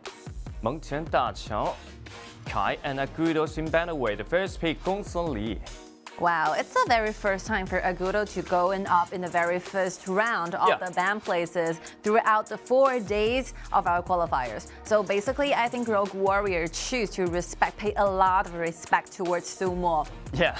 Trying to eliminate the choice of a warrior. Sumo actually is a good player who is very good at playing the warrior. Yes, I like this kind of targeting styles where you do not choose to put your band places on those particular warriors, but you put your best partner instead. For example, Kai and Agudo. Exactly. And look at the second and third pick of the blue side, Zhang Fei and Mai Xinniu. It's definitely a meta pick of the BO1. So Mai Xinniu is a common like hero pool for both teams to choose. And in my memory banks, I think Yu Chen and Chen Feng really like to play this kind of assassin mage goes into the mid. Yeah, exactly. And Mai Xinniu actually show very high participation rate during this tournament. Yep. So a lot of engagements are being provided by both Yu Chen and Chen Feng at the same time for yesterday's matchups. But it will be like Yu Chen's turn to use this kind of hero and just expect what kind of movements and strategies will they trying to pull off in this game. Yeah, we'll find out in the game. And the third pick of the blue side is Lu Ban Master, which will pair up with powerful marksman maybe. Yeah, but maybe Lady Sun. But Lu Ban number 7 is getting away because use a very good use of the second round of BP. So TES managed to take this option away. Believes like Di Renjie and Lady still available. A lot of like very meta picks, especially to the marksmen, are available for like RW to choose. Di Renjie, Lady Sun, and Fang. I think it will be a Di Renjie. Yeah. Very countering against Gongsun Li during the matchups in bottom lane. Yeah, really can show a lot of competitive in the bottom lane. Yep. Oh, I like this Mulan. To totally release this game. I really like this. Yeah, release this game in an enjoy moment. Yeah, of course. Yeah, like Mulan is basically one of my favorite heroes in HOK. Yep. I have been spending a lot of time trying to gain the mastery on this hero. So basically, like Mulan is very hard because like this hero has like 2 modes. 2 modes. One mode is for this hero to use a very light sword mode, and the other will be like a strong, like heavy sword mode. It's completely 2 different modes. A different combo can deal with a different situation. Yeah, you can switch mode according to what kind of like game style you want to play. So we will try to explain more to you about this hero during the team fights. Yeah, exactly. And look at the last pick of the marksman. From the side of the RW, actually, he picked the Fang. Surprising, you know, very surprising pick.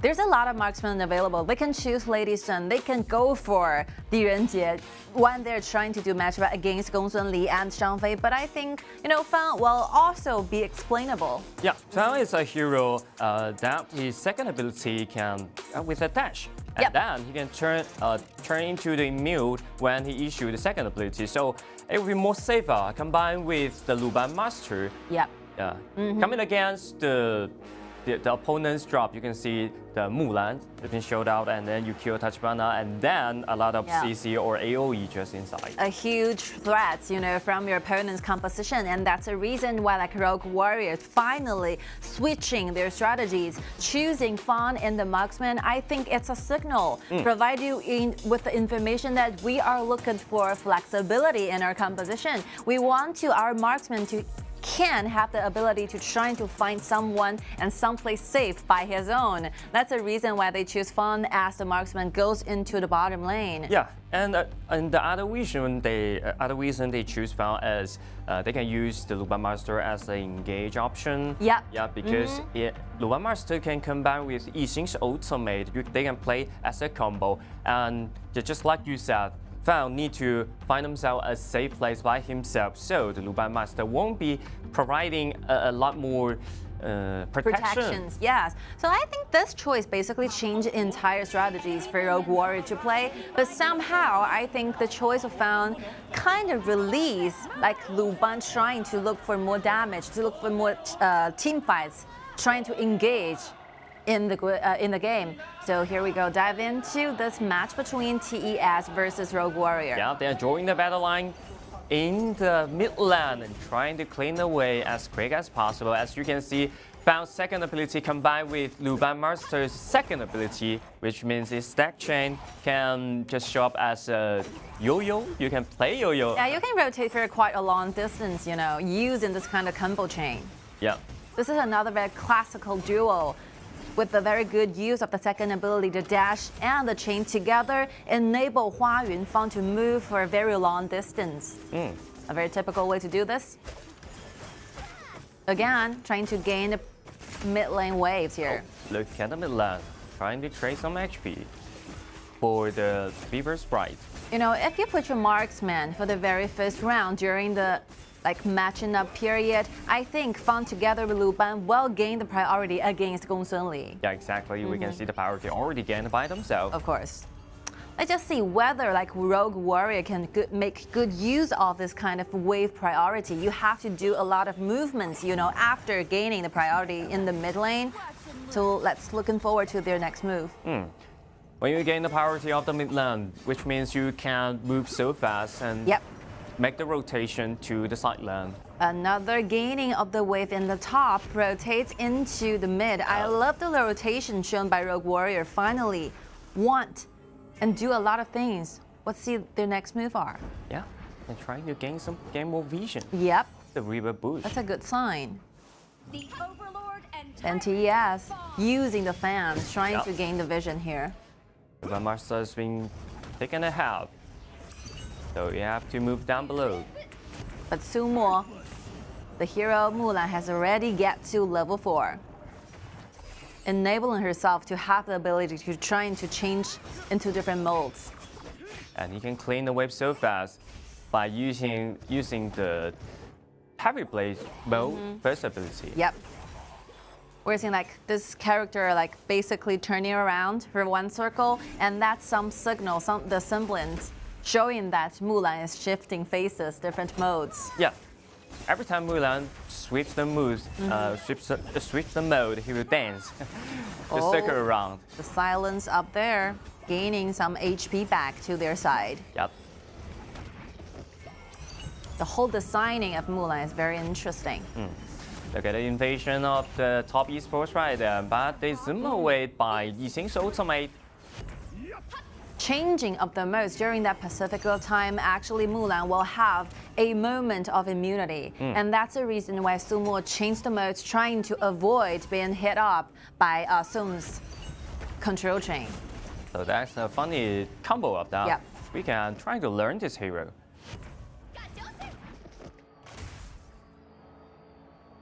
even they play so aggressive in early game, but there's no kill by far.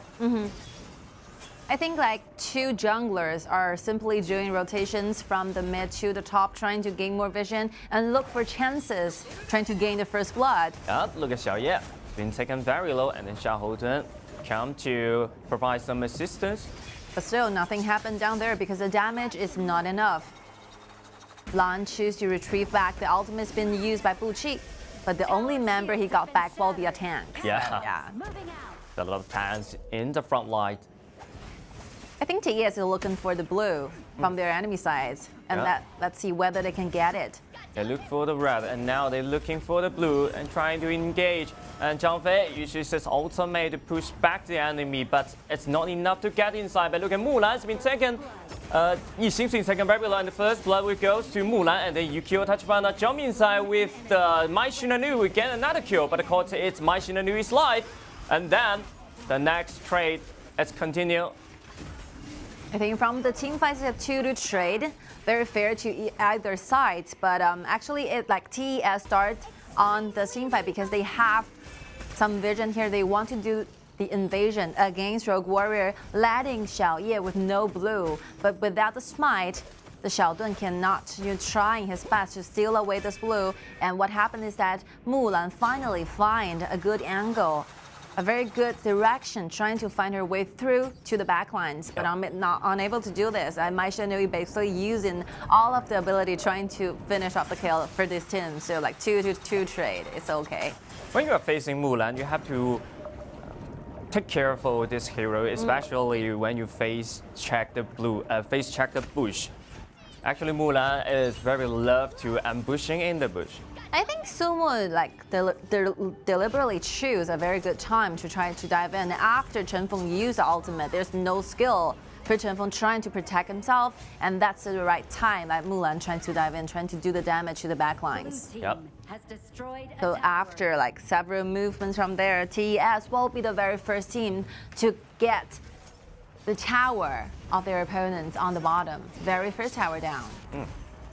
Another spawning for the blue. Again, TES. They play so proactive. Yeah, they really want it. Yeah, they really wanted to do the invasions, but simply use the ultimate from Zhang Fei, I think that's not enough. You have to gather like your teammates around. Yeah, that would be a little wasteful. Using the ultimate in this kind of situation. I will only say that you have a very minor opportunity to use your ultimate together with your smite to gain back the blue. But once you unleash your ultimate, your team will be facing quite an awkward time waiting for you to gain the cooldown of your ultimate. Exactly, and the jungle constantly actually is teamwork. You're gonna do it by your own. Yeah. It's a very good sign for like TES Xiaodun to know the timing of their jungles. So if you can like deliver this message to your teammates and do a teamwork, it will be a better choice. And look at Luba Master, he pulled back the Zhang Fei, and then a lot of damage will follow, but they strike back by the Hao Bo, and TES just got a lot of kills inside. Oh, very good engagements right now. The best use of the two assassins available, the Mulan, together with Mai Shinanu. Mai Shinanu actually had the crowd control like onto the 4 members. They're like only 5 members in the other side. Very good, perfect time to dive in. He's drive back very quick. Let's see the replay again. Yu Chen. Actually, from the very beginning, he was quite brought low, by Song. But this one, knocked out 3. Wow. Together with Mulan. That burst damage, no one can take it. It's a very good sign of the communication right there. Oh, look at Mulan trying to immune. Like undertake a lot of powers and a lot of damage here. But using like the heavy sword mode will enable Mulan to be tankier than the light one. So can absorb more damage to her side. And look at Xiaohouten has been taken very low. Another combo with guaranteeing this kill. Xiaohouten actually is in the wrong positioning, and look at XiAn trying to find a solo kill, but of course it is live. That's a 1-4-2 trade. Yeah, like they're basically exchanging the kills, exchanging those kind of lives using their own. And right now, very hard to clean the wave, but TES managed to do this. And the reason Rogue Warrior put the marksman in the mid is trying to gain more towers to their sides. I think this game might last for a very long time. Because, Maybe 18, 17 minutes. I think both teams need to be more decisive when it comes to like decision making, where you should be going, what kind of common objectives do you want to choose. Especially in the team fight. Yes. I mean, after you're gaining some consequences, after a single team fight, you need to do something. Yeah, exactly. Look at Kuang's been taken very low and isolated by the opponent. And my Shinonui is on the back side. Nothing's gonna happen. Again, Rogue Warrior gave themselves another kill, and let's see what they're searching for right now. Like a tank, Song, Xiahou actually goes quite deep into the jungle, but there's no jungle available. Yep. So he directly shifts to his rotation to the mid, trying to gain the wave here. But wow, XiAn was brought very low by the marksman. What a damage. Yeah, if XiAn issue his frenzy, that's definitely a solo kill on that. He could have the chance to gain himself the solo kill. And look at my Shinonui jump inside the backline, trying to find a kill onto Yixing.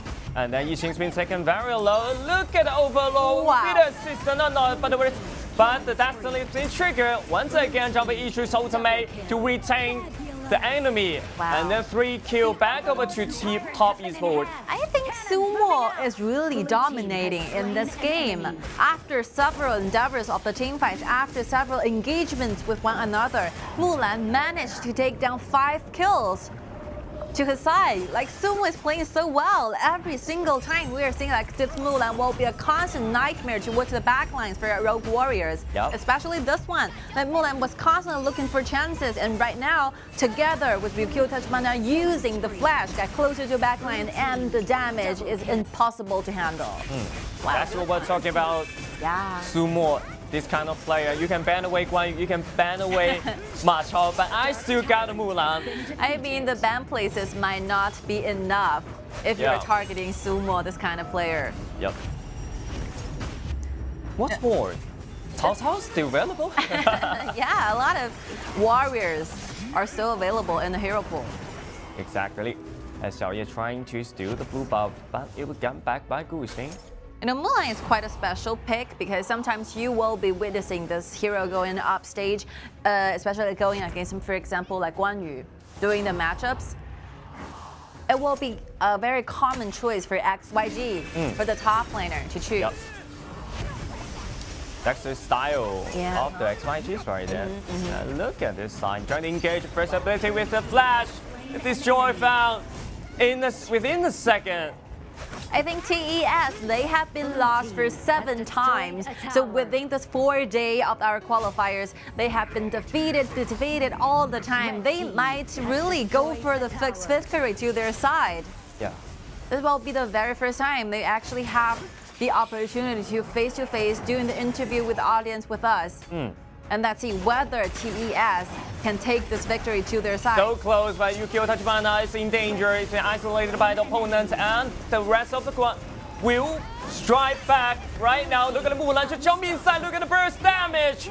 That's wow, complete showcase of personal crucial talent. kill. Like, those individual ability are completely dominating this game. Yep. And right now, Rogue Warrior only leaving 1 member alive. HuaYun kind of facing the dilemma here. It's like 2 assassins are standing on the 2 sides. And the conflict provided shield. The time is about to go on. 12 minutes. 12 minutes. They claim the ace and they claim deep scan. Finally, they have the chance to interview face to face to us. Yeah, I mean, I'm very happy for TES. So after, you know, making a lot of changes during the gaming style, during the gaming strategy, finally they have brought themselves a victory. You will not be constantly facing an 0-8. You will gain the very first victory, very first points to your team.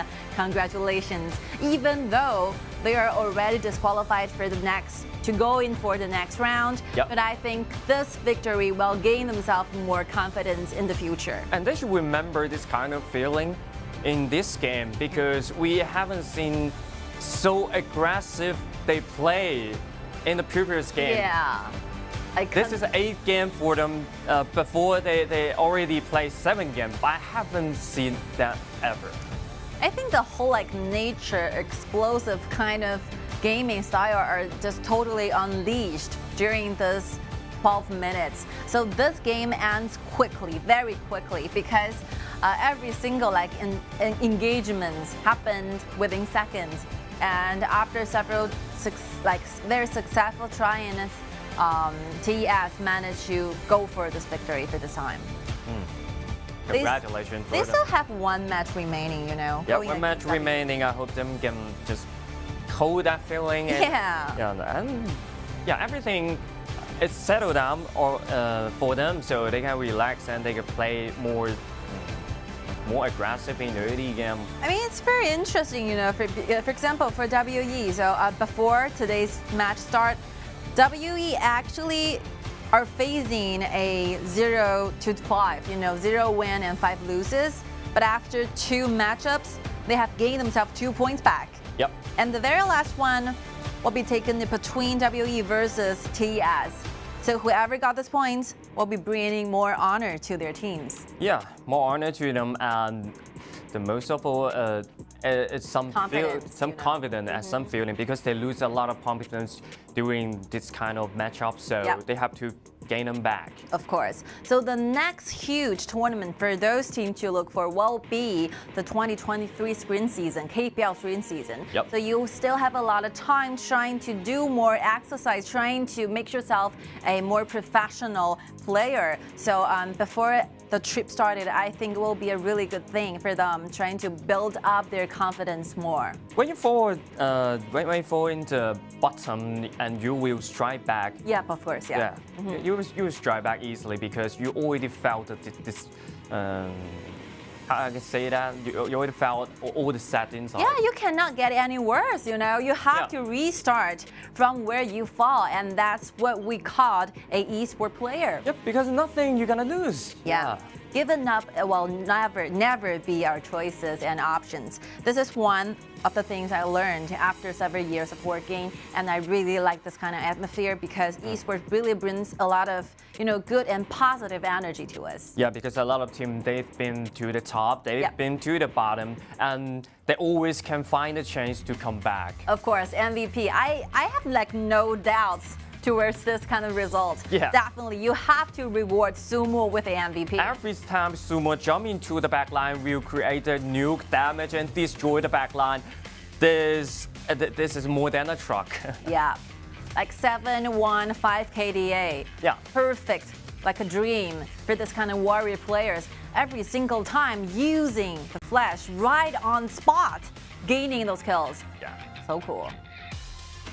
You know, I actually learned a lot of moves, you know, learned a lot of strategies when we are doing the casting, because I really like this hero. I've been playing this hero for a long time. You can learn that while you're watching it. Yeah, really. Hopefully I can do better jobs in the future. But while you play this hero, something we'll just forget at the moment. Oh, you got very nervous, you know. A lot of things will be happening when you're trying to master this kind of hero. So you need to train more in the training mode to practice this 2 mode. How can I switch it more free or more expert in it? Yes, using 1 second of the immunity to dodge those crowd controls really shows your talents, your mastery on these heroes.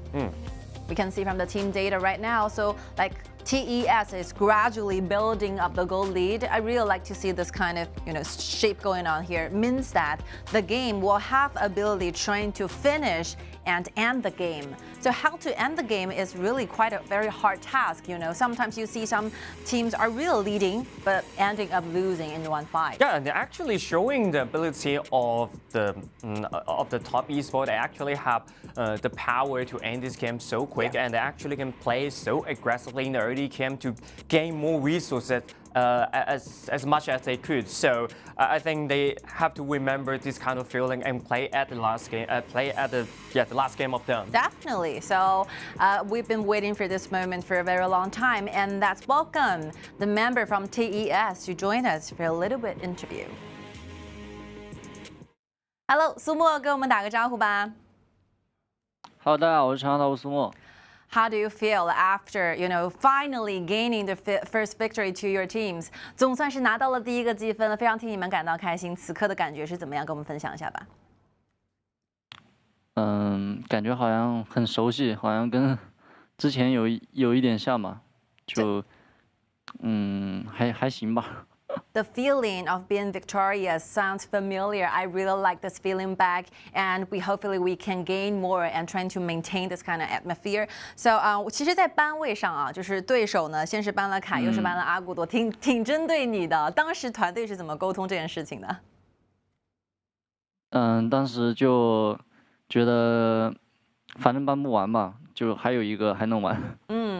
So your opponents actually are very clear targets towards you. They put a lot of hero and available systems away in the ban places. How do you feel about this? The answer will be, yeah, I think I'm a very clear target, but I think they cannot ban away all the heroes available. I still have a lot of options in my hero pools.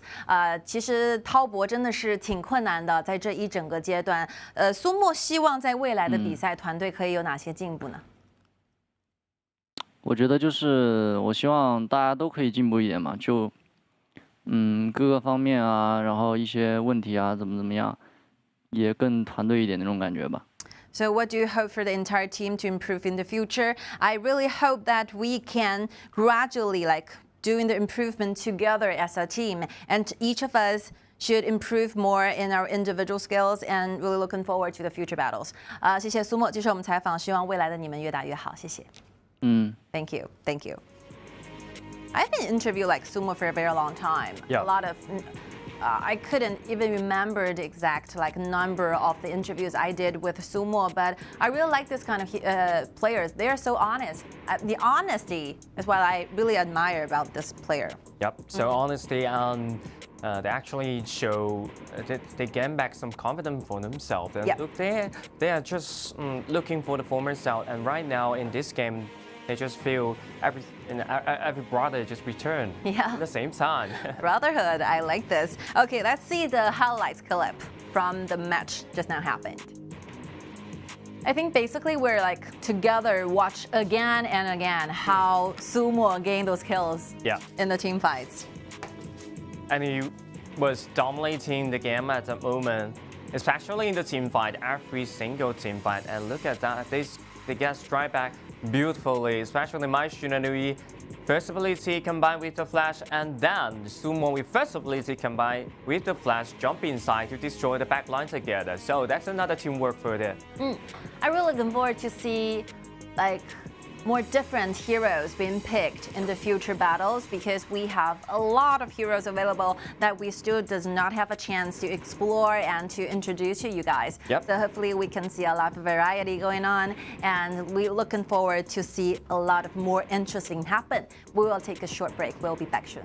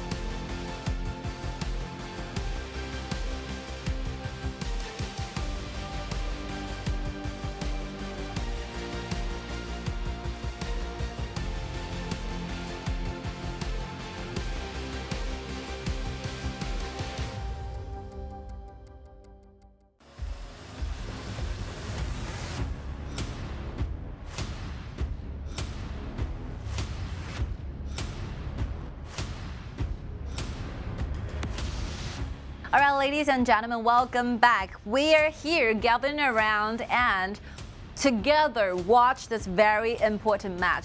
Like for me personally, I will address this match as the most important match for tonight. Yeah, which is the game number 7, Chengdu AG versus Guangzhou TTG, and the destiny will decide from here, because Guangzhou TTG, they have to win the Chengdu AG, but they are facing the most powerful team in this group, which is Chengdu AG, 8 wins in a row and 100% winning way. If they win the Guangzhou TTG, they will earn the promotion quota with 100% win rate. Of course, yeah, that's some huge accomplishment you will be really looking forward to get, in your career, in your whole professional career as an esports player.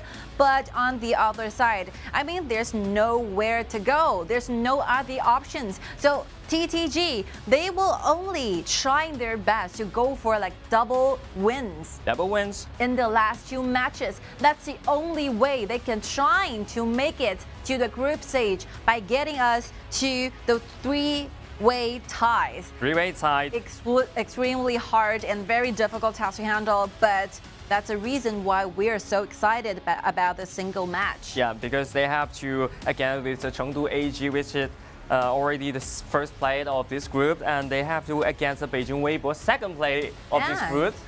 We are seeing the whole members from EDG.M are sitting down trying to watch this particular matchup. The reason for this is that if TTG lose to AG, EDG.M will be the 4th team make it to the group stage. Finally, official, the curtain falls. We are witnessing the 4 spots remaining will be completely filled up. Yep, is that a happy ending or happy not? Ending, I don't know. We have no idea, but we can figure it out in this game. So let's dive into the BP phase. TTG in the blue side and AG in red side. Gong Li, Lu Bu, Da Qiao, and Meng Tian. Gong Li, they have to ban away because you have to target on Yino. Yino play Gong Li so well and with a high winning rate. And on the other side, AG still shows a lot of, aggression, I would call it, by playing these 2 heroes, take Machinery together with Xiaohuden to their side. Wow, they're not giving TTG any room to breathe, I think. Yep, they're gonna attack. Pushing very hard. The pressure is there. They're gonna impact early game. So, what's the response from TTG? Kai and Zhou Yu. Well, it's kind of a little weird in the blue side, but I think it's reasonable. Maybe they wanted to pick Guan Yu, but you didn't pick the Guan Yu in the first round. The second round, they will ban away. I think TTG is trying to force AG to ban away Guan Yu. This will be a possible way, trying to steal some ban places from your enemies. And I think there's an answer hiding from all the strategies. TTG definitely have a lot of alternative choices when it comes to the top laners. Of course, Guan Yu will be taken away, but I think they're ready for this. Yep, they're ready for this. Maybe Ma Chao, Charlotte, any kind of soldiers, or any kind of warrior. We're seeing Mulan getting the victory, right? It's just now happened. Maybe Mulan is the next choice. Yeah, I think it's okay. Yeah, and Liu Bang, you have to separate Liu Bang with the Lamp, so you have to ban away Ma Chao. Okay. Okay, that leaves a fixed ban. We are counting down, literally counting down the choices available for Chin to pick. Charlotte is okay, Mulan is okay, the soldiers. I think probably maybe they will play Kai. Yeah. Maybe they will play Kai in another way, to play as a warrior, to build up the Eternity Blade and the Master Sword. Yeah, that's a chance. That would be an opportunity to do that. I mean, TTG is showing a lot of interesting compositions in today's game. They are using Sun Bin goes into mid for Zhou Wei to play and managed to score a point down by using this kind of compositions. So I think we might see some surprise here. Mulan, as we predicted. Again, 2 shows for Mulan. 2 of the best top laners in KBL are showing their talents, trying to master this kind of hero, but change into foods instead. Oh, okay. I think it's okay. Yep. Everything is possible. Yeah. Because Guangzhou TTG, they use the Sun Bin as the mid lane, so foods play the side lane is so normal for them.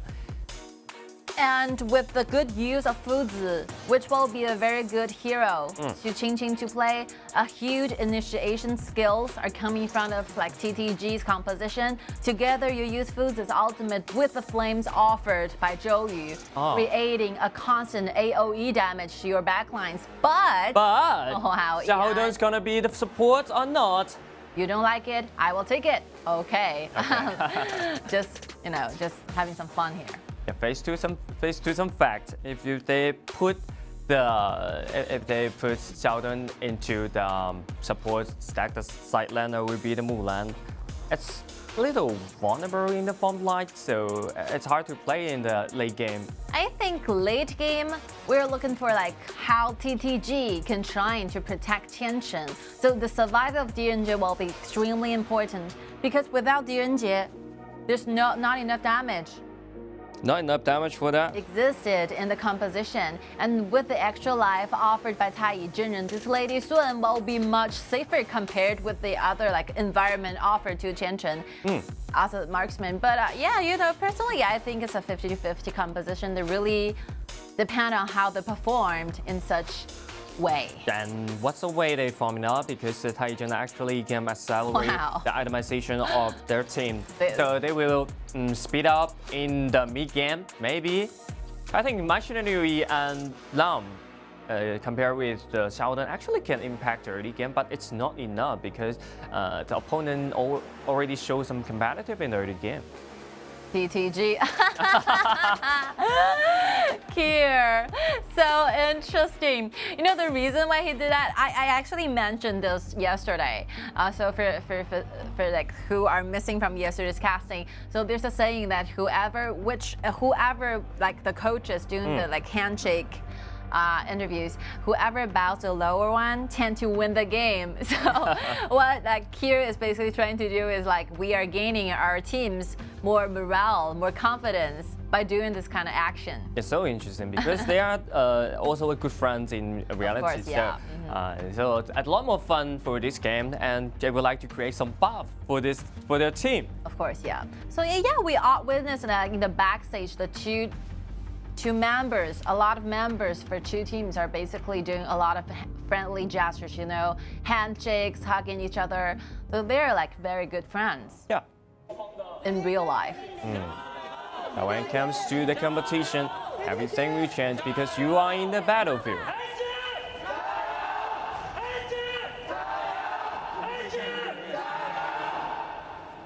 This might be the most dramatic match for today, so that's the reason we are seeing so many like other teammates from the other teams, like sitting down as an audience watching this together. We will find out after this game finish. Is that dramatic or everything is settled down? Yeah, this is the very last hope for TTG, and let's see how they perform. Yep. Look at this right play, 2 vs 3, and they have to retreat for this time because they don't have the priority of the mid lane. Again, AG, after cleaning a wave, after gaining the vision in the top, managed to get themselves 3 members in together, going very deeply into TTG's jungle. Yeah, catching every timing. Wow. To gain more resources as quick as much as they can. I think Snow really tries, trying to buy themselves a little more time, waiting for Buran to arrive in the right position. And Fuzi. They would like to find a sign onto Fuzi, but the damage is not enough to find a kill because the second ability can block. And the bottom lane, there's nothing happened down there because AG put the marksman Ino in the mid, gaining another river sprite to AG sides. Oh, they're speeding up. They're like farming up. Yeah. Really speeding up. Actually, you can see Ino issue 2 waves. And then, is that something will happen? Flash to find the sun. First blood. Good cooperation of that. Well, you don't really need and you don't really want to deal with the fact that Ino gains the first blood again. Yeah. So with the help of Ice constantly offering the extra gold to Lady Sun will be farming up so quickly. You don't want more quick of this hero. Yeah. his opponent. I think AG really played this kind of composition so well because we are seeing this Lady Sun go to the mid, goes to the top, and back to the bottom again. So flexible. There's nothing like TTG can do. You cannot chase up the fact that AG is doing the rotation so quickly. Yep. And Xiaodong's been locked by the Fuzi, but look at the damage. Seems it's not enough for the kill. First ability with the flash, come inside, burst damage will follow up. Wow. And my Shunanui will secure this kill. Very accurate, secure on the target it is, and trying to use a flash, taken away and kill and just vanish. Yeah, but this kind of cooperation, it's hard to undertake from the side of the TTG. Wow, from only like the 3 minutes at the very beginning of this match, I see a lot of stress being exerted on the side of TTG. XiAn is so tanky in the early game, can buy himself a lot of time waiting for Mai Shanui to arrive at the right position. Wow, good. Yeah, very good job. And he was pretending to retreat at the time when the teammate, and they strike back when the teammate arrived. And the bottom lane, I think Eno is out of mana. You really need to have mana to really enable Lady Sun to have a dash. So Eno really need to retrieve back any more mana available. So funny. Mai Shanui hiding in the bush. I think Xiaoying played this hero really well. And so flexible in his hand. Going down, the rotation, something might happen. Yeah, out of mana. But the Yeah, side, we go back and recover. yeah, the side has been discovered by Snow. Yep, look at the top side. Fuzi versus the Lamb. 1v1 solo, it's in danger, but luckily there's some minions to jump. Yeah, like Fuzi is basically one of the, I mean, I could call it like solo king, you know, when we're talking about the top, it's trying to decide whoever will gaining a better winning rate when doing solo matchups. Yeah, especially will when definitely be the answer. Yeah, exactly. Especially when Fuzi already deck out the item. To show you what is the solo king. Yeah, because with a very good use of the second ability, will enable like Fuzi to get constant, a lot of like damage reduction towards their enemy's damage. That's one thing that we're looking for. Look at Kai, he shoots ultimate trying to protect this blue, but this blue luckily it's getting back to the Kai. But it's very dangerous, you know. Even though like AG is not controlling every single jungle, every single resources, we are still seeing like TTG is kind of struggling in the very early game of the game. And the TTG, they start to strike back with taking down this turret. That's a fair trade because Eno is in a very peaceful farming place. I think AG is leaving TTG with only one choice. You either choose to protect your towers in the top, but you're facing the fact that our marksmen are farming up so peacefully down below in the bottom lane, and I think the time is really limited for TTG. And the clock's ticking. Look at Kai, it's been taken very low. Look at the damage. We've been taken down with the combo on that. And Xiaodong is so tanky.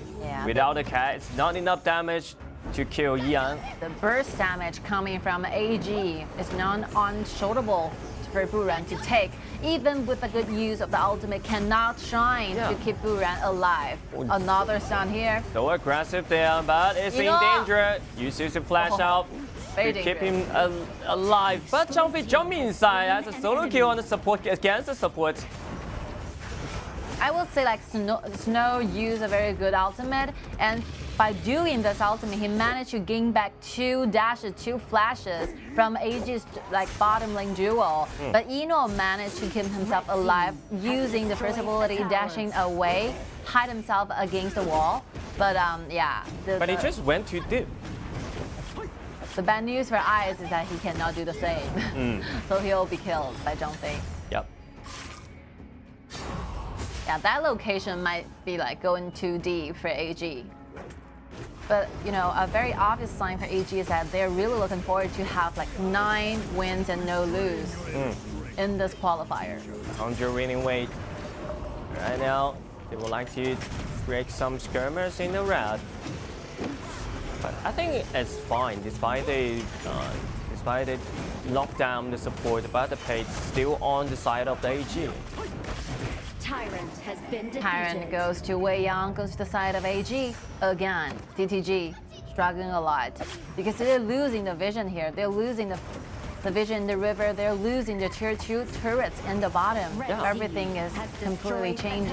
And look at Chang Fei's been taken very low, puts out ultimate. He have to issue the ultimate to save his life. And then they would like to do some damage in the mid lane turret, but it's too late for that. Yeah, again, once your front line got very low, without the ultimate from Zhang Fei, TTG will again losing some kind of initiative during the team fights. Again, they have to set free, have to give up a lot of vision to their enemies. And take a look at the gold differences right here against 2 marksmen. Almost 6,000 gold lead over to Yinor. Oh, that's very high. As well as the jungle. It's very high. It's very hard to chase back for TTG. Yeah. Jungle and the marksman, they lead so much. Look at the positioning of the ladies when together with Ice. This TianYun, this bottom duel is trying to take control of everything, every single thing. They're trying to steal this loot, but yeah, you cannot against with the smite. Yes. But this kind of action is a very dangerous signal to TTG to accept. And your enemies, like marksmen, going solo, invading into your jungle, trying to take away your blue. And everything seems easy for the AG. And right now, look at Changsha. Wow! It's been taken very low. They have to retreat.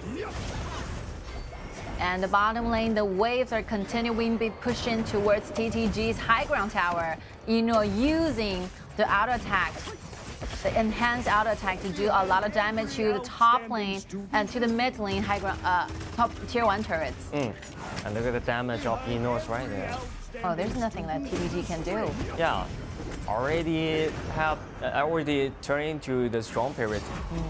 It's already built up 3 items: Axe of Torment, Eternity Blade, and Master Sword. The damage for TTG is hard to undertake.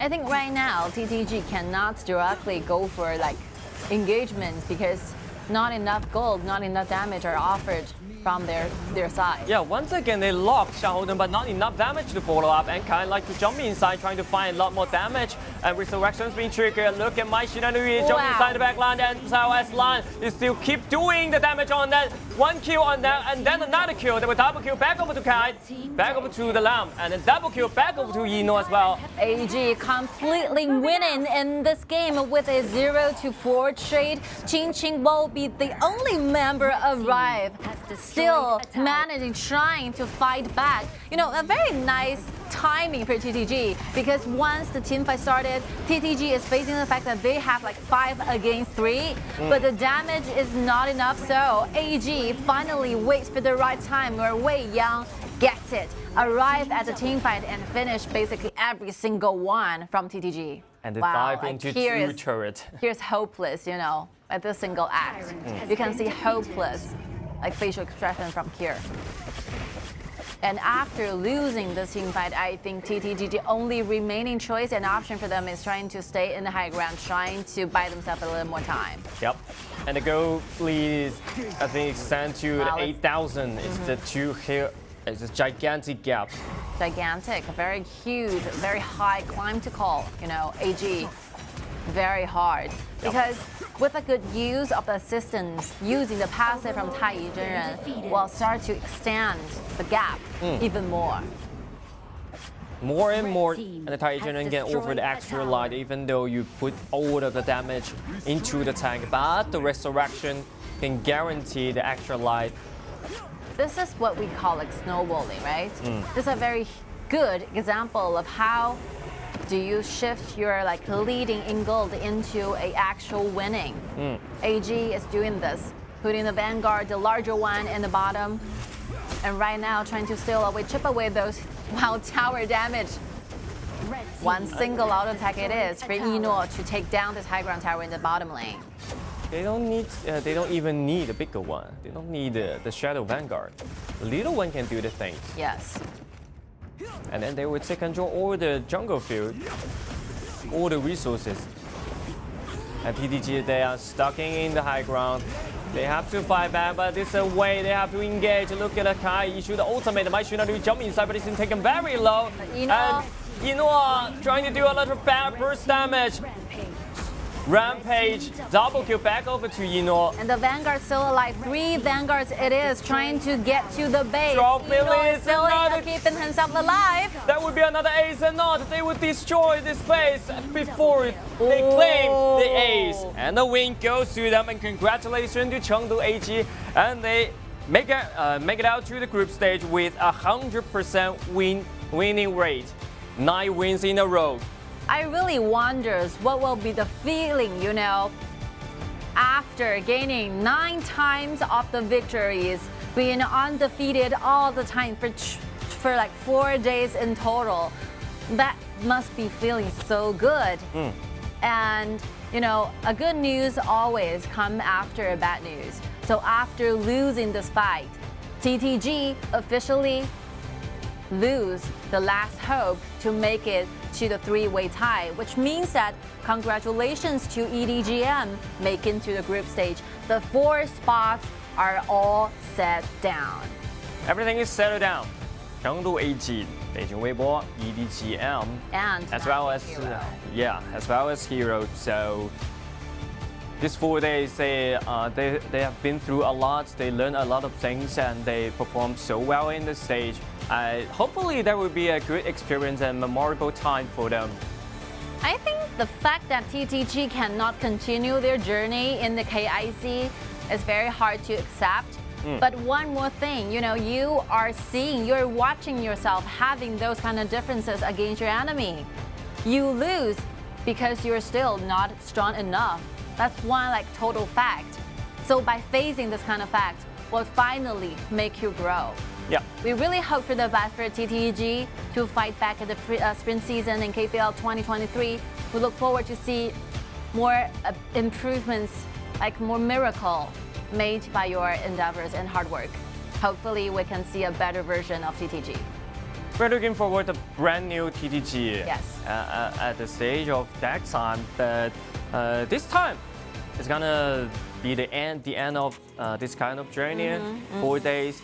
But they actually make a lot of effort for these 4 days, at least a month, over 2 months for them. Yeah, I think a lot of miracles are happening on stage. We never expected AG to perform this good in the qualifiers. So among all the prediction from the caster, from the players, from the analysts, we hope that we think that AG might be the one making to the group stage 1 of the 4, but we never expect them to be the #1 and undefeated all the time. So they have 9 battles in 4 days, and they kept winning all the time. That's something that's a huge accomplishment. I can basically see their confidence growing, bursting out from their bodies. And we're actually seeing this team is undefeatable, but I hope they can bring this kind of feeling into the group stage.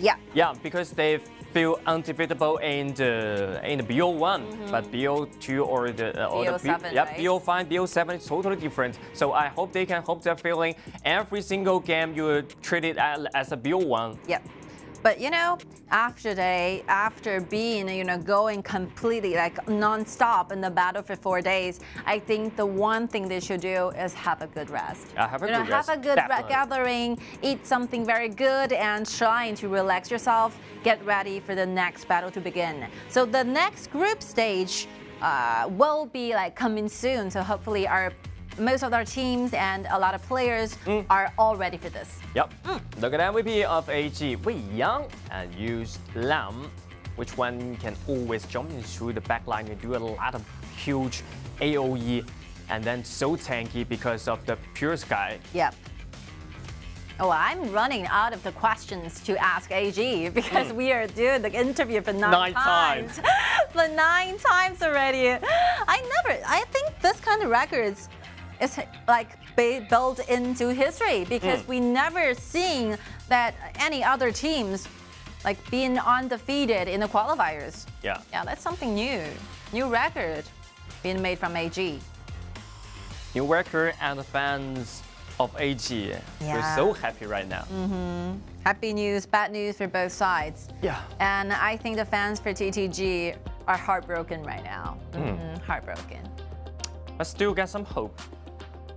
Maybe next time we see the Guangzhou TTG will become the brand new one and more stronger. Best wishes for them. Okay, so the team data, we can see like Ino being undefeated all the time, gaining a 703 KDA, contributing to over 34% of the damage to the entire team and 83% of the team fight rate together with TianYun. So TianYun and Lady Sun is one of AG's best moves. They have been playing this duo for a very long time. This kind of duo, they play a lot in the BO1, especially when they lose the Gongsun Li, they will use this kind of duo. Yes, and so we might see like more strategies, more duels coming up from AG again in a group stage because we're playing a BO2 format in a group stage. And we, when we get like further in the future matchups, we will switch back into BO7. So with that kind of format, we will see a lot more heroes and combos again. So we are ready to the interview. Hello, 一诺你好，跟我们打个招呼吧。大家好，我是神盾少辉一诺。So speak honestly, how do you feel being undefeated all the time? 一直9连胜啊，这个记录非常的惊人。一诺给我们多说说你这时候的一个感受吧，因为其实你们等 KIC 等了很久很久的时间，休赛期非常的长。对，首先对这次 KIC 我们准备的非常充分，然后收获了9连胜，也是非常开心的。So we have been prepared a lot for KIC to come up with, and gaining this 9 victories and 9 wins, I feel very extremely happy now. 今天啊，总算可以休息一下，有什么计划吗？今晚和队员们一起？就吃点，然后想去放松一下。就最近有点累，想去按个摩。Okay, so what's your plan for the entire team? What do you want to do for tonight? So we have scheduled us for a very good meal, and after that we want to look for more methods, maybe doing massage to relax ourselves because we are feeling quite tired after 4 days of the battles. Definite, 当然一定要去好好休息，准备好接下来的对决。谢谢一诺接受我们的采访，希望在小组赛越打越好，加油！ Yeah, that's a good suggestion from me, right? Yeah, exactly. You have to relax yourself for like more battles to come up with. They prepare so well, and they prepare for such a long time, maybe 2 months, and for these 4 days matchups. Yes. And they really did a great job in these 4 days. They have to rest. They have to get a rest for the bigger picture. Yeah, your hard work are all witness in trying to relax yourself for a little bit. Okay, so let's rewind a little bit of the highlights of the match.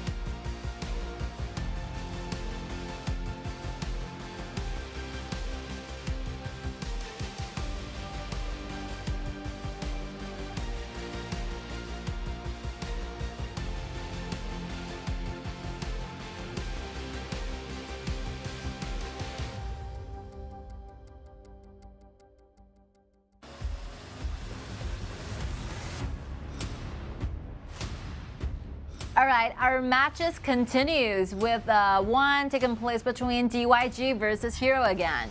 And this is a game 8 for them.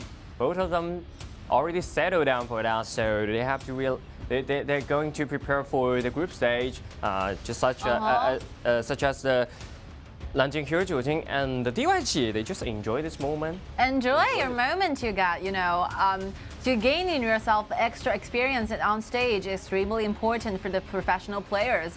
And interesting fact, so No Fear used to be the teammates with XiAn, so the two junglers are very close, they have a very close bond towards one another. Yeah, the destiny bring them together against each other in the same position.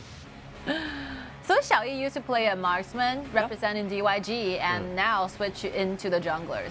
Like they're excellent junglers for both teams, right? Excellent jungler and very good at farming up.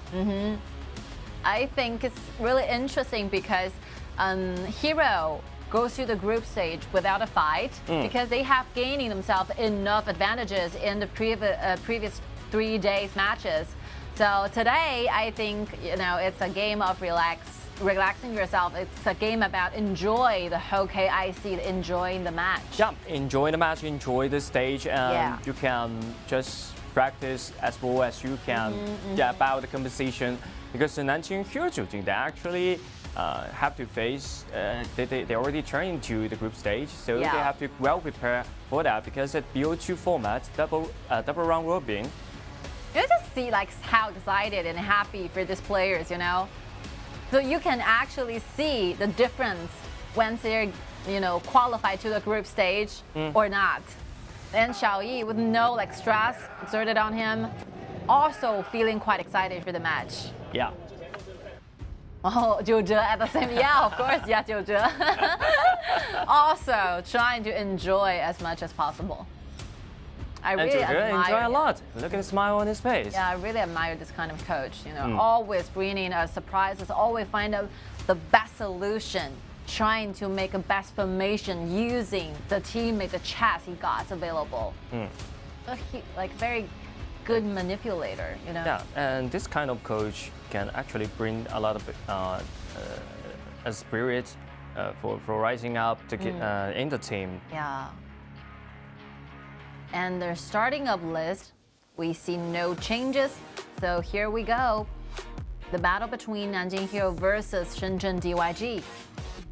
Even though the scores are quite different, I think Hero will definitely want to be 6-3 before they go into the group stage. And DYG, I think they need to gain themselves extra points. So both of them, they need to win to build up the confidence, especially the Shenzhen DYG. Even though that's it's a last game for them in this journey, but I think they're just right at the beginning. They have a lot of matchup for the future. Hero stays in the blue side while DYG will go to the red. Zhangfei again, a very common and popular bans in recent matchups. And then Gongsun Li, my Shanghai, Shenmeng Xi, a lot of heroes available. And the second ban from DYG might also be a support or jungler. Who knows? Let's see what kind of, where is the position that DYG, the coach, really wants to target on. Carry my team. Yep. Jiuzhe, ban away my Shanghai.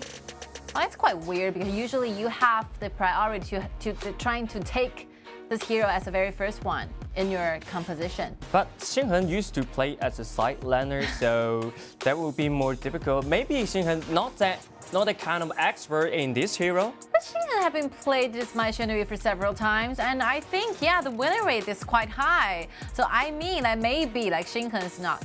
Today I don't feel like playing My Shenhui. Maybe Shenmeng Xi will be a better choice. Yeah, more stable choice. Ice again after gaining the 9 wins, becoming the audience of the following up matchups. They can be the audience and so relax. You'll learn. You'll learn from watching the matches. You gradually grow one by one day by one day. Yeah. Okay. Li and Xiaohodun. Okay, acceptable. You don't have to figure out why because they're both very popular meta picks. We've been seeing a lot a lot of hero shows up, definitely the meta pick. So without doubt of that. And then the Luban number 7 paired up with the Luban Da-shi, another meta pick duel. Yeah, Sanzang used to be a jungler for DYG, and for this match, he switched himself, changed position into the marksman, going to the bottom. Oh, that would be quite more funny. Yeah, you have to, you know, make good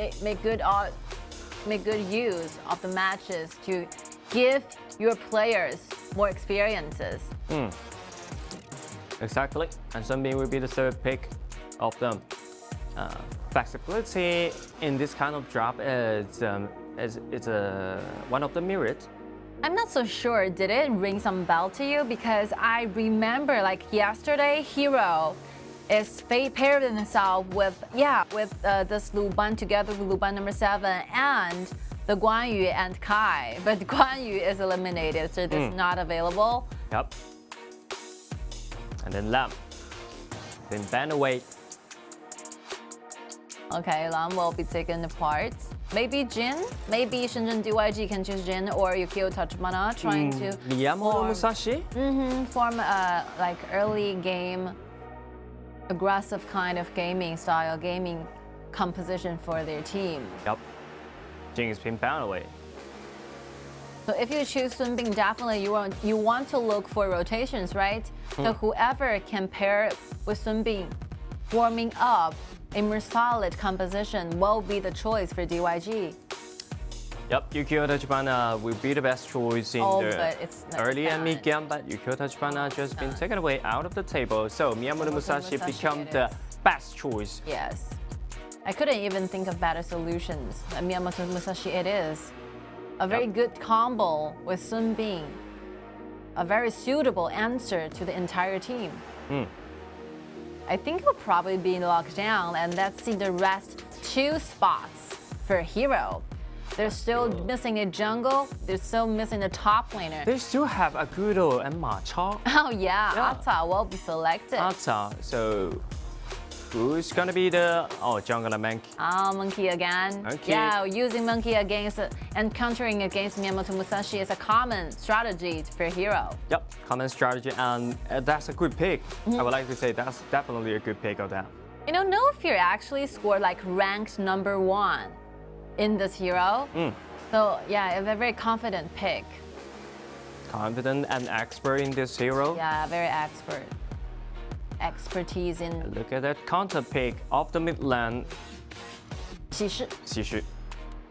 Qishi will be the answer.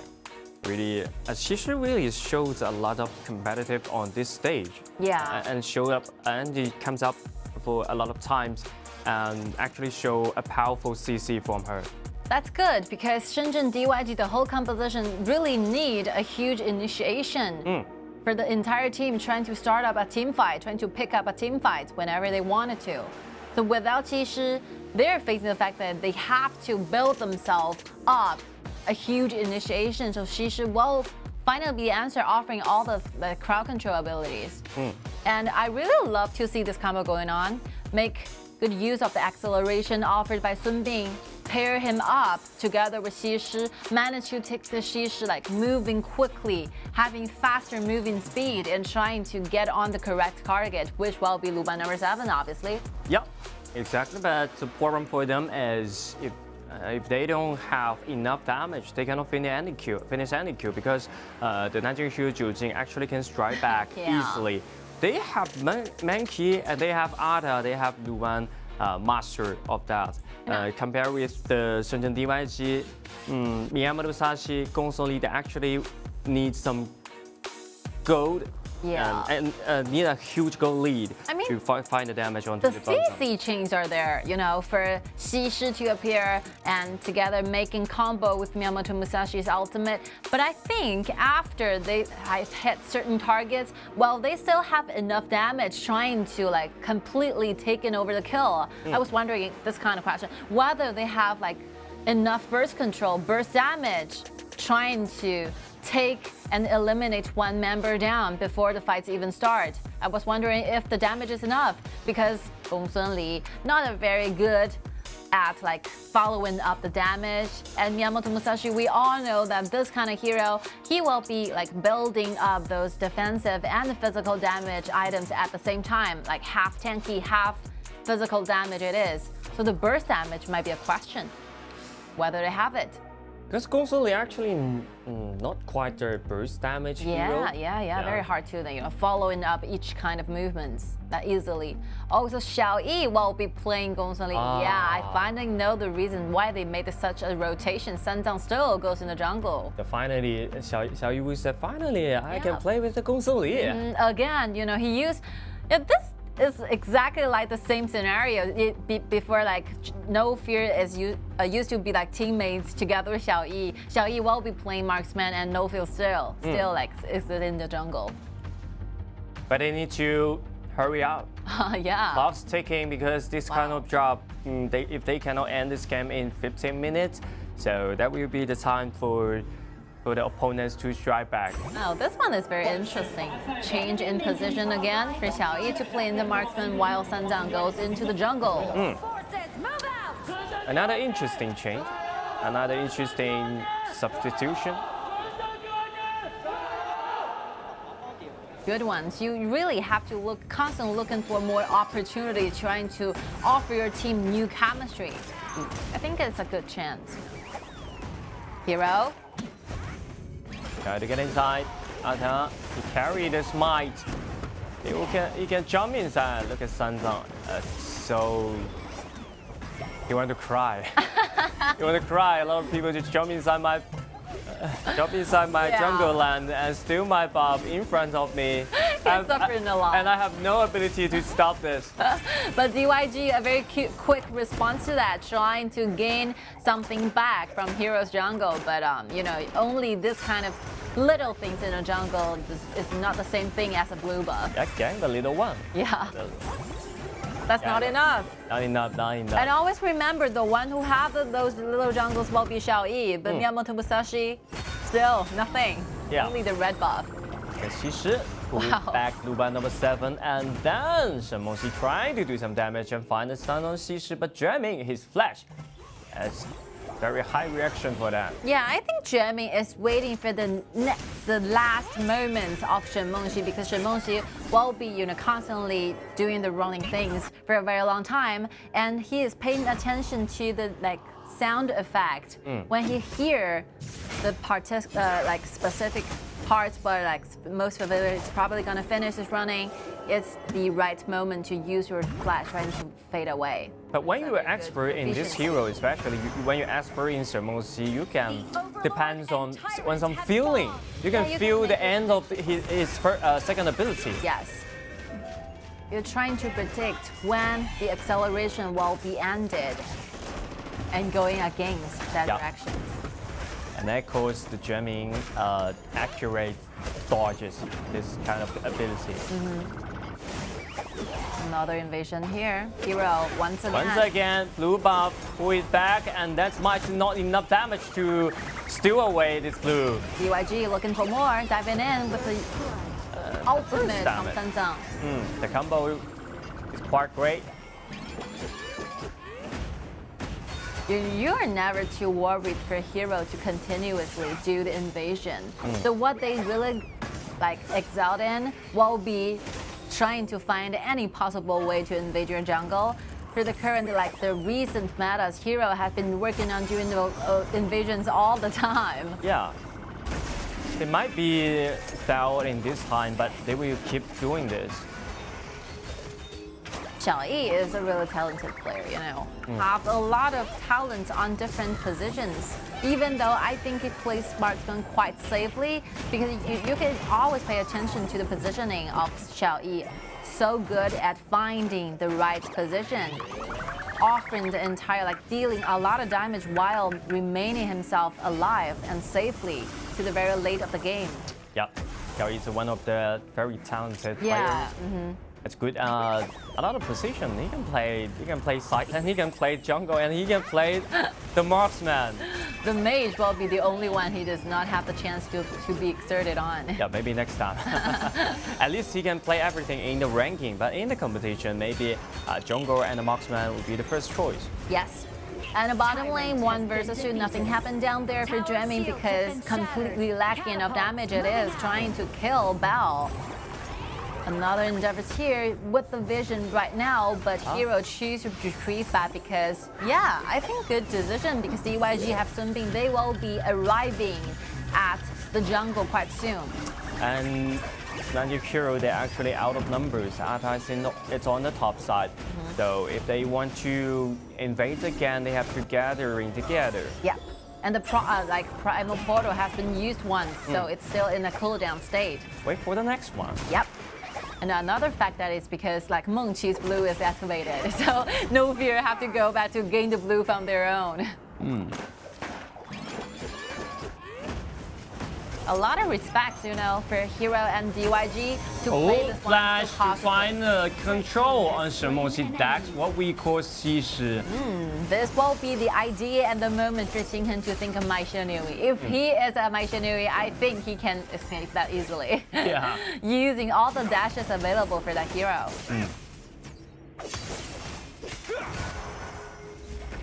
And once again, you know, with the choice of Xi really shows her confidence. So I remember a lot of highlights, like very highlighted moves from Jian. He is really good at Xi.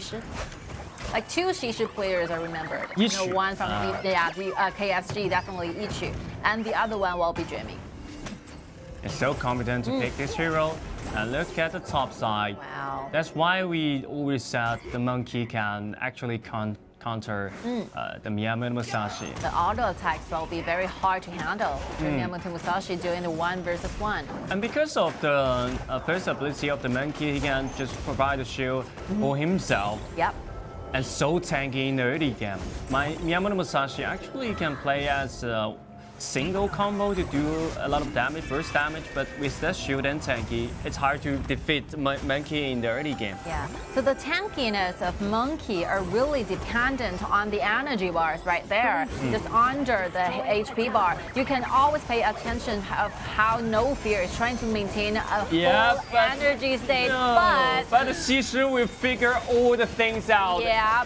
Dongfang hide in the bush, waiting for the moment to dive in, and Luban number 7 will be helping him to do the kill and get the kill over to their team. 1-to-1 trade as well. Yeah, but that's another one. Double kill back over to Luban number 7. So yeah, that's still favorite hero, right? Still favorite hero. That's a huge pace from that. Yes. Hero can just take down 2, and then the middle turret goes down at the same time. Wow. So the rest of the squad actually like revenge for No Fear, right? After No Fear being taken down, all the teammates, especially you can see the rotation when Luban number 7, he's laughing behind and still trying to make his way from the bottom to the top, gaining the double kill. And a nice initiation by Ata to gain another kill. And now the damage from the Luban number 7 quite enough for a lot of kills, especially Xi, Sun Bing, this kind of vulnerable hero. It's hard to undertake this kind of burst damage. And look at the item, Shadow Reaper and Eternity Blade, and already dominating. Already can dominate this game. Yes. Xiao Li really tries his best, you know, trying to chip away those HP bars, but he's phasing like Monkey. He will be restoring HP quite soon, once a Monkey have the jungles. Monkey is a very interesting hero. Yeah. I highly recommend all the viewers, you know, if you have time, try. And Monkey also have the flexibility in item building, items build up. You can play as a physical hero or you can play as a magical hero. Yeah. This time, No Fear play as a physical hero. Oh, look at the Xi pull back to Luban number 7 once again. Jian, a crucial player of DYG. So once this locked in is settled down, we are constantly looking forward to the performance from this player. Jian very determined on which will be the card decks and what will be the direction he wants to use abilities on. Again, rushing together in the bush with Sun Bing. Has destroyed a yeah, tower. Jian is really one key player for DYG in this match. So right now, Bao have to pay a lot of attention for Jian right now. for Jianming's positioning. Because usually when we see this kind of combo, it's a very common thing to see like Luban number 7 standing in the very front with the chain offered by Jacko. This Luban will have the chain trying to shift him back to a very quite like safer place. But if your opponent you're facing is Jianming, is some player who is so proficient with this kind of character, I think they should, changing some gaming style during the time. Hero really have to look forward to those poking ability from Shen Mengxi, trying to chip away those HP bar from Shi Shi, making sure that Shi Shi is not constantly fall in the HP bars. Yeah. You have to do the poke before you get into anything serious. You have to target on the back line. You have to find a lot of poking damage onto Gong Songli and Shi Shi as well. Make use of your poking abilities. Make good use of the ultimate from Xing and Shen Mengxi. The reason you chose this hero. Make the advantages happen. Yeah, looking at Jianming side, but it's been taken very low. Look at Manki here. Jianming side match with the Luban number 7 will guarantee the Gong Songli meet the death.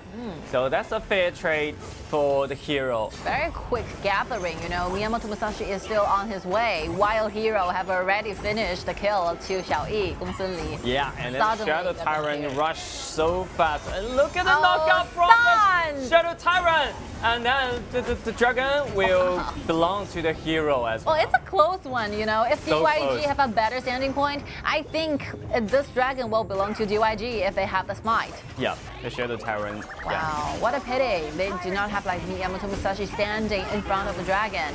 And again, we are seeing the replay, the ultimate used by Monkey successfully like stunned up this Xiaoyi. Xiaoyi, there's no way to go. Oh, that's a close one. Our dragons really has a temper. Sometimes he will do the auto attacks, like giving everybody up in the sky. Yeah. You cannot predict his move. Just like Lamport's ultimate. Yes. The last hit will knock up everyone. The knocking up is one thing you have to face. Sometimes when you're trying to gain the dragon, they show their temper against you. Destroyed a tower. And DYG used the Howling Emblem to impact the red buff to create more vision for them. That's the only thing they can do. And if the composition has Shen Mengxi in it, you can easily gain the vision using the bombs, the kitty bombs offered by Shen Mengxi. The first ability and the ultimate will always do the same. Yeah, look at that, the bigger one. Opening up your vision in the bush. That's a very common strategy to use. You don't have to send your one-liners into the bush to find out whether there's enemy in it or not. Yeah, exactly. Using your bombs is all okay. And look at the bottom side. Look at No Fear. What is doing? Still the secondary turret, and once more and clean another lens of that. And the Pure Sky is available for Wu Wei. No Fear, sorry. No Fear, yeah. No Fear, definitely a solo king this island right now. Miyamoto Musashi, it's hard to deal with Mankey at the stage of this moment. Yep. Jianming, as a crucial hero, crucial player of DYG, he have to find the right timing to pull back enemy, then isolate this hero. And we can see a lot of AoE just comes in. And then the Xiaohodun hard to take this damage from the Luban number 7. I think the standing position for hero is quite fixed. It's very hard for Jianming trying to find a loophole, trying to find an angle, trying to target to the Luban number 7. There's no way he can find it because he's facing the fact that constant poking from Shen Mengxi. The kitty bombs are quite detrimental for this, and hero are standing around this Luban number 7, surrounding this number 7 to stand in the very middle. It's very hard for Jianming trying to find a way. Yeah. So he aimed at the target, but it will be Dongfang, Ata. It's not enough. Not enough. You have to use the flash, trying to control the Luban number 7. Wow, Xiaoyi facing like 4 members. There's no way he can do this clean away by himself. They move so fast, but what else? What else they can do? Nothing. It seems nothing. And look at the monkey, it's just jumping San doing a little step burst damage in the back line, but it's controlled by Shi Shi. It's hard to get away. So the cause is his life, but it actually took down this turret. A life in trade of a high ground tower. I think it's a fair trade to hero because the dragons are still in the cooldown stage, and the 4 remaining members will take the whole vision a river vision so that DYG cannot rush back trying to gain this Dark Tyrant. Yeah. It's 5 versus 4 right now. Trying to initiation once again, but have no idea because hero they always keep in the safe distance. And the smite is being carried by Dongfang. Is that Dongfang will jump inside the front, trying to find some damage, but the damage is not enough to find that kill. But because it's his life, he will get right back and ultimate locked into number 7. Senzang. Yeah, I mean this is the biggest opportunity for DYG to trying to fight back, and they successfully grasp the slight chance of opportunity. Again, they're heading to the Darker Tyrant, but DYG XiAn is brought very low by Hero's AoE damage. Yep. But the dragon still stayed here, over 20,000 HP. 20,000 on that. Low. The Sheldon's been arrived, so they're out of number. Hero have to retreat. Yeah, this is one of the biggest opportunities for DYG. I'm really glad they get it. Get it on their hands. Manage to turn the tide around for a little bit. You have to survive. You have to gain for the common objectives in order to buy themselves a little more time to buy the items needed to do the late game team fights against your enemy. Yeah, but they have to play more proactive during this time because, as we always say that, the clock's ticking. It's hard to deal with Numa number 7 in the late game. You know, I always have strong faith towards this character, Sun Bin. Because with the good use of Sun Bin, he will be extremely hard to defeat in the late game. Yeah. A good use of your second ability will constantly offer you and your entire team a lot of rooms. Yeah, Howling Emblem combined with the second ability once again, lands on Ata and pull back. Look at the damage, it's enough to guarantee that kill. I think DYG is starting to seem so good, starting to see some hopes here. Yeah, and already know how can they play this kind of drop. Because their damage is enough to kill the front line, to kill Ata. They're always waiting for this moment to happen. And with the burst damage coming from the Gongsun Li together, you have to make sure that Jianming get on the right target. I think every single one can be eliminated in seconds from now on. DYG, just to make sure that Sun Bin stays alive. Sun Bin stays alive. He have to stay alive. Yeah, this is like a main core for their composition right now. That's a super core. And Jianming already built up the Succubus Club. You don't need to afraid of someone's poking damage. You don't be afraid of the poking runs. I think from now on, Jinan will be even more important than Senzang. We need this kind of road mode to start during the team fight. If Sun Bin goes down, I see nothing. I see no one trying to stall this game to the very late game, very late phase. They can play the team fight as second round or third round because of Sun Bin's second ability. Yeah. They can always pull back the teammate. And look at the red. They have no ability to stop Senzang, steal the red away. The whole idea of Sun Bin is that because of the Sun Bin second ability, you can gain more spaces to make mistakes. But it will be only paid back using the second ability, giving you extra HP recovery and acceleration at the same time. Yeah, but they cannot make any mistake about that. If Sun Bin is down, the whole team will down. Fall down. Completely. Like an instant. Hero right now being pushed away by their opponents, hiding in their high ground tower. So right now for the hero, they actually need Dongfang Ata to initiate the team fight. And look at the No Fear has been pulled back by Shi San and a lot of damage just jump inside. Is that enough for the kill? Wow.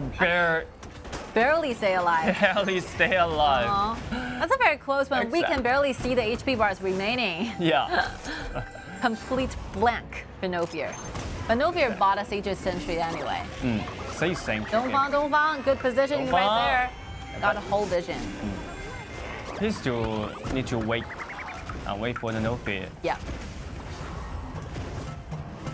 Okay, this Shadow Tyrant is the last Shadow Tyrant before 20 minutes.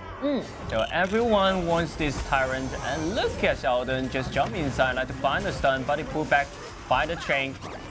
nothing's gonna happen. You know, it's very difficult for Dongfang because Ata is not pair him up with a flash. So only a smite will make you a less flexible hero. So it's very difficult trying to initiate on the backlines, especially they're paired up with Sun Bing. The acceleration will make Dongfang really puzzled. Very hard. Where to aim, you know, you don't really know. And look at this turn, and still, but again by the Gongsun Li's right there, everything settled down. I think Jacko is really busy, you know. He has to keep his eye on Dongfang and Bell at the same time. You have to protect your frontliner because DYG's damage is very high, so you have to also make sure that Bell stays alive. Very busy for Jacko. Just like an old father, have to take care of the two child. Being a parent is very difficult, you know. Yeah, so difficult because the same scenario happening in real life. Again, you have to watch the big brother outside, just like Ada, and you have to watch the little brother in the house. Yes. Oh, it's really hard to stay concentrated for over 20 minutes. It is. We're witnessing the Tempest Dragon being spawned. And the final showdown finally begins. Who will gain the Tempest Dragon might be the one getting the point From back. now on, 50-50 for each other. Yes. Yep, but actually Hero gained the priority of the top lane because they destroyed the Hybrid turret. And they have 2 smites available in your hands. That's something huge. I think comparing with advantages, maybe Hero will have hold Flash, you have to pull back, and right now the bottom 7 is in danger, but the damage is not enough. Well, that's very dangerous. And the Flash still available. But Bell cost a Sky Doom trying to keep himself alive. This is a crucial item. Sky Doom dodge a lot of damage from this kind of combo to save him alive.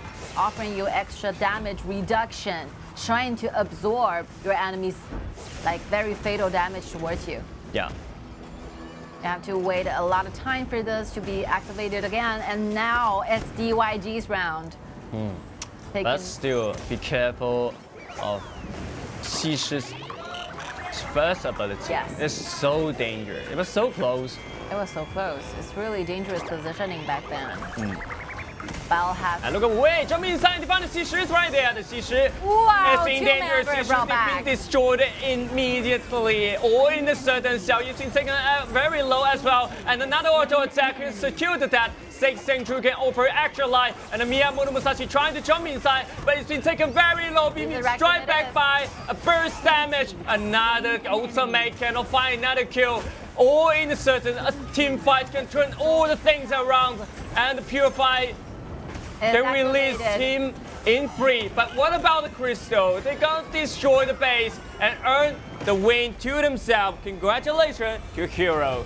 I think they have been waiting for this moment for a very long time because we actually seen this game lasting over 20 minutes. And the very last team fight, I think, together like Ata, with the very good help of Monkey, finally made this wonderful team fight happen. You win and ace your team without being even killed of one member. That's something huge. And for DYG, I think they really improved a lot during these matchups. You finally gain yourself into your peak in time where you're finally trying to solve this game to the very last one. So I think better improvements on their positioning might be, taking place, but I think DYG did a great job as well. They really did a great job. Yes. They actually play very flexible with this kind of conversation. And jamming the Shi Shi plays, that's very good. And very effective in the mid game especially. So I think they really did their great job. But No Fear actually find a perfect angle, perfect position to flank. And flanking is what he very good at. So perfect. For No Fear, I think this player has grown a lot because after the playoffs in the summer season, I really think this player is facing some kind of difficulties when it comes to the fact that I think he's losing confidence in every single moves. But gradually, by absorbing every single matchup with Hero, I can see confidence coming back to No Fear, starting to see more hopes to this player. Played so well. Yesterday, the Lam, the diving in, the assassin, beautiful play, and today Monkey as well, trying to find the opportunity to their own team. And that's a crucial key.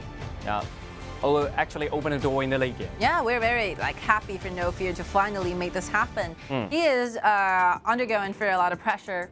Of course, definitely, if you are a star for your team, you're definitely facing a lot of judgments, a lot of criticals. But I think he got this pretty much covered. We got a more huge ability to do a lot of things. You got a more responsibility for the team. So this is a word from Chinese. Yeah. So that is so difficult for the No Fear to keep his perfect state. Yeah, in the team, but he really did it.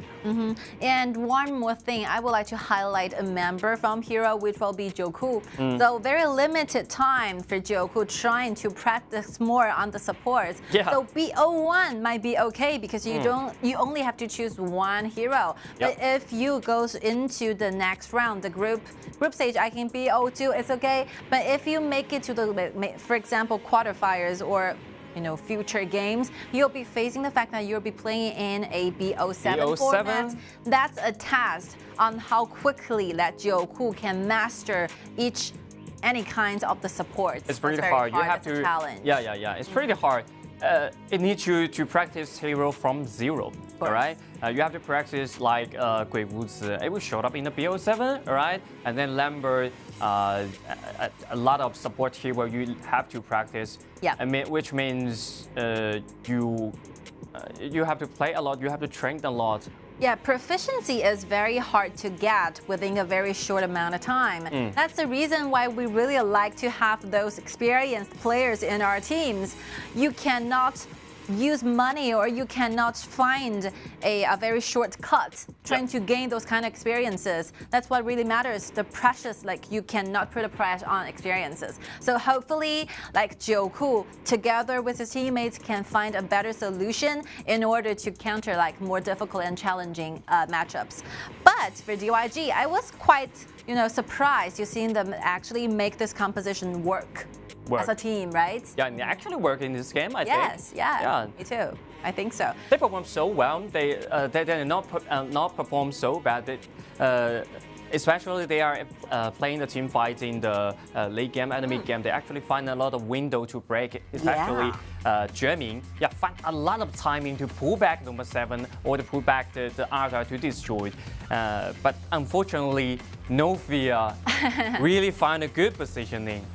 Jacko, MVP goes to Jacko. I really like this kind of gaming style, because if you're playing Luban, it's not like the other supports. Some of the supports just screaming out for initiation. For example, Gui Guzi or Lambert, you're constantly looking for chances to initiate. That's one gaming style. The another might be support. For example, Taiyi Zhenren or Zhang Fei, you stayed near your marksman trying to offer him extra protection.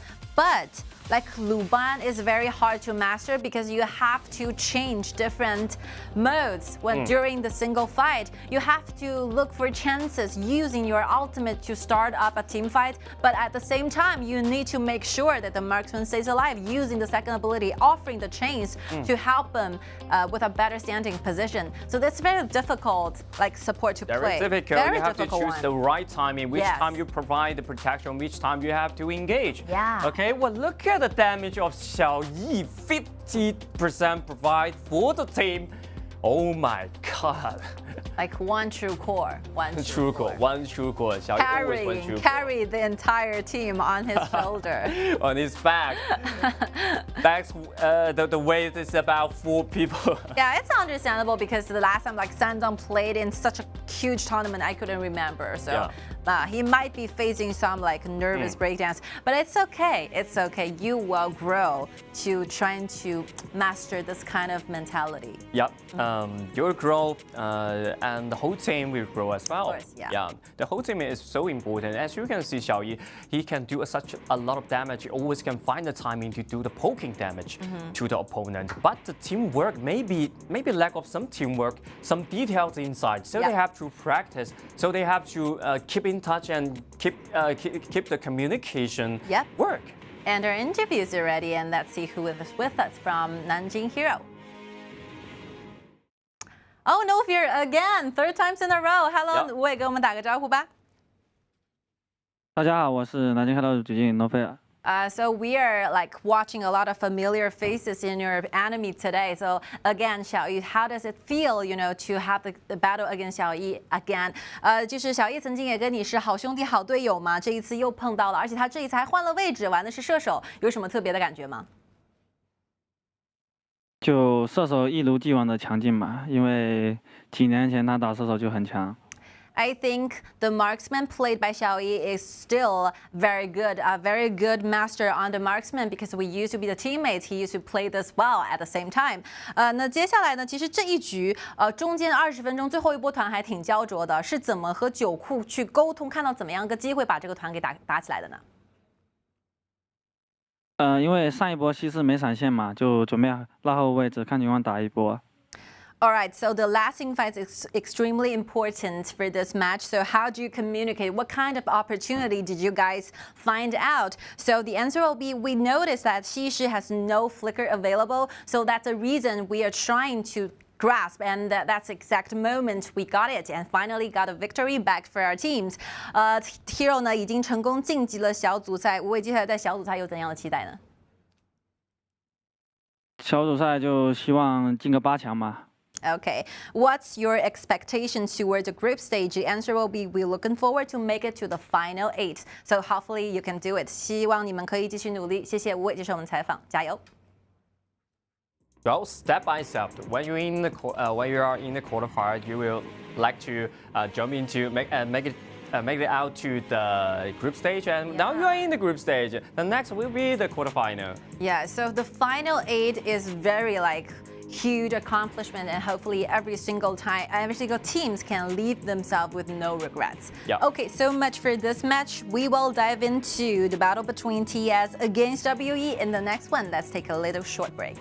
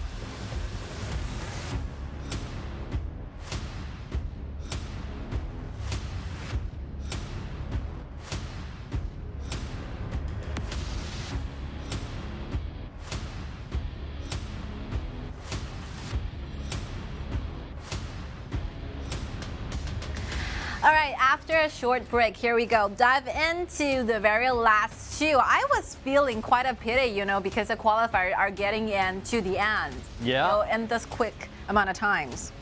Time flies. Yeah. A lot of matches we've seen through, and this is the last two games. And the game 9 will be the Changsha Top Esports versus the XiAn WE, which has been improved a lot from these two games, the lately two game.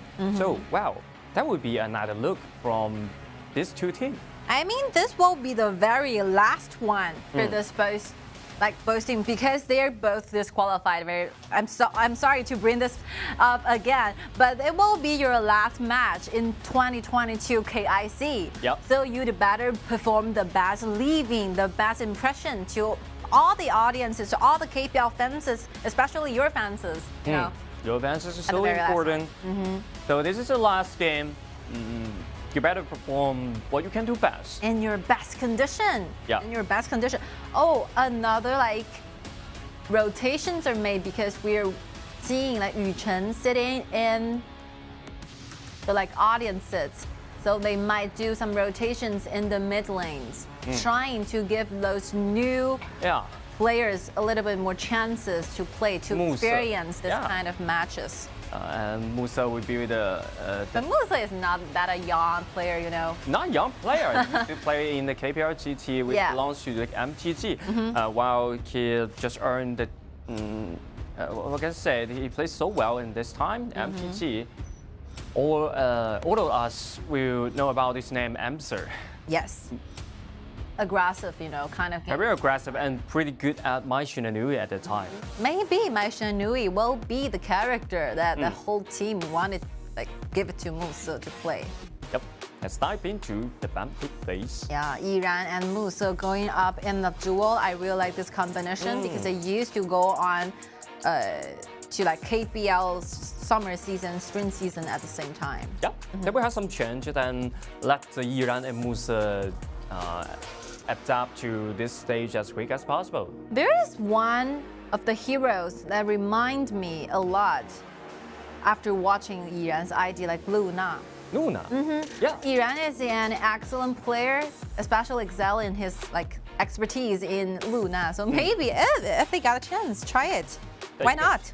Why not? You can try the Luna on this stage. That would be another feeling. Yeah. Yeah, especially a lot of different from the ranking, and this is a huge stage.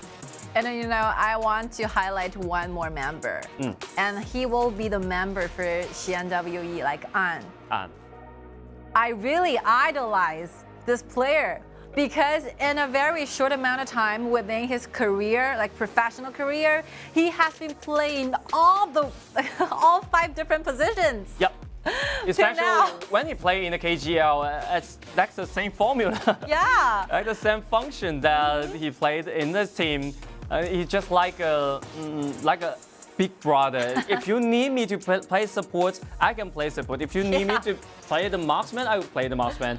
The whole role, I can play in whole roles. I'm not exaggerating. It's the fact that this player basically literally playing 5 positions, and today he is in the jungler, right? Yep. He used to play in the mid using Chang'e. I saw that record, and he used to play support from yesterday's matches, and he from the previous matches representing XiAn WE, he plays to the top. Yep. And you don't want to forget the fact that he used to play marksman when playing in KPL GT. So I would say talented, you know. It's talented, but also with a lot of pressure. Yeah, of course. That would be a lot of pressure for him because he have to practice a lot of position when doing the ranking or some training matches. So, and he have to train a lot of heroes. Yeah, and my predictions. I love it. Like Yiran answered my high expectations with actually using Luna as a pick. And maybe he just heard the voice from the earphone. Thank you. That's a nice response. That's a compliment for me, you know. Yeah, I'm really looking forward to see the play moves of Luna. Yeah. One of the top Luna, you have to see it. Yes. And the second round ban has been finished. So. What else? Oh. Really? Maybe. Why not? Maybe. Like, yeah, really. Yeah, just why enjoy not? this moment. Yes. Yeah, play what you play best in the ranking. And really makes sense, you know. They are going for all assassin. They're not planning on going back with this composition. Marco Polo constantly using his Pokemon ability, waiting for the right moment to use the ultimate to offer a lot of burst damage to the team. Also, a marksman. And Lan, no need to mention more. Yep. Okay, Mulan changing to Mulan. But I think this Wang will still be a possible choice for WE to play. Yep, maybe especially for the mid laner. Because Yuan they actually can play as a marksman. Yeah. And also can play as a mid laner and a side laner. It's so flexible of this hero. He would like a super assassin, more like a marksman or like a mage, everything you can name. Very mobile one, especially. So let's wait and see whether WE is going for this choice of Yuan Ge. And we will be explaining more for you. You know, don't worry. You don't worry. If they're fixed with that pick, we will tell everything about Yuan Ge. But let's wonder. Let's wait and see whether it will be the one, finalized one. That's quite hard. Yeah, hero. because of a lot of initiation, you know. Lu Bu and Donghuang Tai at the same side. Yeah. TES definitely are leaving like Shi and WE with a very limited choices available. Very limited. If they choose to use the Xi, I'm afraid that will be lack of some damage. Yep. If there's a Yixin, also lack of some damage. But right now, they are lack of some initiation tools. You cannot engage you cannot depend on Zhang Fei's ultimate to do the initiation.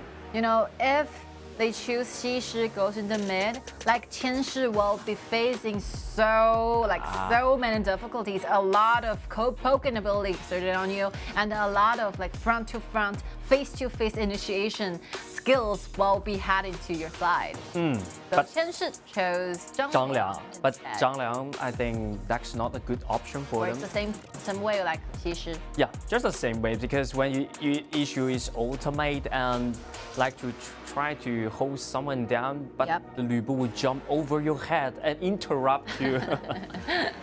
I think the reason they chose the Zhang Liang because they want to make sure that they can have the control against and going over to conquer the ultimate from Donghuang Tai. So yesterday matches, we also see this choice of Zhang Liang because of the control chains goes into the very first one in the chain like pyramid. So Zhang Liang's ultimate stay in the top among every single crowd control abilities. Zhang Liang's ultimate can lock in and trying to like make Donghuang Tai's ultimate vanish away. But it can only affect for a few minutes, I think. Yeah, when he reached the level 4, maybe it's 2 to 3 minutes, and then 3 to 8 minutes. These 5 minutes, maybe Zhang Liang can do a lot of things. But right after 8 or 10 minutes, Zhang Liang is easy to be interrupted. By the opponent. Yeah, the main fact is that you can only use your ultimate to trying to cancel out one initiation skills from your enemies.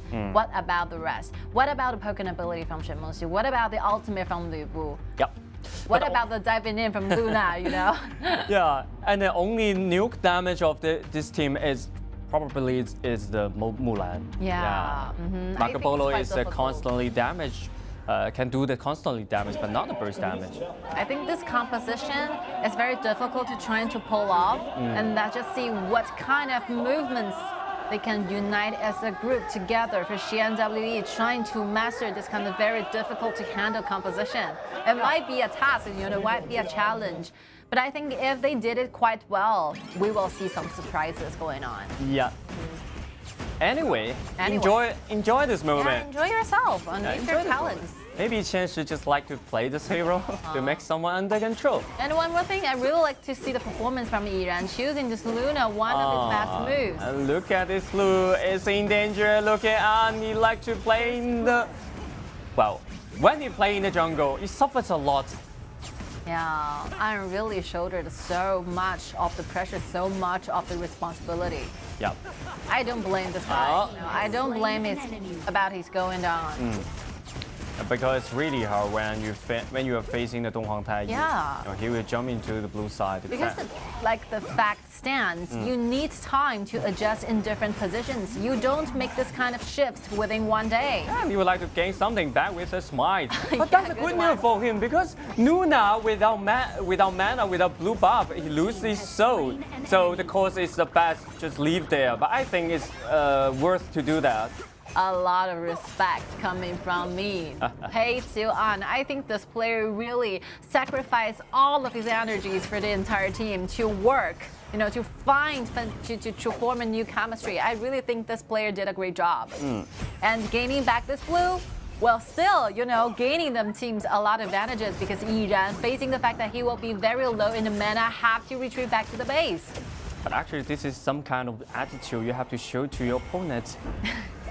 I lose something in my blue buff, I will get it back from your side. You're gonna pay, Yeah, you're pay gonna the pay. price of stealing my blue. When I lose today, I'm gonna pay back even harder. Yeah, An is the only one who have a triple, the double buff on his hand, even though he's being killed, being the very first blood spawn in for this match. But I think it's okay. Yeah, look at An. He's chasing after gaining the kill, maybe. without the flash, but with the help of the XiAn, he can just escape away. Yeah.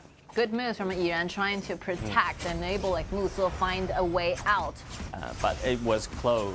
It was close. The second ability or this first ability CD of An maybe just 1 or 2 seconds.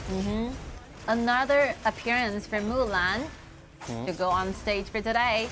A second chances and opportunity for us as a viewers trying to learn more, Oh, 4 against 1. Yeah, sandwiching. Oh, you don't have to do this, okay? Completely outnumbering your enemies. Xiaopeng really kind of suffering down there. Let's put down your phone and release your hand, please. And let's see what kind of things that TES can get in return. When they have 4 members appearing down in the bottom. And this is a classical game playing style. Yeah, just like 4 people gathering around and play the Zhang Liang, use the ultimate to hold someone down. That's brutal. Okay, look at the red. Forsaken Contract collect An. We're definitely gonna be the dead man. And Mulan trying to get inside friends and burst damage. 2-4-2 trade. And then Pena arrived, trying to trigger the real damage and gain the kill from Lu Bu. And then the double buff. Goes to the side for Pena. Oh, nice, completely good news for Marco Polo. Yeah. Marco Polo diving for gaining the red and the blue at the same time. It's a rare, very rare incident to happen. And let's see the replay right now. The team fights. Actually, it was top esports trying to make rotation to the red. And by the use of the ultimate together with the flicker, Sumo managed to take down double kill to his side, but nice rotation made by Pei and managed to go and be back at the same time. So in dealing a lot of damage to Sumo, there's no way Sumo can go. So Pei and gaining back some kills, favoring WE. Yeah, and that's not a good location for top esports during phase. Pei and standing right in front of the blue, waiting for it to spawn. And this message, this information will be passed through among their communications. WE know exactly when will be the last spawning time of this blue. Yeah. Wow, the push. Once again, Mulan follow up the damage and destroy Lady Sun instantly. And right now have to trigger the Howling Emblem to escape. And look at the mid lane, trying to find a kill onto Shi Mengxi once again, but Forsaken Contract won't allow that happen. I think Qianshi has been disappeared from the map for a very long time because Xiaopeng completely having no idea that there's an enemy hiding in the bush waiting for this moment to dive in. It's a completely successful ambush here, Sweat. Yeah. But you know what? I think An actually plays so aggressive in the early game and showed attitude in this game. But every time he jumps inside, just like hitting on the wall. XiAn, okay. That's what we call Zhang Liang. That's the answer from WE. Bottom lane, whoever goes to the bottom will be killed. With this kind of composition, with this kind of very perfect combo, using the ultimate together with anybody is available, like XiAn is available, An is available, Pei, and even Marco Polo can deal the same amount of damage. Yeah, you better move the way. Wow, like bottom lane is a very dark place for top esports to go. Very dangerous place. It's a dangerous place. It's like a dark forest. When you get into the bomb lane, you will lose. You get loose. But you know, the reason why WE choose to go all the forces onto the red is because they want to gain Marco Polo, the red buff, from their enemies. That's one true reason why they kept going on, kept the battling going on the bottom and trying to take control of the red buff. Red buff is extremely important for Marco Polo. Yeah. And right now they would like to invade the blue side. Look at the Nuna jump inside, like to find some damage, but it's not enough because it is so afraid of Zhang Liang, this hero. Wow, surprisingly, like WE is looking for 3 wins in a row after being totally defeated for 5 times in the previous 3 matches. Like 3 days of the matches. That's something. And they improved a lot. Improved a lot, like completely different teams. Yeah. So this is the feeling that they would like to remember. Yes. And look at the Lu Bu, it's been taken very low, and then Marco Polo will become rampage. Shimengxi trying to find a kill onto the Marco Polo, but the second ability will dodge the second round of the second ability of the Shimengxi. Crucial teamfight tank. Yeah. Soaking in almost 60% of the damage from the teamfight just now. Fast. Yep. No, Bast used to be a marksman for WE. He has been played a very good bottom laner for WE for a long time, and he has been resting also for almost a year, and right now changed the position into the support. I think he did a great job there. And let's see XiAn, how XiAn managed to get the kill using maybe, waiting for reimbursement. That's good. If you want to kill Nuna, yeah, Qianshi is definitely the key of that. Ooh, and Iran has been taken a have to interrupt the ultimate to get away. I think Iran have to accept the truth that he will not be seeing this blue buff again in the following up matchups. If TES really want to change the whole situation of the game, I think they should be going for a team fight. Yeah. If they can win one, they can manage to take this blue back. Or otherwise, I think their opponents will continue to. Oh, look at the second contract, but another damage will follow up or not. Oh, look at Zhang Fei. He issues his ultimate, but this kind of shield is not available and didn't work for Lu Bu. Oh, it's like a 4 against 5. That's the reason why WE has 1 man down. The damage and the member is not enough, and the flicker has been forced out with Iran's dive in. Managed to gain back one more thing, one more information, very crucial one, because Zhang Liang is not having this flash available for the next 2 seconds, next 2 minutes. I think they play so exciting in this game. Yeah, very excited. You know, you can basically feel the vibe here. Yeah. Engaging in any kind of team fights. You saw the chance, you grasped it, you started, and you take the battle. No matter your teammates arrive in the right position or not, I'm just gonna engage. You don't really care about the rest of your teammates, where they're standing is not that important. I want to engage, and here we go. Yeah, and they actually show a lot of individual ability in this game because they don't care about the teamwork. Yeah, pair him up with the flash. Yeah. Flexibility is the only. Trying to impact the blue. Nothing happened. Yep. No one's here. No one's gonna be the lucky guy. And look at the other side, Pens flanking into the backline, trying to find some damage in the backline, and then the blue buff will get by Nuna's might. Yeah, but see the soldiers right there, the top lane, the pressure is huge. I think before they trying to engage, I think top esports are usually trying to manage a little bit more about their waves. Yeah. And then the Shadow Tyrant will still by WE, and top esports seems to have no idea. Oh, the ultimate. Look at Zhang Fei, he issued the ultimate to retain the Donghuang Tai is being taken very low. Look at the other damage. Will come inside and Lam jump inside, have the kill onto the Donghuang Tai, and then the double kill back over to Lam. I think WWE is looking for more. With the minion alive in the mid, they can take down the tier 2 ready mid, and they're trying to make sure that the bottom lane, the waves are available. XiAn is heading to the bottom, making sure that the wave will continuously go in for the high ground tower. And the Overlord is available. I think WE can gain like 2 dragons in one roll. And one roll on well, that. Huge leading right now.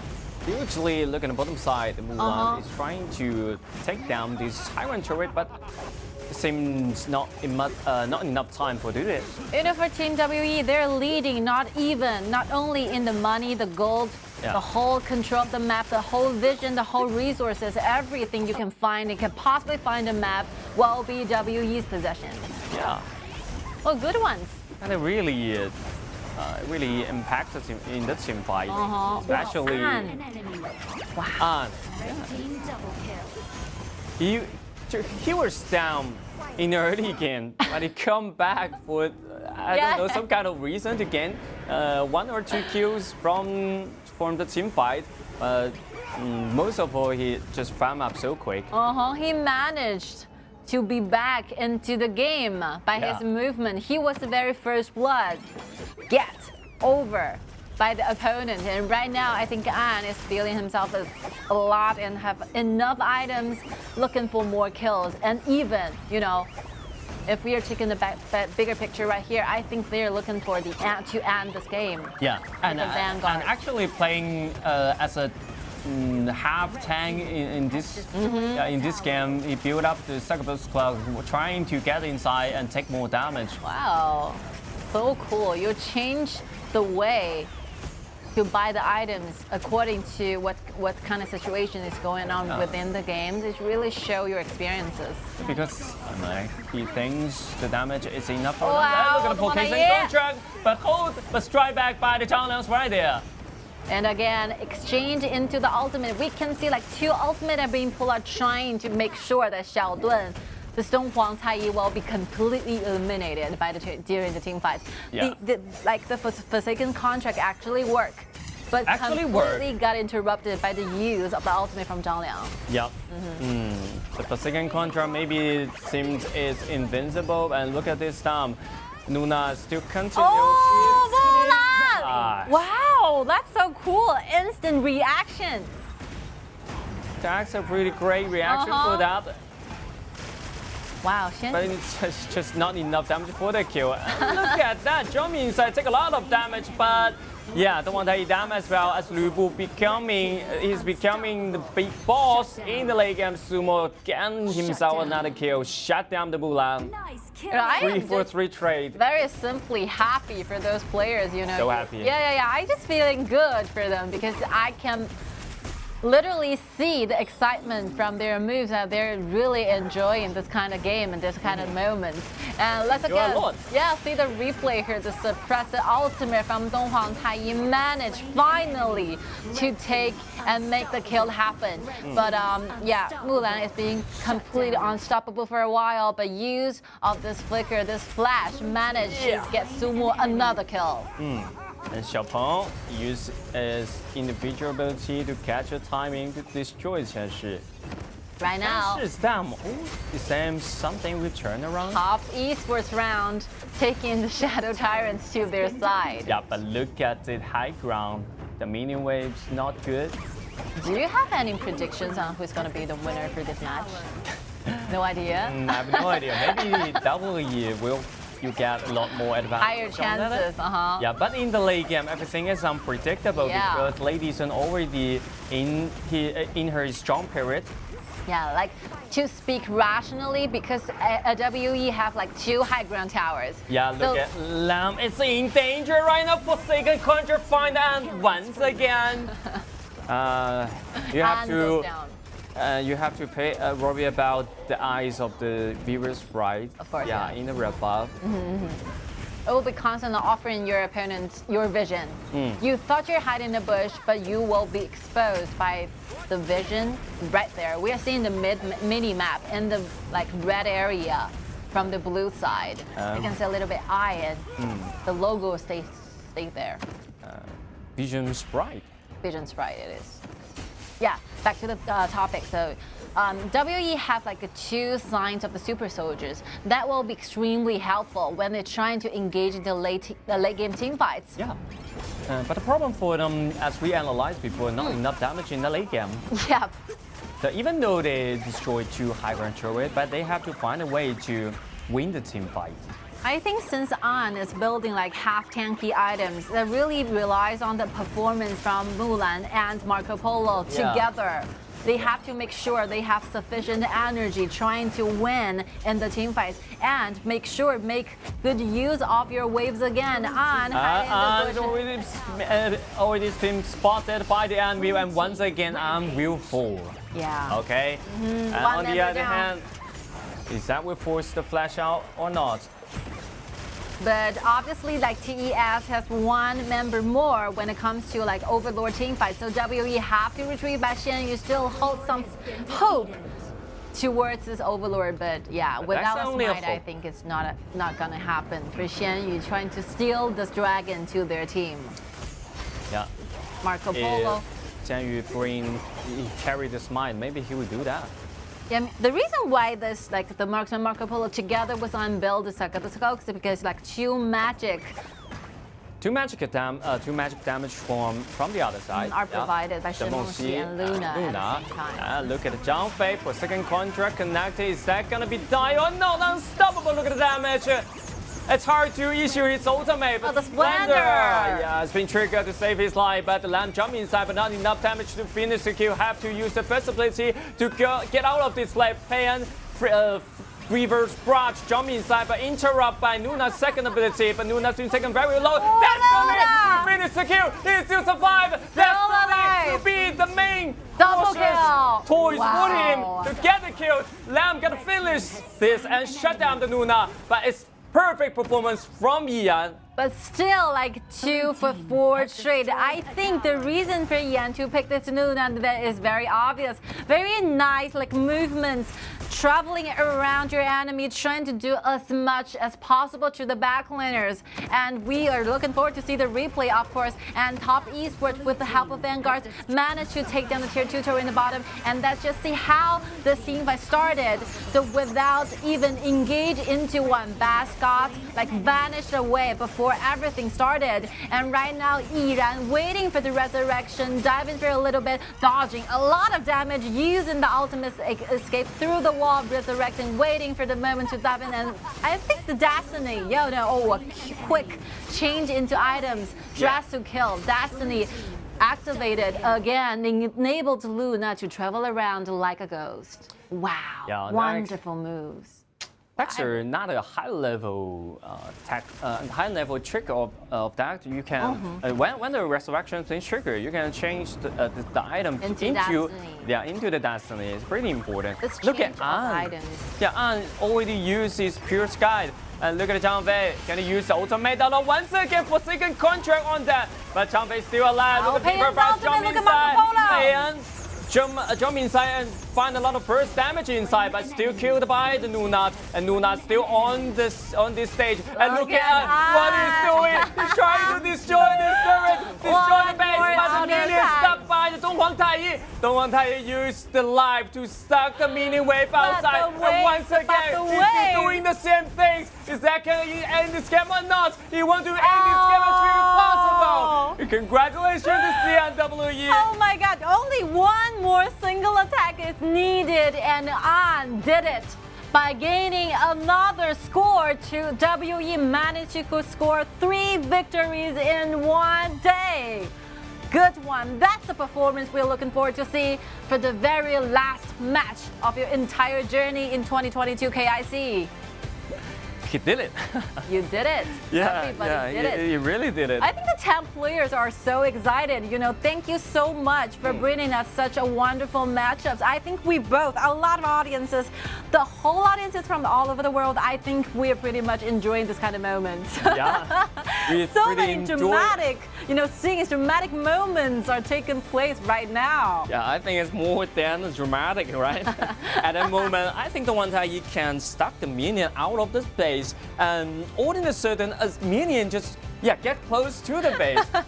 Yeah, definitely the perfect ally is your minion wave. So many things are in line. So Donghuang Taiyi retreat back, trying to stall the time, waiting for the team members to come around, and their own minions are spawned at the same time. But with one slight movement, An managed to take the minions inside the base, and with one more single out attack, he has managed to take the base away. Just so unpredictable, And at that time, I just figured out Luna is coming back. Maybe, that Luna is really impressive. Yeah, maybe An cannot finish this job, but he really did it. I don't know how this minion will jump into the base at final. So we have been analyzing it in a very, very rational way. So because of you gained 2 high ground tower advantage in the mid game, that's the reason why WE have such a good advantages in the waves, So that's a reason why they can have and can see the super soldiers in the base. So the foundation is really important. How you want to build up the entire process from the very beginning of the match, early game, mid game, late game. You want to make sure that you have as much tower as possible so that you can make your line a more advantageous one. So this is quite important because even though you can play just your competition can play a lot of damage, can do a lot of damage in the late game, but you lose to high ground turret, especially silent high ground turret. You will lose a lot of priority of this mid lane. So will cause this kind of base stealing will happen. I was just so great for us to having these chances to witness such a wonderful matchups. I never expect to see this whole thing going on between the battle of TES and WE. And WE, surprisingly, today they have 3 matches. They did not even score 1 point down before today's happened. So happy and that's so glad. That's a miracle. And a lot of changes, a lot of sudden changes are happening in their starting up list. But maybe that's a little bit late for that. Yeah. But I'm happy for them. Just they can find something back. You can find some feeling back. And just like you said, 3 games in total, 3 wins in a row. Yeah. If that can happen in the first day or the second day. Just imagine. Maybe something will change. Maybe there will be the one team on the one of the 4 scope. But you might feel late for KIC, but you're never so late for your future. So get ready to what will be happening eventually. So I think with the hope ahead, you will get it correctly. Okay, so MVP, no need to doubt for a little bit. No doubt. Directly go to An, even though he was the very first blood. Yeah, let's check the detail on that. QTES. Okay. Actually, one more. Good clean the wave. Yeah, and then just stuck this minion wave still outside this space. Yeah, once again, Super Soldier jump inside. Yeah, Super Soldier already in the... A destiny. That's what one true key items needed for An to stay 1 more second. And no matter Luna or Lam, Destiny is so important. Destiny really earned the king, earned the key of this game. We have a very famous quote from a Chinese caster. He has a destiny, and that's a reason Luna has performed so good during the early on team fights, and that's a reason why An can make this happen by stealing the base all by himself alone, doing solo work. Yep, and it's quite hard for that because you have to target on the base with accurate auto attack, because we can separate a lot of buttons. With the auto attack, one attack can target on the minions on the jungle, and one target for the people, and one target for the turret. At the last auto attack, he jumped to the minion, and then the second auto attack jumped to the base. So it's quite hard for that. And we are watching together the team standing right there, and that's congratulations again for AGWB, Hero, and EDG.M to be the final 4, making out among 10 teams. A lot of battles, a lot of very serious ones are taking place in previous matches, and together we have the honor to bring each of the medals and each of the casting to you. It's super excited to be here again. So our last battle will be taking place between in Beijing, WB, and CTG. And before that happens, we were ready to interview. Hello， 千世跟我们打个招呼吧。Hello， 大家好，我是西安 W 千世。All right, hello to you too. We are watching a lot of wonderful movement and strategies from your team just now happened. And tell me, just share with me, what is the true meaning and reason underlying with 3 victories getting back to your teams? 今天一天3场比赛，3场胜利，昨天晚上做了哪些转变呢？昨天晚上知道我们这没希望了嘛，然后就是放开包袱打吧，然后放平心态去打。So after knowing the fact that we are officially disqualified to the next round, we are just totally reflecting ourselves and trying to keep a very calm and stable mentality to conquer to each battles. So how do you feel, after the matchups early happened, because it's a really tense one? So 刚才其实是暗哥偷的水晶，非常激情的一个比赛啊。当时局内交流最后一波这个超级比，你们是怎么沟通的？所以暗哥可以去偷这个水晶呢？当时我们其实就在打团嘛，也没注意他去偷水晶，然后他就一直在说他去偷家了。然后当那个兵线被卡住的时候，就我们场上9个人都很急嘛，就8个人都很急，然后就看他们俩在那玩嘛。Okay, so by the time and the moment that I decide to go for the base, we are actually during the team fight. So we kind of lacking the knowledge and kind of does not notice the fact that he's trying to do this, but the minion just got stuck here. So every 9 players on set are so nervous about it. We pay so much attention to the things around the base, and finally he made this happen, and it's really impressive to watch at the same time to us too. 好的，谢谢千世，我们接受我们采访，真的未来的比赛继续加油，希望 WE 可以越打越好，谢谢千世。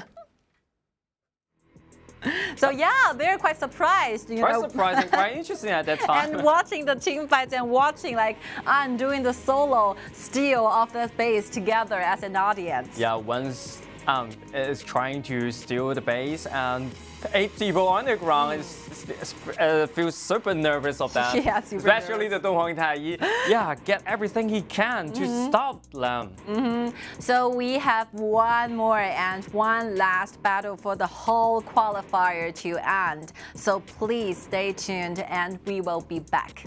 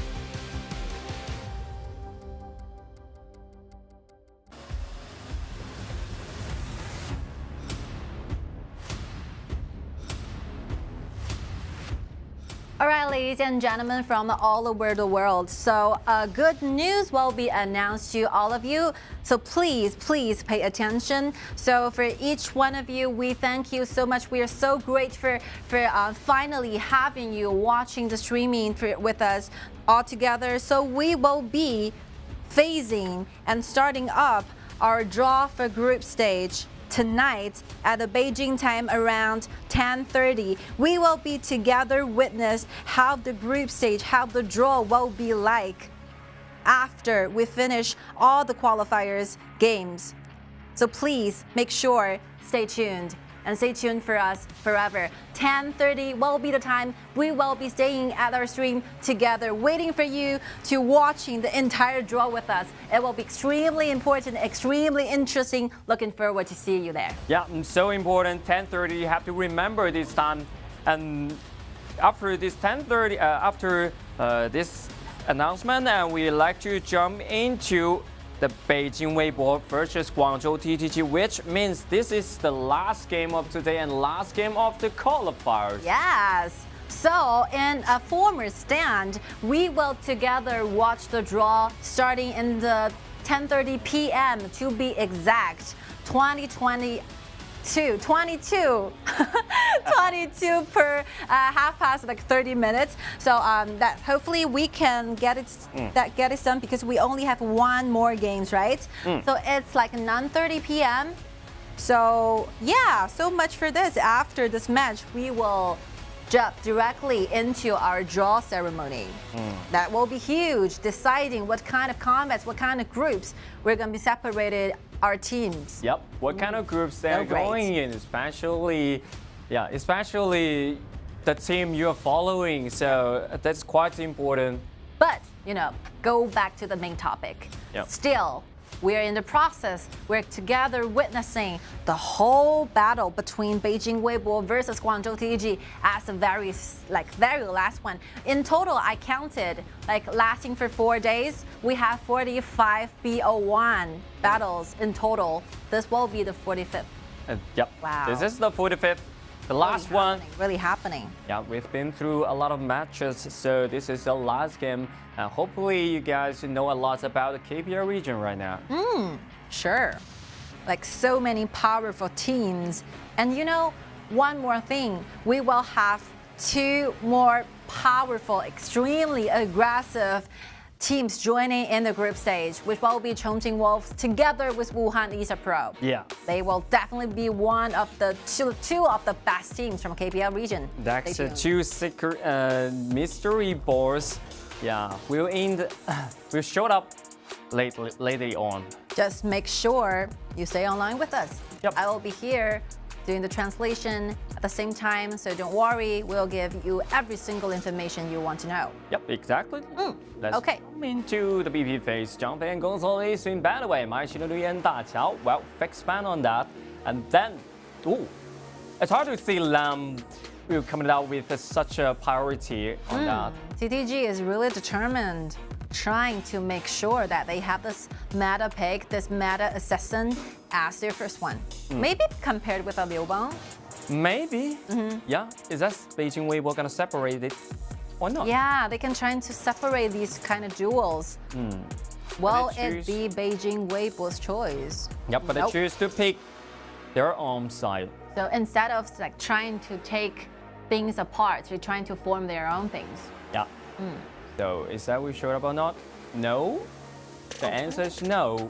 Will it be a mid Sun Bing or a support Sun Bing? Kind of worry about that. Maybe that's a mid because Zhu Wei used before and he won this game. Yeah. So that's swingy choice, As an opponent, Beijing Weibo really have to think carefully whether this Sun Bing will be goes in the side of the support or in the side of the mid. Yeah.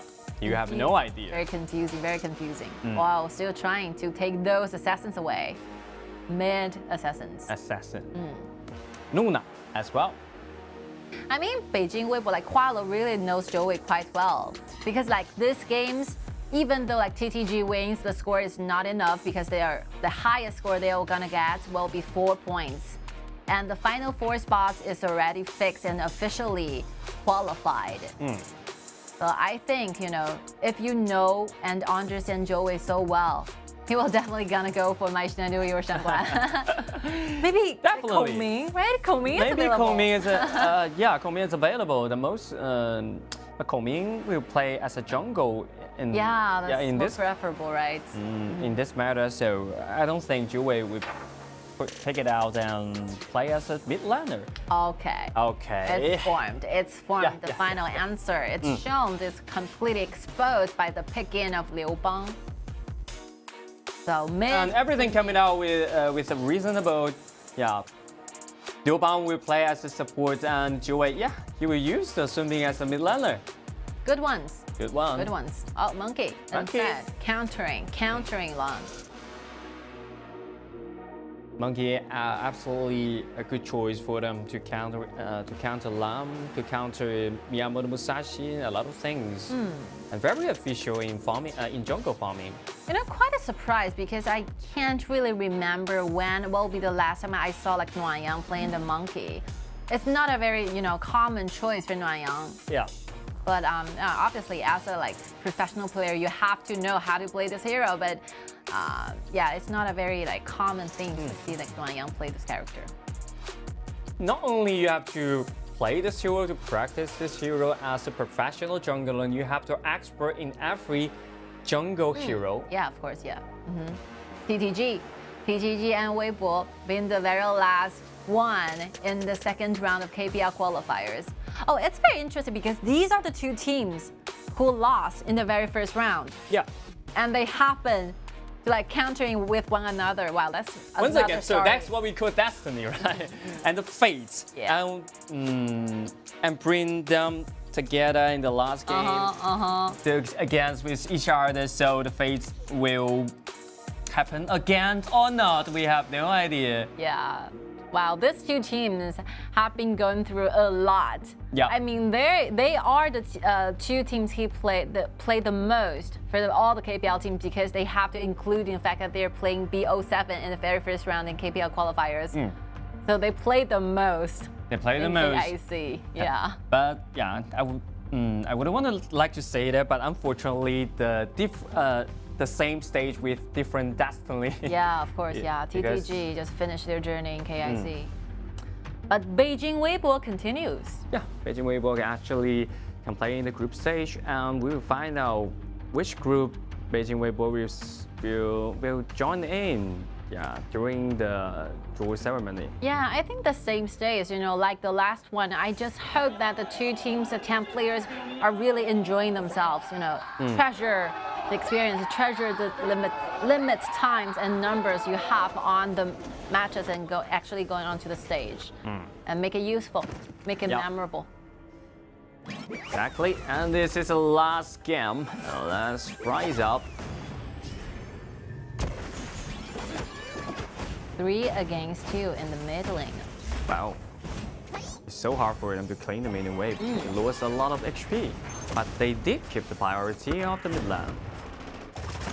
The River Sprite might go to Chelsea. Oh, a quick rotation made by EDG. Yeah, and the Zhou Wei switched the lane to the Crash lane.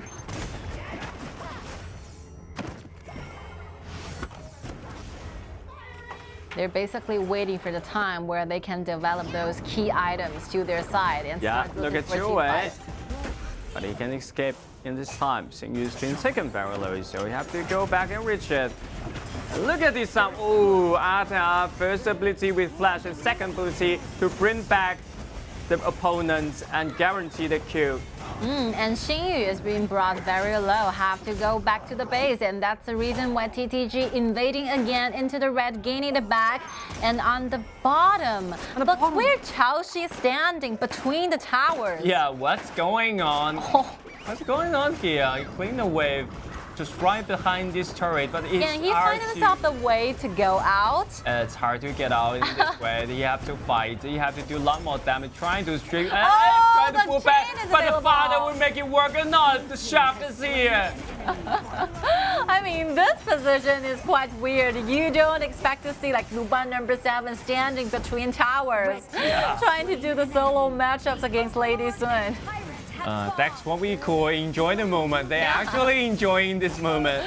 But the kills went over to TTG's. TTG like 2 against 1. And killing numbers. Yep. And the top lane, together the duel, the jungler and the top laner. Another trade because you spend a lot of resources in the bottom lane. Oh, that's so close. Yeah, that's so very close one. Without this diving into backlines, I think this Luban pair can find a way out. Yeah. A very good rotation by Buran. Finally finish a kill for their team. So the fact is, Luban number 7 have to stay belong the Luban master. Oh, ultimate trying to pull back. Oh, a lot of AoE, but the Luban can offer the shield, offer the protection for Shenzhen. And Lady Sun's been second, very low, have to get away. More. Yeah, so Lady Sun needs time to farm up, and Joey's hero like Sun being extremely weak in the early game, and Wave will find a loophole in this, trying to exerting a lot of huge, I could say like huge, massive stress to the bottom. Managed to take 1 tower down before it even hits to like 4 minutes. As Mountain issues his ultimate, takes some damage. Wow, look at Lam jumping into the back line and knocked down XiAn. It's in the wrong positioning, and Mountain isolated by the TTG. Went too deep. He went too deep. Went too deep, going too far. And now Buran gaining the double kill. Oh, the flash, find the control. And then can he trade back or not? No. Oh, no. Wow, Buran. Earned a lot of kills in the early game. That will cost him, gain him a lot of gold. I think the farming up for this particular character will be extremely fast.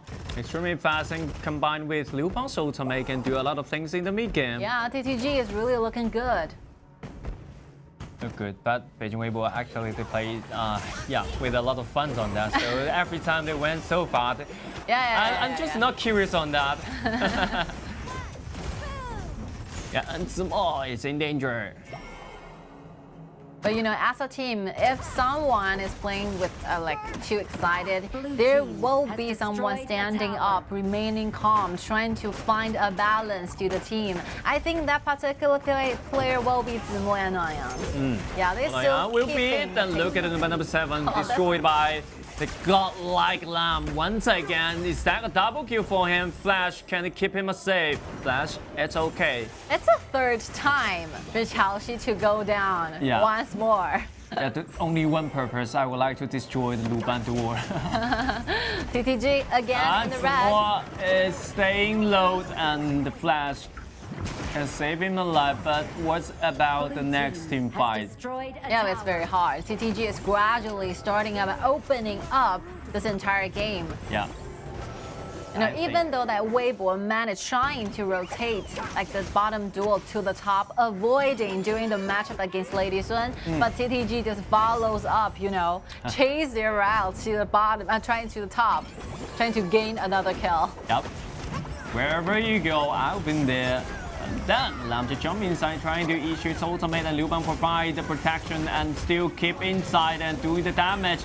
As Liu Bang and Ata jump inside, look at the burst damage inside. He's still alive, double kill back over to him. Changsha will be the shutdown guy, but it's not enough for them because Jacko 1-4-3 trade. Yeah, still favoring the side of TTG. TTG is really looking good because they're losing 1 member, but they got 3 kills in return. Yep, and the meter turret. Here.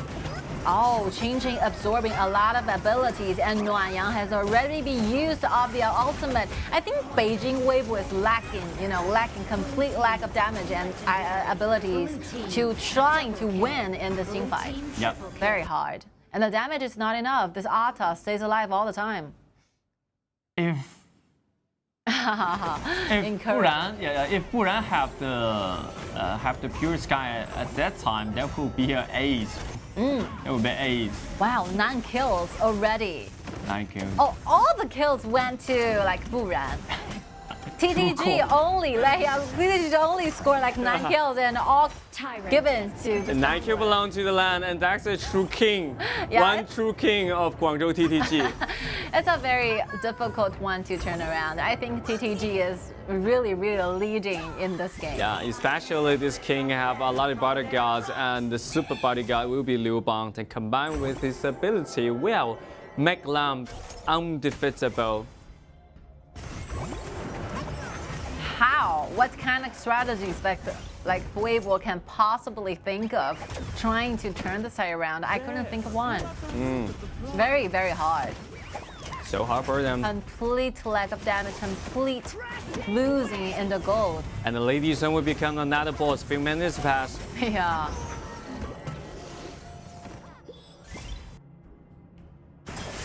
Wow, Buran. Level 13. Wow, the siege breaker is about He's gonna be a siege breaker. You don't want a pure sky. Oh, we're already done. Like 5 items in total. 8 minutes. 8 minutes, yeah, 8 minutes. Three items in deck out. Oh The gold difference, look at the gold here, like 8,000. And look at Monkey, 4,000. Oh my god. Make a simple calculation here. He won himself like 1,000 per minute. Yeah, 1,000 per minute. Almost like it because this is 8 minutes. More than 1,000 per minute. That's crazy. I would like to say that's crazy. Insane. How quick that this jungler got this kind of gold. Almost controlling every single common objectives on the map, and the waves and the kills all go to Buran. And then I would like to say he farmed up so quick, it's more quicker than I'm playing in ranking. Yeah.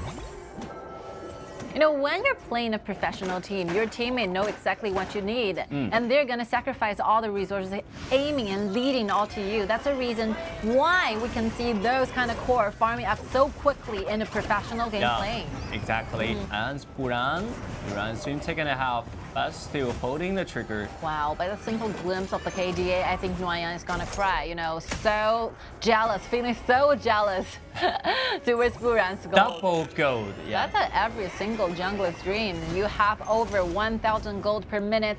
That's something that every jungler is looking for. Yeah, and you can look at the gold gap between the jungle. Actually, it's the team it's a team gap of that. Yeah, you can barely see the red ones. You know, when we're comparing like two differences in gold, especially come down to the junglers.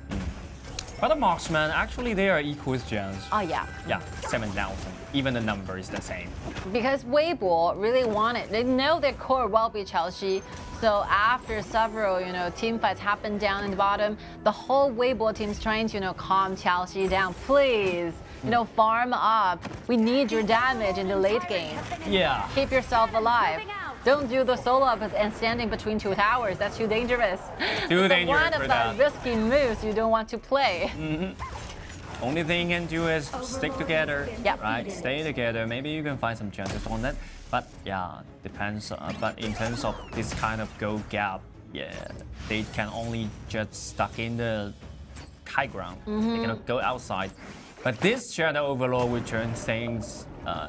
Will change a lot of things because your high ground tower will under a lot of threat. Yeah, it's very clear that TTG is patiently waiting for this common objective to turn into a darker version. Waiting for the Shadow Vanguards, waiting for the Overlord. They're getting like 2 dragons in one roll. That's a double Dragon Balls. Wow, TTG is basically waiting for the time to take the whole Vanguards to the high ground towers. Such a lead, such a huge lead, massive lead. That's a massive lead on that. Look at the secondary turret. Oh, Luban issues automate. Oh, that easily. But the fastest you use, the fastest you'll see, you can find your CD. Yeah, gain is back. available. That's one theory to explain this. Oh, look at this time. Mountain issues automate to dodge a lot of damage, and then Liu Bang being pulled back, and look at the damage jump inside. Wow, but Destiny is in trigger, not enough to finish the kill, and then Ata will stay inside.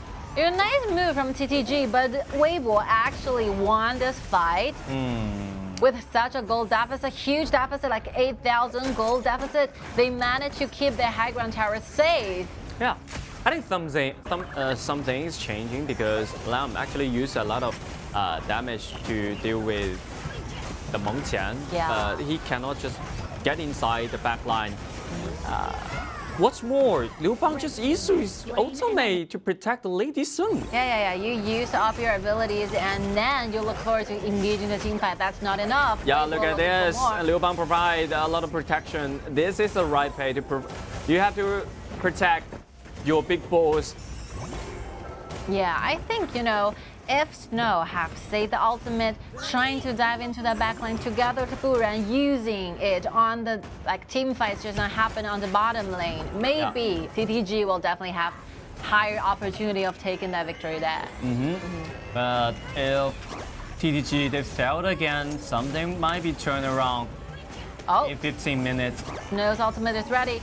Maybe TTG is looking for another engagement. Yeah, look at the Lam jumping inside, trying to find a kill on to Luban number 7. Luban number 7, but Luban number 7 extremely safe in that time because Luban must actually provide a chain so well. Yeah, that's a very cool slogan, Extreme rescue.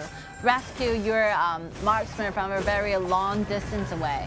Extreme rescue. I love that. Yes. Cool slogan, TTG. It seems very great. Right now, TTG cost the ultimate from Liu Bang. Together, the two were trying to get the kill over against Changsha, but with the chain offered by Liu Bang, make a miracle happen again. And right now, look at the dashboard. I mean, Changsha is chasing up so quickly. He almost got himself fully dagged. Only one block is missing. Well, Beijing Weibo turned this around. They still hold 3 high ground towers. I mean, even though they lost all the outer ones, but I think it's okay because the waves quality stay the same. So that's what I mean. If they failed again, that would be something happen and something we turn around. Look at Luan Yan's been taken very low and bring back by the opponent. So this is a point they lose a guy. Yeah. So TTG actually can go outside and take the Overlord. Take Overlord and the Tyrant easily.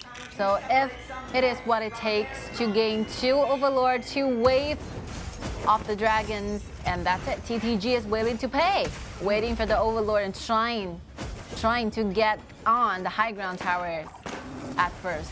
Okay, once again, silent come first, and then Simo's team taking a half issue is Flash trying to get out. The mid lane, high ground tower has been taken down, as well as the top lane. Yeah.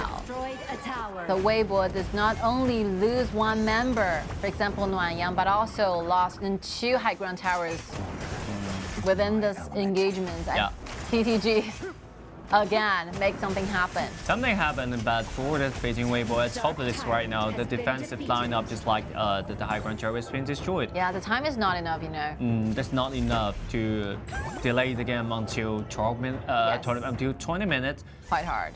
So hard because the bottom turret has been taken more than a half. So we can basically count it as 3 high ground towers because one simple 2 auto attacks available together with the waves. I think TianYun can get this tower down that easily. That's the damage from Lady Sun when you are fully dagged. 6 items in total. Yeah. 6 items in total, and use the first ability rolling rate, and then the enhanced attack can increase some damage distance.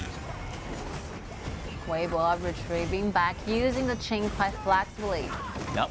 Beijing used the knockup trying to start. And ultimate being used to lock down the Meng Tian's right there, but Meng Tian's so tanky.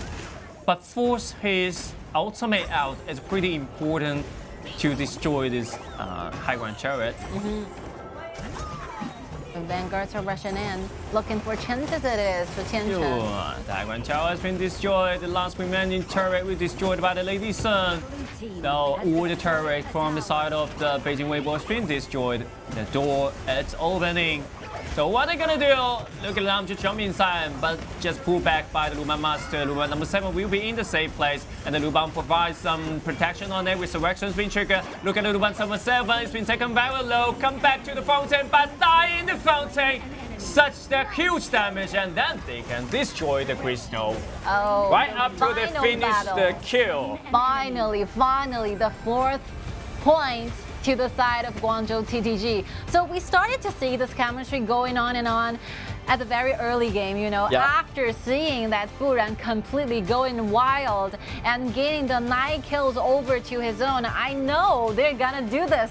They're gonna achieve this. They're gonna go for the kill and go for the base.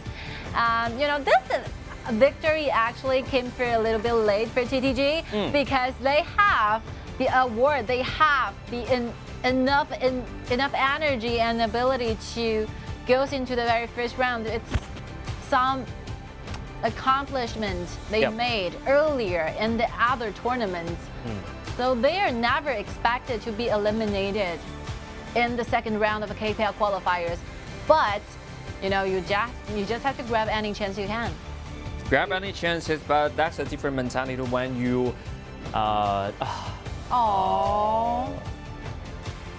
Wow, that's not a good that's thing a lot of see. emotional, I can't tell, but yeah, but I can feel that moment You because know, they really prepared for this stage for such that long time, and a lot of fans with a high expectation that they will perform well on the stage, but this time that's the esports. Something will happen in this time. You know, the saddest story I could possibly imagine is after you have won yourself a victory, but you watch back, you saw the facial expression from your coaches. He was completely crazily crying because you could have been the one make it to the group stage. Look at the, you know, all the teammates, they're like very good friends with the coaches, and right now Joey is trying his best, trying to comfort like Ying Kai for a little bit. It's a very sensational, emotional moment for this because every single player, every team wants to be the final winner. But one true crucial and very cruel reality is we only have one champion. We have only one champion. Yeah, of course, we only have 4 spots in the qualified, the second round. So that's the fact they have to face. But yeah, maybe that's a man. That's a tough guy in the daily life. But when you feel a lot of energy and emotion into a team, I think as a coach, this kind of failure may hit you at that moment. We saw this kind of scenario and this situation going on and on. I mean, we've been casting this Honor of Kings, KIC, KPL a lot of times, a lot of years. We have been witnessing the champion fall after gaining the champion cup, and you know that a lot of sudden changes, sudden things might happen in your whole professional career. So you know, the only thing you have to memorize is, you know, you have to tell yourself you always have your future ahead. You will not be taken down by the simple and very single failure. We totally understand that you don't want to see your coach cry after you win a match, but that's what happened. This is esports. You have to face the fact that we only have one spot remaining for the top one, the number one to stand in the pyramid. This is a world. This is how the world works. You have to accept the fact that. But you know, the chances are even to every single teams. You could be the one standing on the top of everything. Just try your best, try harder, and trying to find back in the following up season. I'm really looking forward to see like better version of TTG coming back to our game. Yeah. As we said before, that's not the end of the TTG disc. Of course. That's just the beginning for them. But it might be the new beginning. But at that moment, maybe some emotional triggers you. It's okay. Have to release. Have to release something because a lot of pressure just on his back. He feels so tight and and feels so nervous at that time. So he have to find some way to release. So tear maybe is a good way. I always enjoy, you know, seeing stories happen on stage. It's a very dramatic moment. I like this because we see the bonds. We see how they're craving for the final glory. How hard like Kier's really crying is because he's really craving for that final glory. They once had it to the grand finals. They like scored 3 like second places within 1 year. We only have 4 tournaments within 1 year, and TTG is the only one team who make it to the grand final for 3 times. That's a miracle. That's a whole story of how powerful this team as a team can be. So just find a way to get back. We expect you to perform better in the sprint season, and the opportunity will be provided. Don't give up. We have their beliefs. Yeah, we have to believe them. They will just gain everything back in the sprint season. So this is the end of this journey, but next journey will begin. Yeah, so I've said this, I will be quoted again. So that might be the journey, might be the ending point for 2022 KIC, because, literally they're running out of opportunity to continue doing the fights on stage, to show their talents, to show their individual talent to us. But you are never too late for your future. You have a lot of combats available in the future.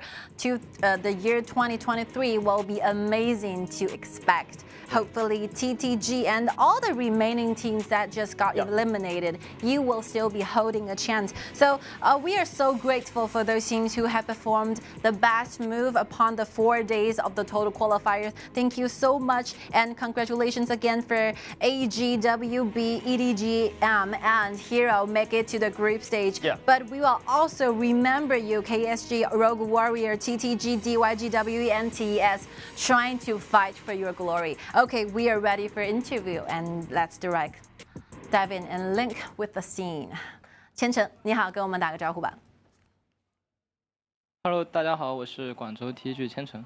Thank you for Chen to doing this interview with us. So we've mentioned this quite a sensational moments to your team. So please just share with us what will be the things you want to say to your teammates and the entire team. 刚才我们看到，其实，在教练席有一个非常感伤的镜头，所以其实别的不用多说，千成可以跟我们分享一下，有什么话此时此刻你想要和整个团队、和自己的队友、和自己的教练组讲的吗？打个气好吗？谢谢。就等一下，平复一下心情，我们非常理解。就大家都辛苦了，大家真的都很棒。不管是这样的 BP 还是就是每个队员操作啊什么的都特别棒，对，就希望不管以后怎么样，大家都永远敢打敢拼。Okay, so we've been through a lot as a team, so we think we performed in a perfect way, no matter how the works. Through our teammates and the BP from the coaches, I think we all performed the best, and hopefully we can stick it together as a team and forever and go for the final glory as a team in the future. 最好的祝福给到你们，谢谢千成接受我们的采访，休息一下，明年再战，加油！加油！ Well, I like the honesty, I like the honor, I like the resilience coming from Tianchen. Yeah. Thank you so much. So real for that, you already accept the fact, but just not a biggest or not a big impact for him. Yeah. He can just stay strong and move to the next round. You can never call an end to an esports player because the future waits ahead, and just wait for the right moment to begin with. But one more thing, the most important one is you never give up. Yep. That's the main motto. So, okay, so this will be all the battles for the second round of the KPL qualifiers. And again, we are so grateful to have you all as an audiences witnessing all the excitement moments and a lot of memorable moments. A lot of moments. Yeah, the last one we even saw we saw like laughter and tears in all. It will happen every year. It will happen a lot of times, but when really reach that timing, I also will feel sad of that. But that is a new beginning from this moment, because when the emotional you release all of that, it means the brand new start will continue. Of course. We've been like cast for a very long time, right? We've been together, witnessed the birth of like 13 champions in total since KPL, the very first one KPL started. And right now we're still waiting ahead for more champions to be birthed out and to be spawned. And for 2022 KIC, this will be the highest level tournament throughout the entire year. And we are together reaching out at the very end of the 2022. So hopefully every one of you, every single player, and we too, at the same time, make no regrets and trying to do your best in any kind of difficulties you face in your life. Yeah, because this time we have a lot of teams from other regions. Of course, from other areas. There will be a lot of stories will comes out into this KIC. Yeah. Just not only the KPL areas right now. There will be a lot of stories, and we can hear a lot of voice, and we can see a lot of different gaming style, different strategy, and different enthusiastic. Yes, of course. So you brought up a very interesting topic. So we are basically past 1/3 of the entire KIC format right now. We have been passed by the wild card qualifiers, which last for like 3 amazing days.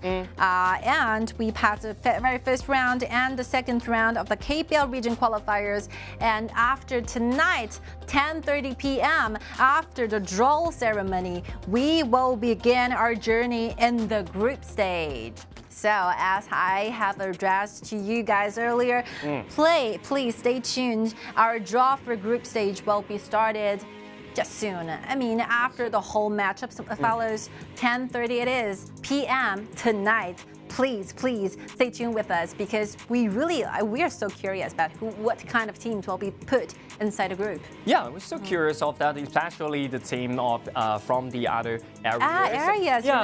Red Canids, Yala, Fatnova, Isurus, and not to mention E-Star and Wolf. Just curious of that if they will jump into the same group or they will separate for a lot of good, or some dramatic moment, just like a single team from other areas and with 3 or 5. With 3 or 4 KPL team inside. So please allow me to speak it for one last time. We're really looking forward to see you again in 10:30. Please stay tuned and we will be back. Thank you.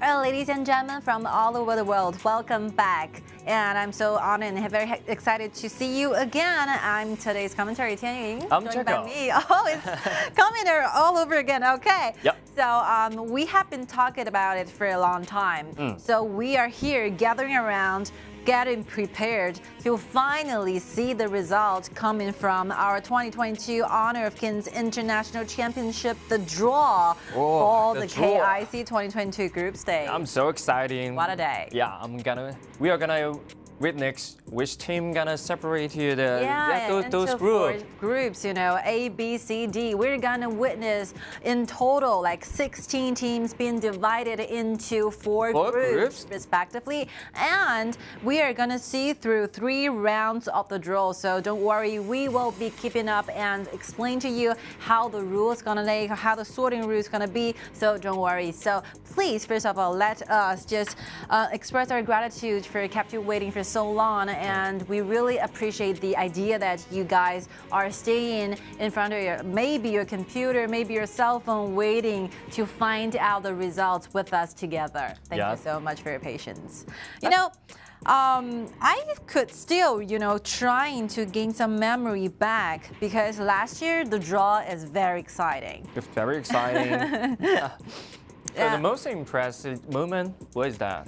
You are constantly trying to get the idea that who will be, the final 4 teams remaining in the one group. But the rules are kind of different because after like 3 rounds of the draws, our 16 teams will be divided into different groups, right? Yep. So in our group stage, as we have been mentioned for a lot of times, the group stage will be lasting for 2 weeks. That's a very long time, huh? And the 16 teams will be divided into 4 groups. So we will have like 4 teams. 4 teams in the group? In each group. And we call it Group A, Group B, Group C, and Group D. So in the very first round of the total draw, we will see a non-seed pool. And this pool is consistent of 8 teams. So these 8 teams will be like the 4 teams made it out of the wild card qualifiers. They will be Scars from Japan area, Gen G Esports from South Korea, Bacon Time from Thailand, and Impunity Esports from South Asia. Yep. And joined together by the 4 teams that came out of the second round of the KPL qualifier. They will be Chengdu AG, Beijing Weibo, Nanjing Hero, and Shanghai EDG.M. Yeah, as we just saw, these 4 teams made it out to the group stage. They will be witnessed. It will be put in the very first round of the draw. Will be called a non-seed pool. So our guests for the very first round of the draw will randomly draw 8 teams from non-seed pool in the order in A1, A2, B1, B2, etc. So the first round we will have like 2 teams divided into each group. Yep, 2 by 2. So we'll have like there's like 2 teams selected from the 8 ones we have previously mentioned about in Group A, and 2 the other in Group B.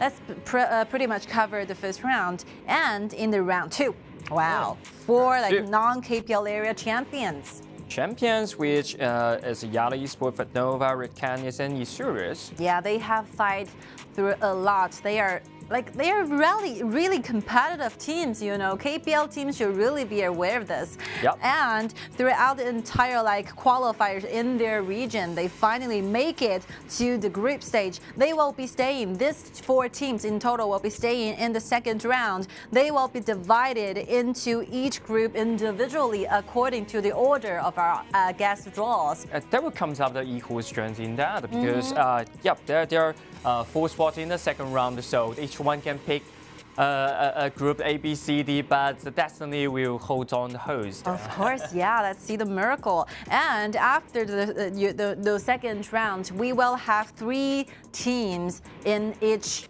groups, right? So the last round, the third round, will be taking place in a seed pool called a KPL area seed pool. So 4 teams will be staying in that pool, which are the first 2 ranking in the whole year of the score running, which are Wuhan ISA Pro and Chongqing Wolves, including the 2 teams that make it to the group stage directly during the very first round of the KPL qualifier. They will be Foshan DRGGK and XYG. Yep. In total, 4. That total 4 is quite important because they're a very strong team. So they actually put it in the 3rd round. Yeah. They are.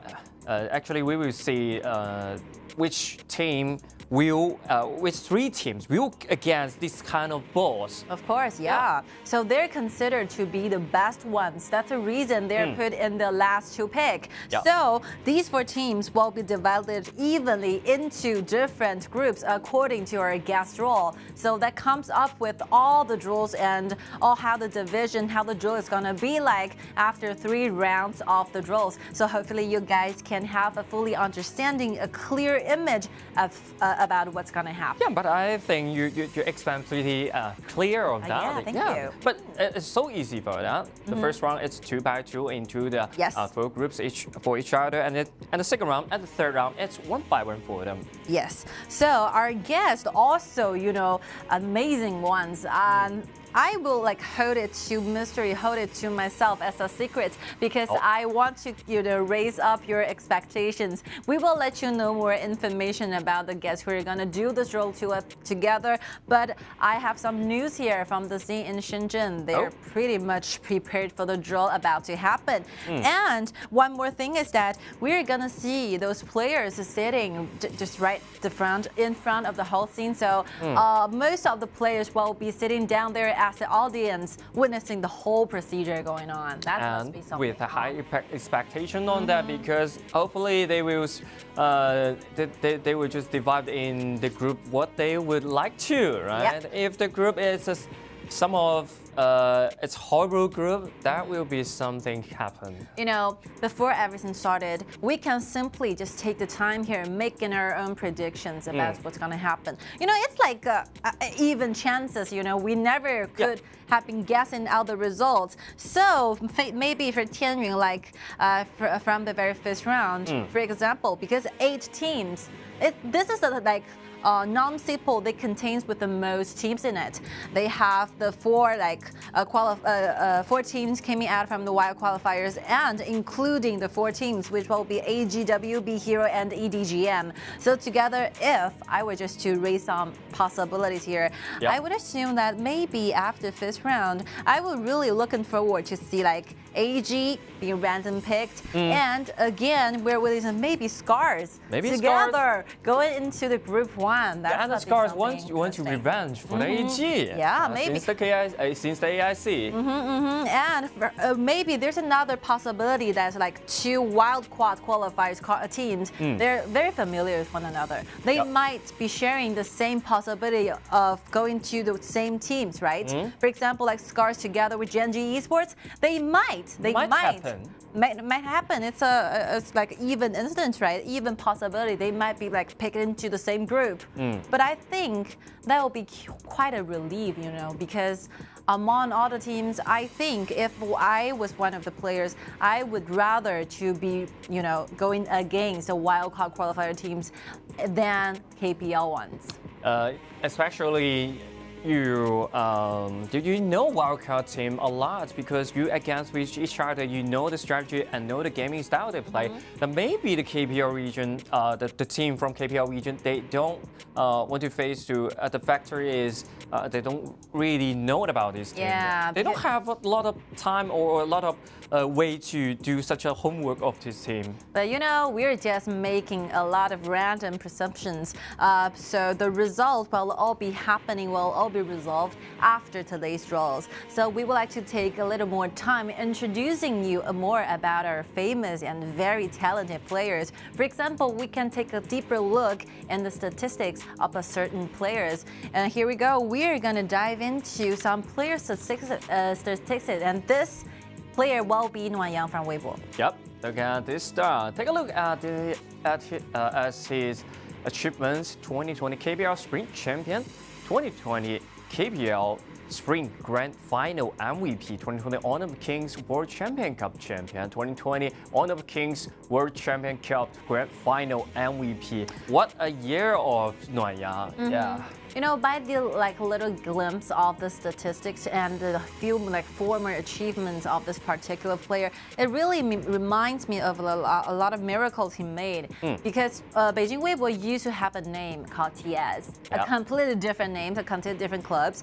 But Nuanyang has been staying in TES for a long time, and they actually made a miracle happen in the grand final where we're playing best of 7 format.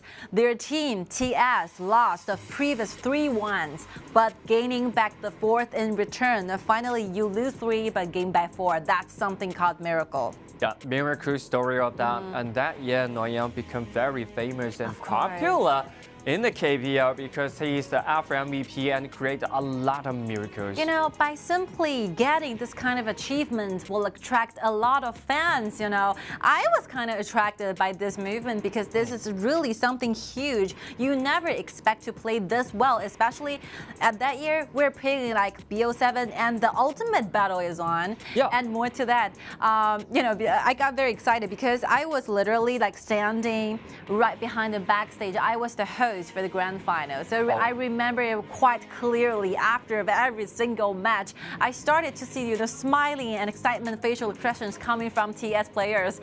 And he actually used a lot of not a very popular, not a very meta hero picks. For example, Li Bai. Yep, Li Bai. Han Xing. Wow. Wow, wow. That very to impressed hear. me. You cannot expect that Nuanyang will bring this kind of hero from ranking, from ranking to the grand final. That's a huge gap of that because, as we can see in this matter, Li Bai and Han Xing, it's hard to get on this stage.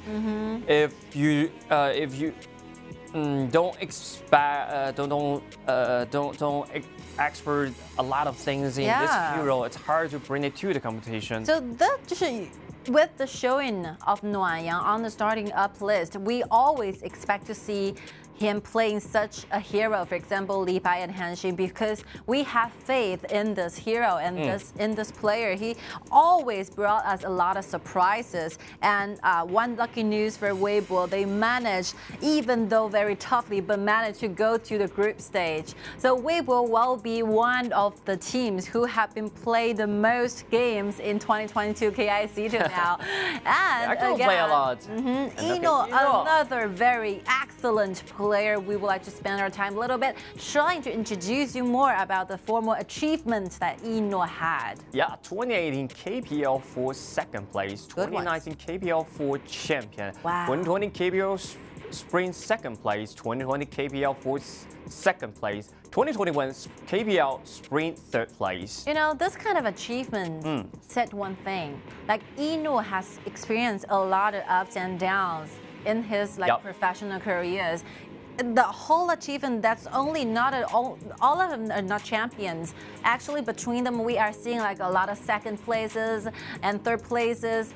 That shows like Ino have been struggling a lot. That's the reason why we feel so happy for him. So happy for him and see what he performs these 4 days. Yeah. It's just like that player, that Ino from 2019 already come back. Yeah, just came back. Ino started his career in a club called Black Bananas. We used to introduce you, and this ID will not be so unfamiliar to you guys. And he used to be a top laner, playing those kind of warriors, for example, like Guan Yu. Fu Zi. Fu Zi. A lot of popular heroes, especially in this current meta, is still like applying right now. And he was very famous for this kind of warrior character. And as the meta have changed, as the time goes by, Black Bananas changed into AG, and right now Ino will become one of the AG players. And more to that, he was gradually grow from a little kid to an adult, right? He's basically shouldering a lot of responsibility on his own, I think, on his own. That's why here we change a lot of position because he played the side lane first, and then when it turns to the AG, he played a jungler, and right now fixing the marksman. So a different change means he have a lot of ability trying to show that, but he have to pick one position, we will earn more opportunity to win the game. Yeah, he had been a core for a very long time, even though he played in different directions, or different positions, for example, like junglers, top laners, and marksmen. But one thing that does not change is that he will be constantly the core for AG. That's what makes Ino so important. So right now, he will become the leadership, like the team leader, trying to represent AG in total, like leading two of the very young players together as a team, trying to unite them into one. I think this really shows, personal growth. So I was really happy to witness the whole growth procedure of Ino. I really witnessed a lot of things have been gone through. A lot of difficulties have been conquered by this player. He used to be, very shy. Very shy. When I was trying to, do the interview with him, he did not like to watch you eye to eye because maybe feeling a little bit nervous, a little bit shy. But right now, watching him gradually becoming a mature adult really brings me but now it's better. A lot of memories. Become more mature when face to the camera. Yes, I'm really so funny. Appreciate it, and also so happy to see him grow into this kind of stage, mature, adult-like. Okay, the next one, No Fear from Hero.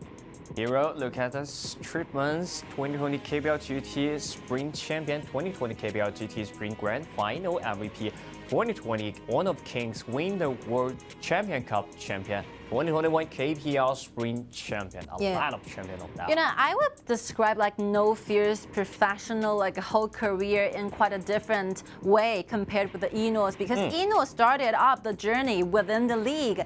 He was representing Black Bananas as a KPL player, but No Fear is one of the players who has been climbing up the stages, gradually, evolving from GT and to KPL and to KIC, blah blah blah. He's going through a lot of things. So started very beginning from KPL GT. I could still remember it's the day 2019. We're in Seoul, Korea, and that's the very first time I saw No Fear playing a game. Yeah, No Fear playing game, especially the KPL GT final when they lose. GOG, right? Representing GOG. Yeah, he's in the team called GOG, and they are faced to they face to the MTG in the grand final. But at that time, they lose 3 points at a time, and every game is a game point of the MTG, but they strike back beautifully and gain 4 points back. Of course. That's the second miracle. We always describe a miracle happen. One is the one Nuanyang made, and the other is this one, BO7, Wu Wei representing GOG made this happen against MTG. What's so more interesting, today, his opponent XiAn representing MTG, right? Yeah. So they used to be buddies standing side by side, being teammates in KSSC. Kunshan KSSC. Yeah, KSSC. They used to stand side by side as a teammate and then separated into 2 different esports clubs representing GOG and MTG respectively. And right now, they're joined KPL together, but also standing in completely different teams. But that's a different start because XiAn, at the first time, he should turn into the KPL directly. But No Fear, his very first time is in the KPL GT and joined into the GOG. When I see this player, I feel that's so talented. Talented players on that. And I knew he would become a superstar in the future and in the final. And he just plays so well in the game and gained the final MVP on that. He played the side lane. He played the side lane like Guan Yu and then the Ma Chao in this game, and also play Jin Lam, this kind of hero as a jungler. So he can play a side lane and as well as the jungler. And contribute a lot to the team. And for No Fear, I personally did a little research on him. You know, a very 100% winning rate when this player goes into grand final. Every single time this player goes in the grand final, he will become the champion. That's 100% of the winning rate when it comes to the final. That's something huge, right? Yeah, that's something huge achievement. And now EDG.M 宁志 2018 KPL Spring Champion, 2018 KPL 4 Champion, 2018 Honor of Kings Win the Champion Cup Champion, 2018 that's a very old school player, you know. But you know, taking the fact that the best achievement for this player will be dated back to the year 2018. That really speak up for some truth there. The reason why we held such a high expectation towards Shanghai EDG.M is because they have really suffered a lot. In the year between 2019, 2020, 2021, we barely see this club living. You know, they continuously stayed in the Group B in KPL regions. They are completely living in the lowest group in KPL. Yeah, always struggle. Yeah, and by the very beginning of this year, 2022, EDG.M started to fight back. After 3 years of completely countless battling, countless hard working, they finally find their way back into the game. That's what makes EDG.M's game so touching. We are so completely overwhelmed by their soldier morale, their ungiving up truth. So I really like Ningzhi representing EDG.M all the time. That story is so touching because we haven't seen EDG.M perform so well since 2018. Wow, right? three years in a row. 3 years, and come to this year, it's already nearly to 4 years, right? 4 years, and they come back. They've been to the top in the 2018, and they fall to the bottom, and last almost 3 or 4 years. Yeah, they stayed in the bottom for almost 3 years. All the 3 years, and right now they already come back and earn their group stage, that's the spot of the group stage. So that's definitely difficult for them. And Ningzhi provide a lot of help for the team, especially as their old player and most experienced players. Yeah, because I started, doing my caster job started in the year of 2018. EDG.M, I remember every single match of them trying to be the most competitive one. They actually, came and become something, achieved something in the year of 2018. But after, several meta changes, after several changes in their coach system, in their starting up list, they have been facing a lot of difficulties, trying to struggle themselves in the lowest position for 3 years.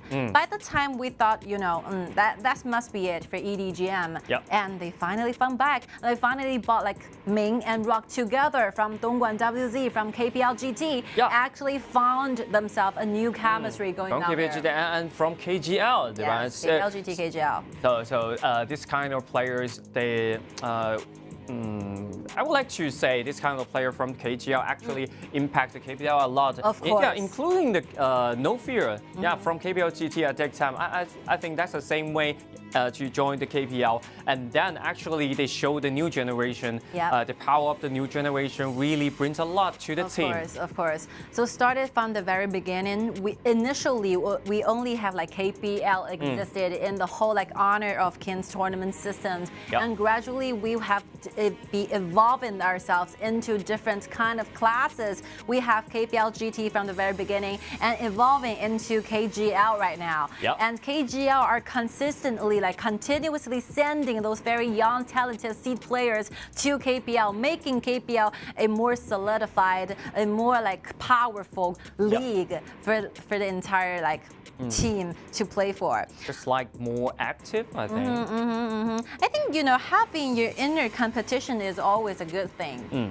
Within a game, we will always have some substitute in your position. While you're playing on the starting up list, you will feel stressful. When there's some player, maybe have higher talents than you, waiting for the right chance to take your place. That's a fact. That's a trouble factor on that. But you have to face that because when you are on the stage, you responsible for this team. And if you play not that well, always a young man with high talent will replace you. Because we have been talking about this topic for a very long time. As an esports athlete, you are born to have very limited and very short career time. Yep. Maybe 2 years, 3 years will be your limitations. So you really need to grab every single chances. Every single match will be your only chance to trying to show off your limitation, your talents, I would say. And we are seeing like 4 top like superstars players from the 4 teams made out of the second round of the KPL qualifiers. We could spend more time talking about those who won through the first one. They will be Foshan, DRG, GK, and XYG. Starting from XYG, because you definitely have, be more familiar with XYG. So familiar because XYG actually grew up so fast. Under your eyes, you've been just passing their under games my eyes. I continuously forever. A lot. Yeah, they raised up from the underground. From the underground and then to the KGL and then to the KPL. Just straight to the KGL. Straight to the went straight to the KPL. I was such a surprise of that, but it proves so well. They're growing, they're really so fast. growing as a team. Because my first time I ever like having face-to-face time and experiences with XYG. Well, we did it back to like 2 years ago, maybe. It's not a KGL competition. It's not a KPL competition. It's a lower grade of the competition. But the starting up list, I'm like the 5 players still stayed the same. They have been going through a lot together. They're traveling on their journey from the very beginning, the very first step, and first 1, 2, 3 to the grand final, which will be the KPL. So the starting 5 players stayed the same. That's something huge. You sometimes you need an extra new one, trying to bring some new vibe here. But they're basically just changing their own selves and trying to become a better version of themselves. Yep, they bound together so close, and that's another factor why they so impressed me, because wow, these 5 boys, they actually play together from the underground and then to the KGL to KPL. Until now, they haven't changed any one of that. No substitution on that. And XYG also, it's a team have a huge number of fans. And every single player inside also have huge number of fans on that. Of course. So much for the introduction of all the teams. I think we are ready for the final glory and the draw ceremony.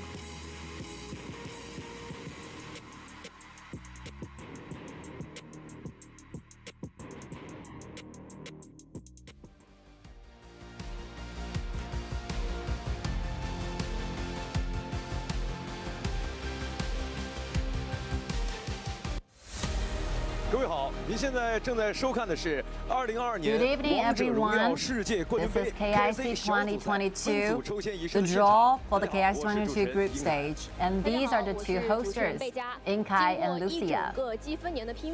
So after a whole year of countless battles and fierce battles in the wildcard qualifiers, in total 6 teams, including the ones we have been witnessing before, fight their way into the group stage. Finally, we're here gathering around, watching the draw for the KIC2022. Among the 16 teams, 8 teams from KPL area and the rest teams will be from non-KPL areas. We will be divided into 4 groups, A, B, C, D, accordingly. So there are 4 teams for each group, and the fight will be taking place within the group.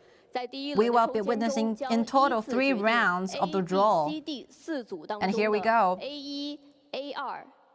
After the first round of the draw, the 8 teams will be randomly choosing in the non-seed pool in order A1, A2, B1, B2, C1, C2, D1, D2.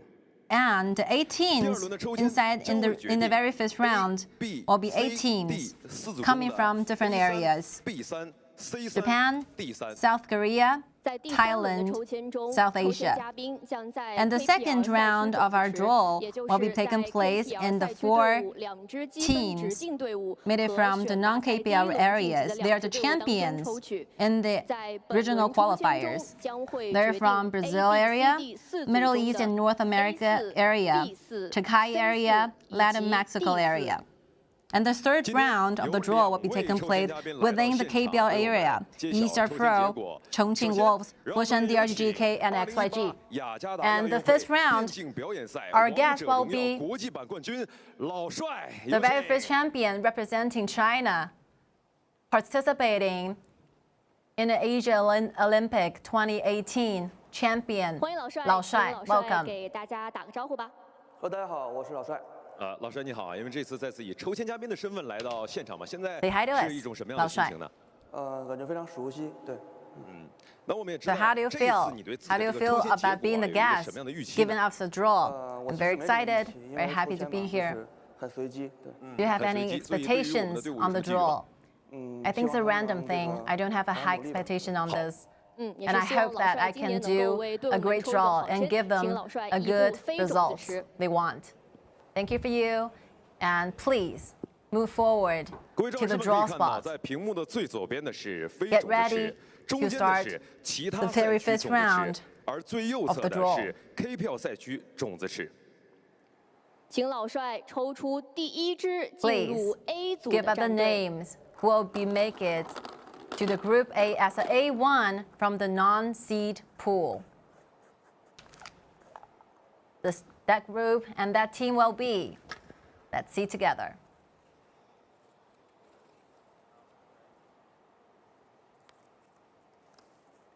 Nanjing Hero.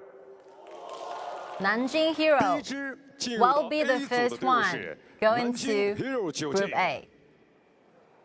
A1. And next, 请老帅抽 we're 出 gonna 第二支进入 A ask 组 Lao 的战 Shai 队。 to pick one team from the rest team as an A2. The second team goes to Group A. That team will be.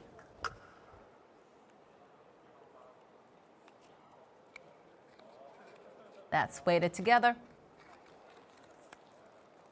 The name of the team, Genji Esports. 第二支进入到 A 组的战队是 Genji Esports will be the second team to go to Group A in the group 请老 stage. 帅抽出第一支进入 B 组 And 的 right now, 战队。 let's move on to Group B. Please, Lao Shai, randomly choose and pick one team as B1.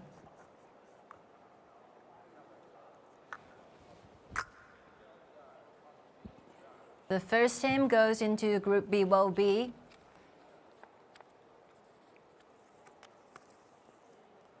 Shanghai EDG.M. Shanghai EDG.M will be the first team go into the Group B during the group stage. And right now, the next move, we're going to witness together who will be the second team make it as a second one in Group B. The name of that team will be, let's wait and see.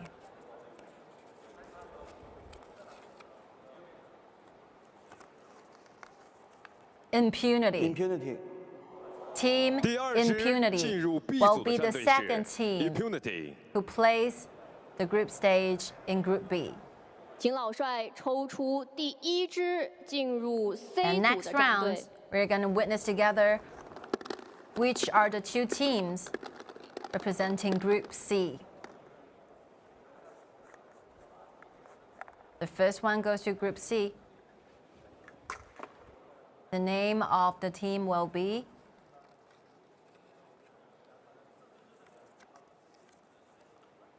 Chengdu AG. 第一支进入到 C 组的队伍是 C1 成都 AG Chengdu 超 AG 晚会。 And right now, we're gonna 请老 together 帅抽 witness 出第二支进入 which C team 组 will 的战 be 队。 the second one playing the group stage in Group C.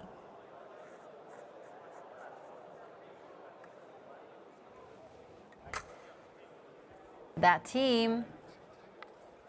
Let's hold our breath together. The name of the team will be Scars. 第2支进入到 C 组的队伍是 Scars。 And the remaining 2 will 请 be 老帅抽 representing 出 Group 第1支 D. 进入 D 组的战队。 D1, the team for D1.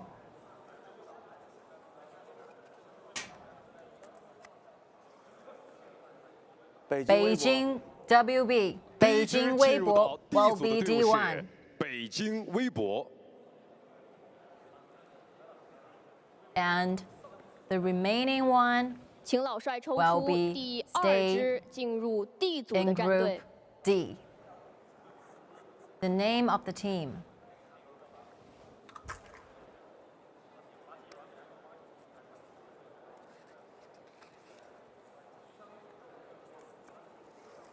It's bacon time. 第2支进入到 D 组的队 The 伍是 second Bacon Time。 team goes to Group D will be bacon time. 好的，感谢老帅，请 Thank 老 you 帅 so 移步 much. 台侧。老帅, thank you so much for doing 有 this. 请老帅。 Please, 想问一下， Stand 对这 near 个 me 抽签结 and 果满意吗？ what do you feel about the result of the draw? 因为 I think, 现在 yeah, 4 个 it's 组 quite 里面都 even 抽到了 because 2 支 they're 队 quite 伍啊，你觉得 evenly 说 divided 哪 into different 哪 groups. 个分组可能会更强一点呢？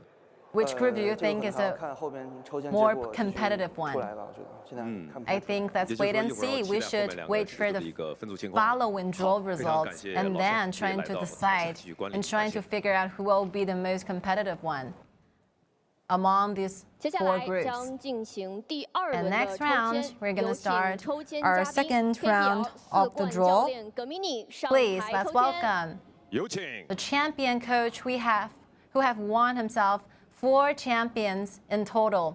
Welcome, Gamini. 好，欢迎葛米尼来到抽签现场啊！再 Welcome 次 to 以 our 抽签 scene, 嘉宾的 standing 身份来 beside 到 us. 这里，现在心情怎么样？ Again, as a 觉得很 guest, 荣幸来到这个 we're going to do the draw for us. 因为大家 How 对 do 你 you 的这 feel? 个结 It's 果 my 非常 honor to 期 be 待啊 here. 你对于自己的抽签结果 We're very 会有什么样的预 expected 期呢？我觉得就 to see you 随机嘛 here. 对吧？就都可 What do 以。 you 都可以，所以一会 hold 儿看 on 你 this 的 draw? 这个抽签结果了， I think 好不 it's 好？ a 我们期待 random 一下。 thing 好， to 请 see 葛 the 米尼移步 results. 到其 We're all 他 looking 赛区 forward 种子池 to。see the outcomes. All right, Gamini, please move towards the draw.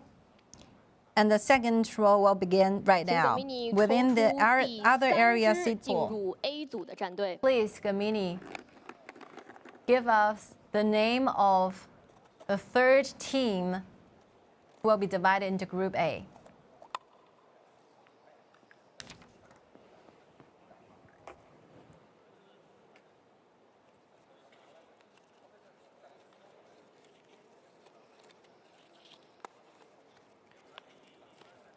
ISG 第3支进入到 A 组的队伍 The 是 third team ISG。 goes into Group A will be ISG. 请葛米尼 It's 抽 serious. 出第3支进入 Please. B 组的战队。 Let us together witness the 3rd team who will be playing the group stage in Group B. The name of the team will be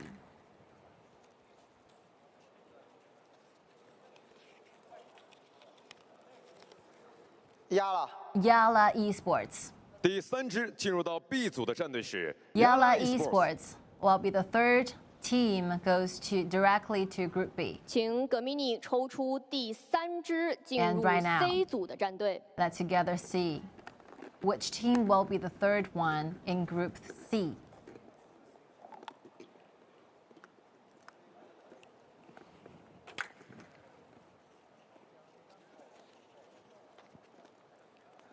The name of the team is Red Canids.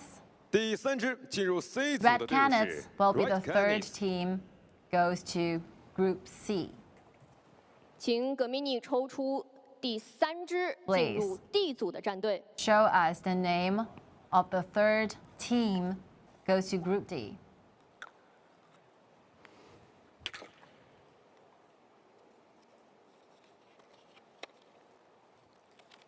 The 3rd team goes to Group D is 第 Nova 3支进 Esports. 入到 D 组的队伍是 Food Nova。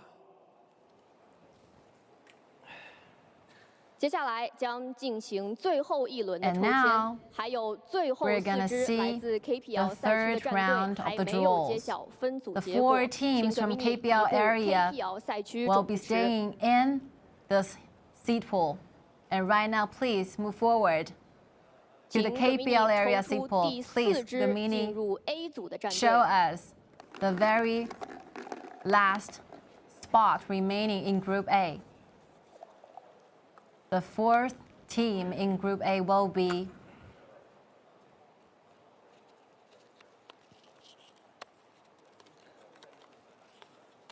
Wuhan E-Star Pro. Wuhan E-Star Pro. 第4支进入 A 组的队伍是武 The 汉 4th E-Star team make Pro it to the Group A will be Wuhan E-Star Pro. 请葛米尼抽出第4支进 And 入 right now, B 组的战队。 please let us know the 4th team make it to the Group B.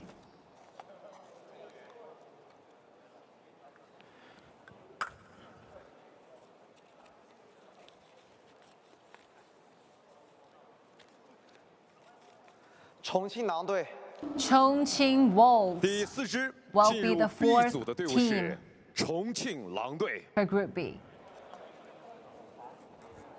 请葛米尼抽出第4支进入 C 组的战队。 And now we're going to together see who will be the 4th team in Group C.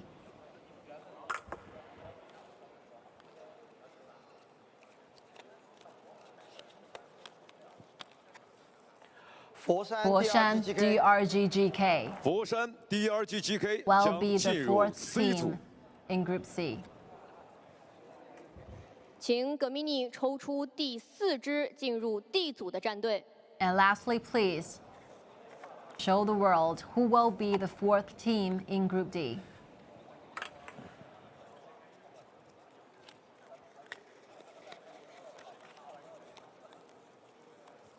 XYG XYG will 进 be 入 the D 组的第 final 4支队伍 team 是 for Group D. XYG。 4th. 感谢葛米尼， Thank 请 you. 葛米尼 Thank 移 you 步 so 海侧 much for doing the whole 谢谢。 draw for us. Thank you, Gamini. 我们知道，其实葛米尼，我们 As 这 we 个 all 抽签 know 结果出来之后，你个人是满意的吗？ Gamini, are you 我觉得 satisfied 都 with 很 your 平均吧， result? 我觉得差不 I 太 think 多 it's 每个 evenly 都 distributed. 你觉得如 I 果 think 真 each 的要 group 说， holds 可能哪一组 a 难一 very 点 good 的话，你的倾向是？ opportunity to be the most 这 competitive 就是差不太 ones. 多，很平均。对。 Is it going 那这样的话，我 against 们每一 like 组的分组 the 已 way 经 you 确定了， anticipated 我 it? 们 I 请 think 葛 pretty 米尼移步 much. 台侧，感谢。 And thank you for doing this for us. Gamini, please have a seat. 抽签结果已经 The 全部公布。 results 接下来我宣布 are all there. ，2022年王者荣 And 耀 right 世界 now, 冠军杯 2022 小组赛抽签 KIC 仪式 The 圆满 draw 结束。让我 The 们共 group 同 stage 期待 went 世界 to the 冠军杯 perfect end, KIC 小组 and 赛 that 的开 together 启。 witnessed 希望所有战队 the 都 group 能在 stage 世冠的舞台上展现风采， how those 不 teams 断 are going to 前 perform 行 the 我们 plays and the 小组 battles 赛 in the 再 group 见 stage. And we together looking forward to see you guys during the group stage. Thank you so much for staying with us. And that's the draw results for 4 teams.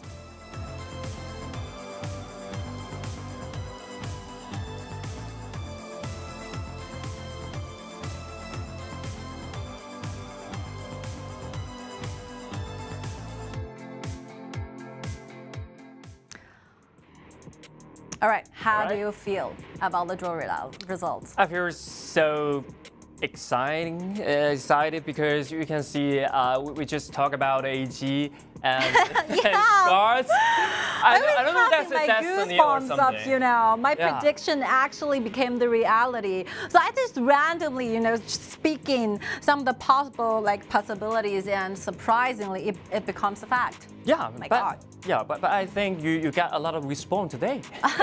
Thank you.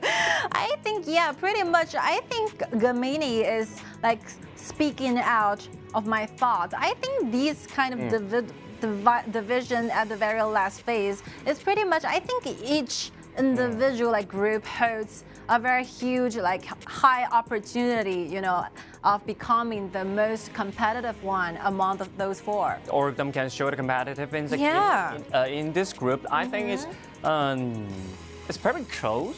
And the strength of them is very close. I'm really like excited to see that like two teams from KPL area combining plus like the non-KPL area teams, like 2+2 for each group. Yeah. Wow. And this is a 2+2. So I think a lot of things might happen, and we are gonna see more impressive moves. A lot of more wonderful battles will be taking place in the group stage. So please stay tuned. We will be hoping to see you guys together, and together please watch the stream with us. We're looking forward to see you in the group stage.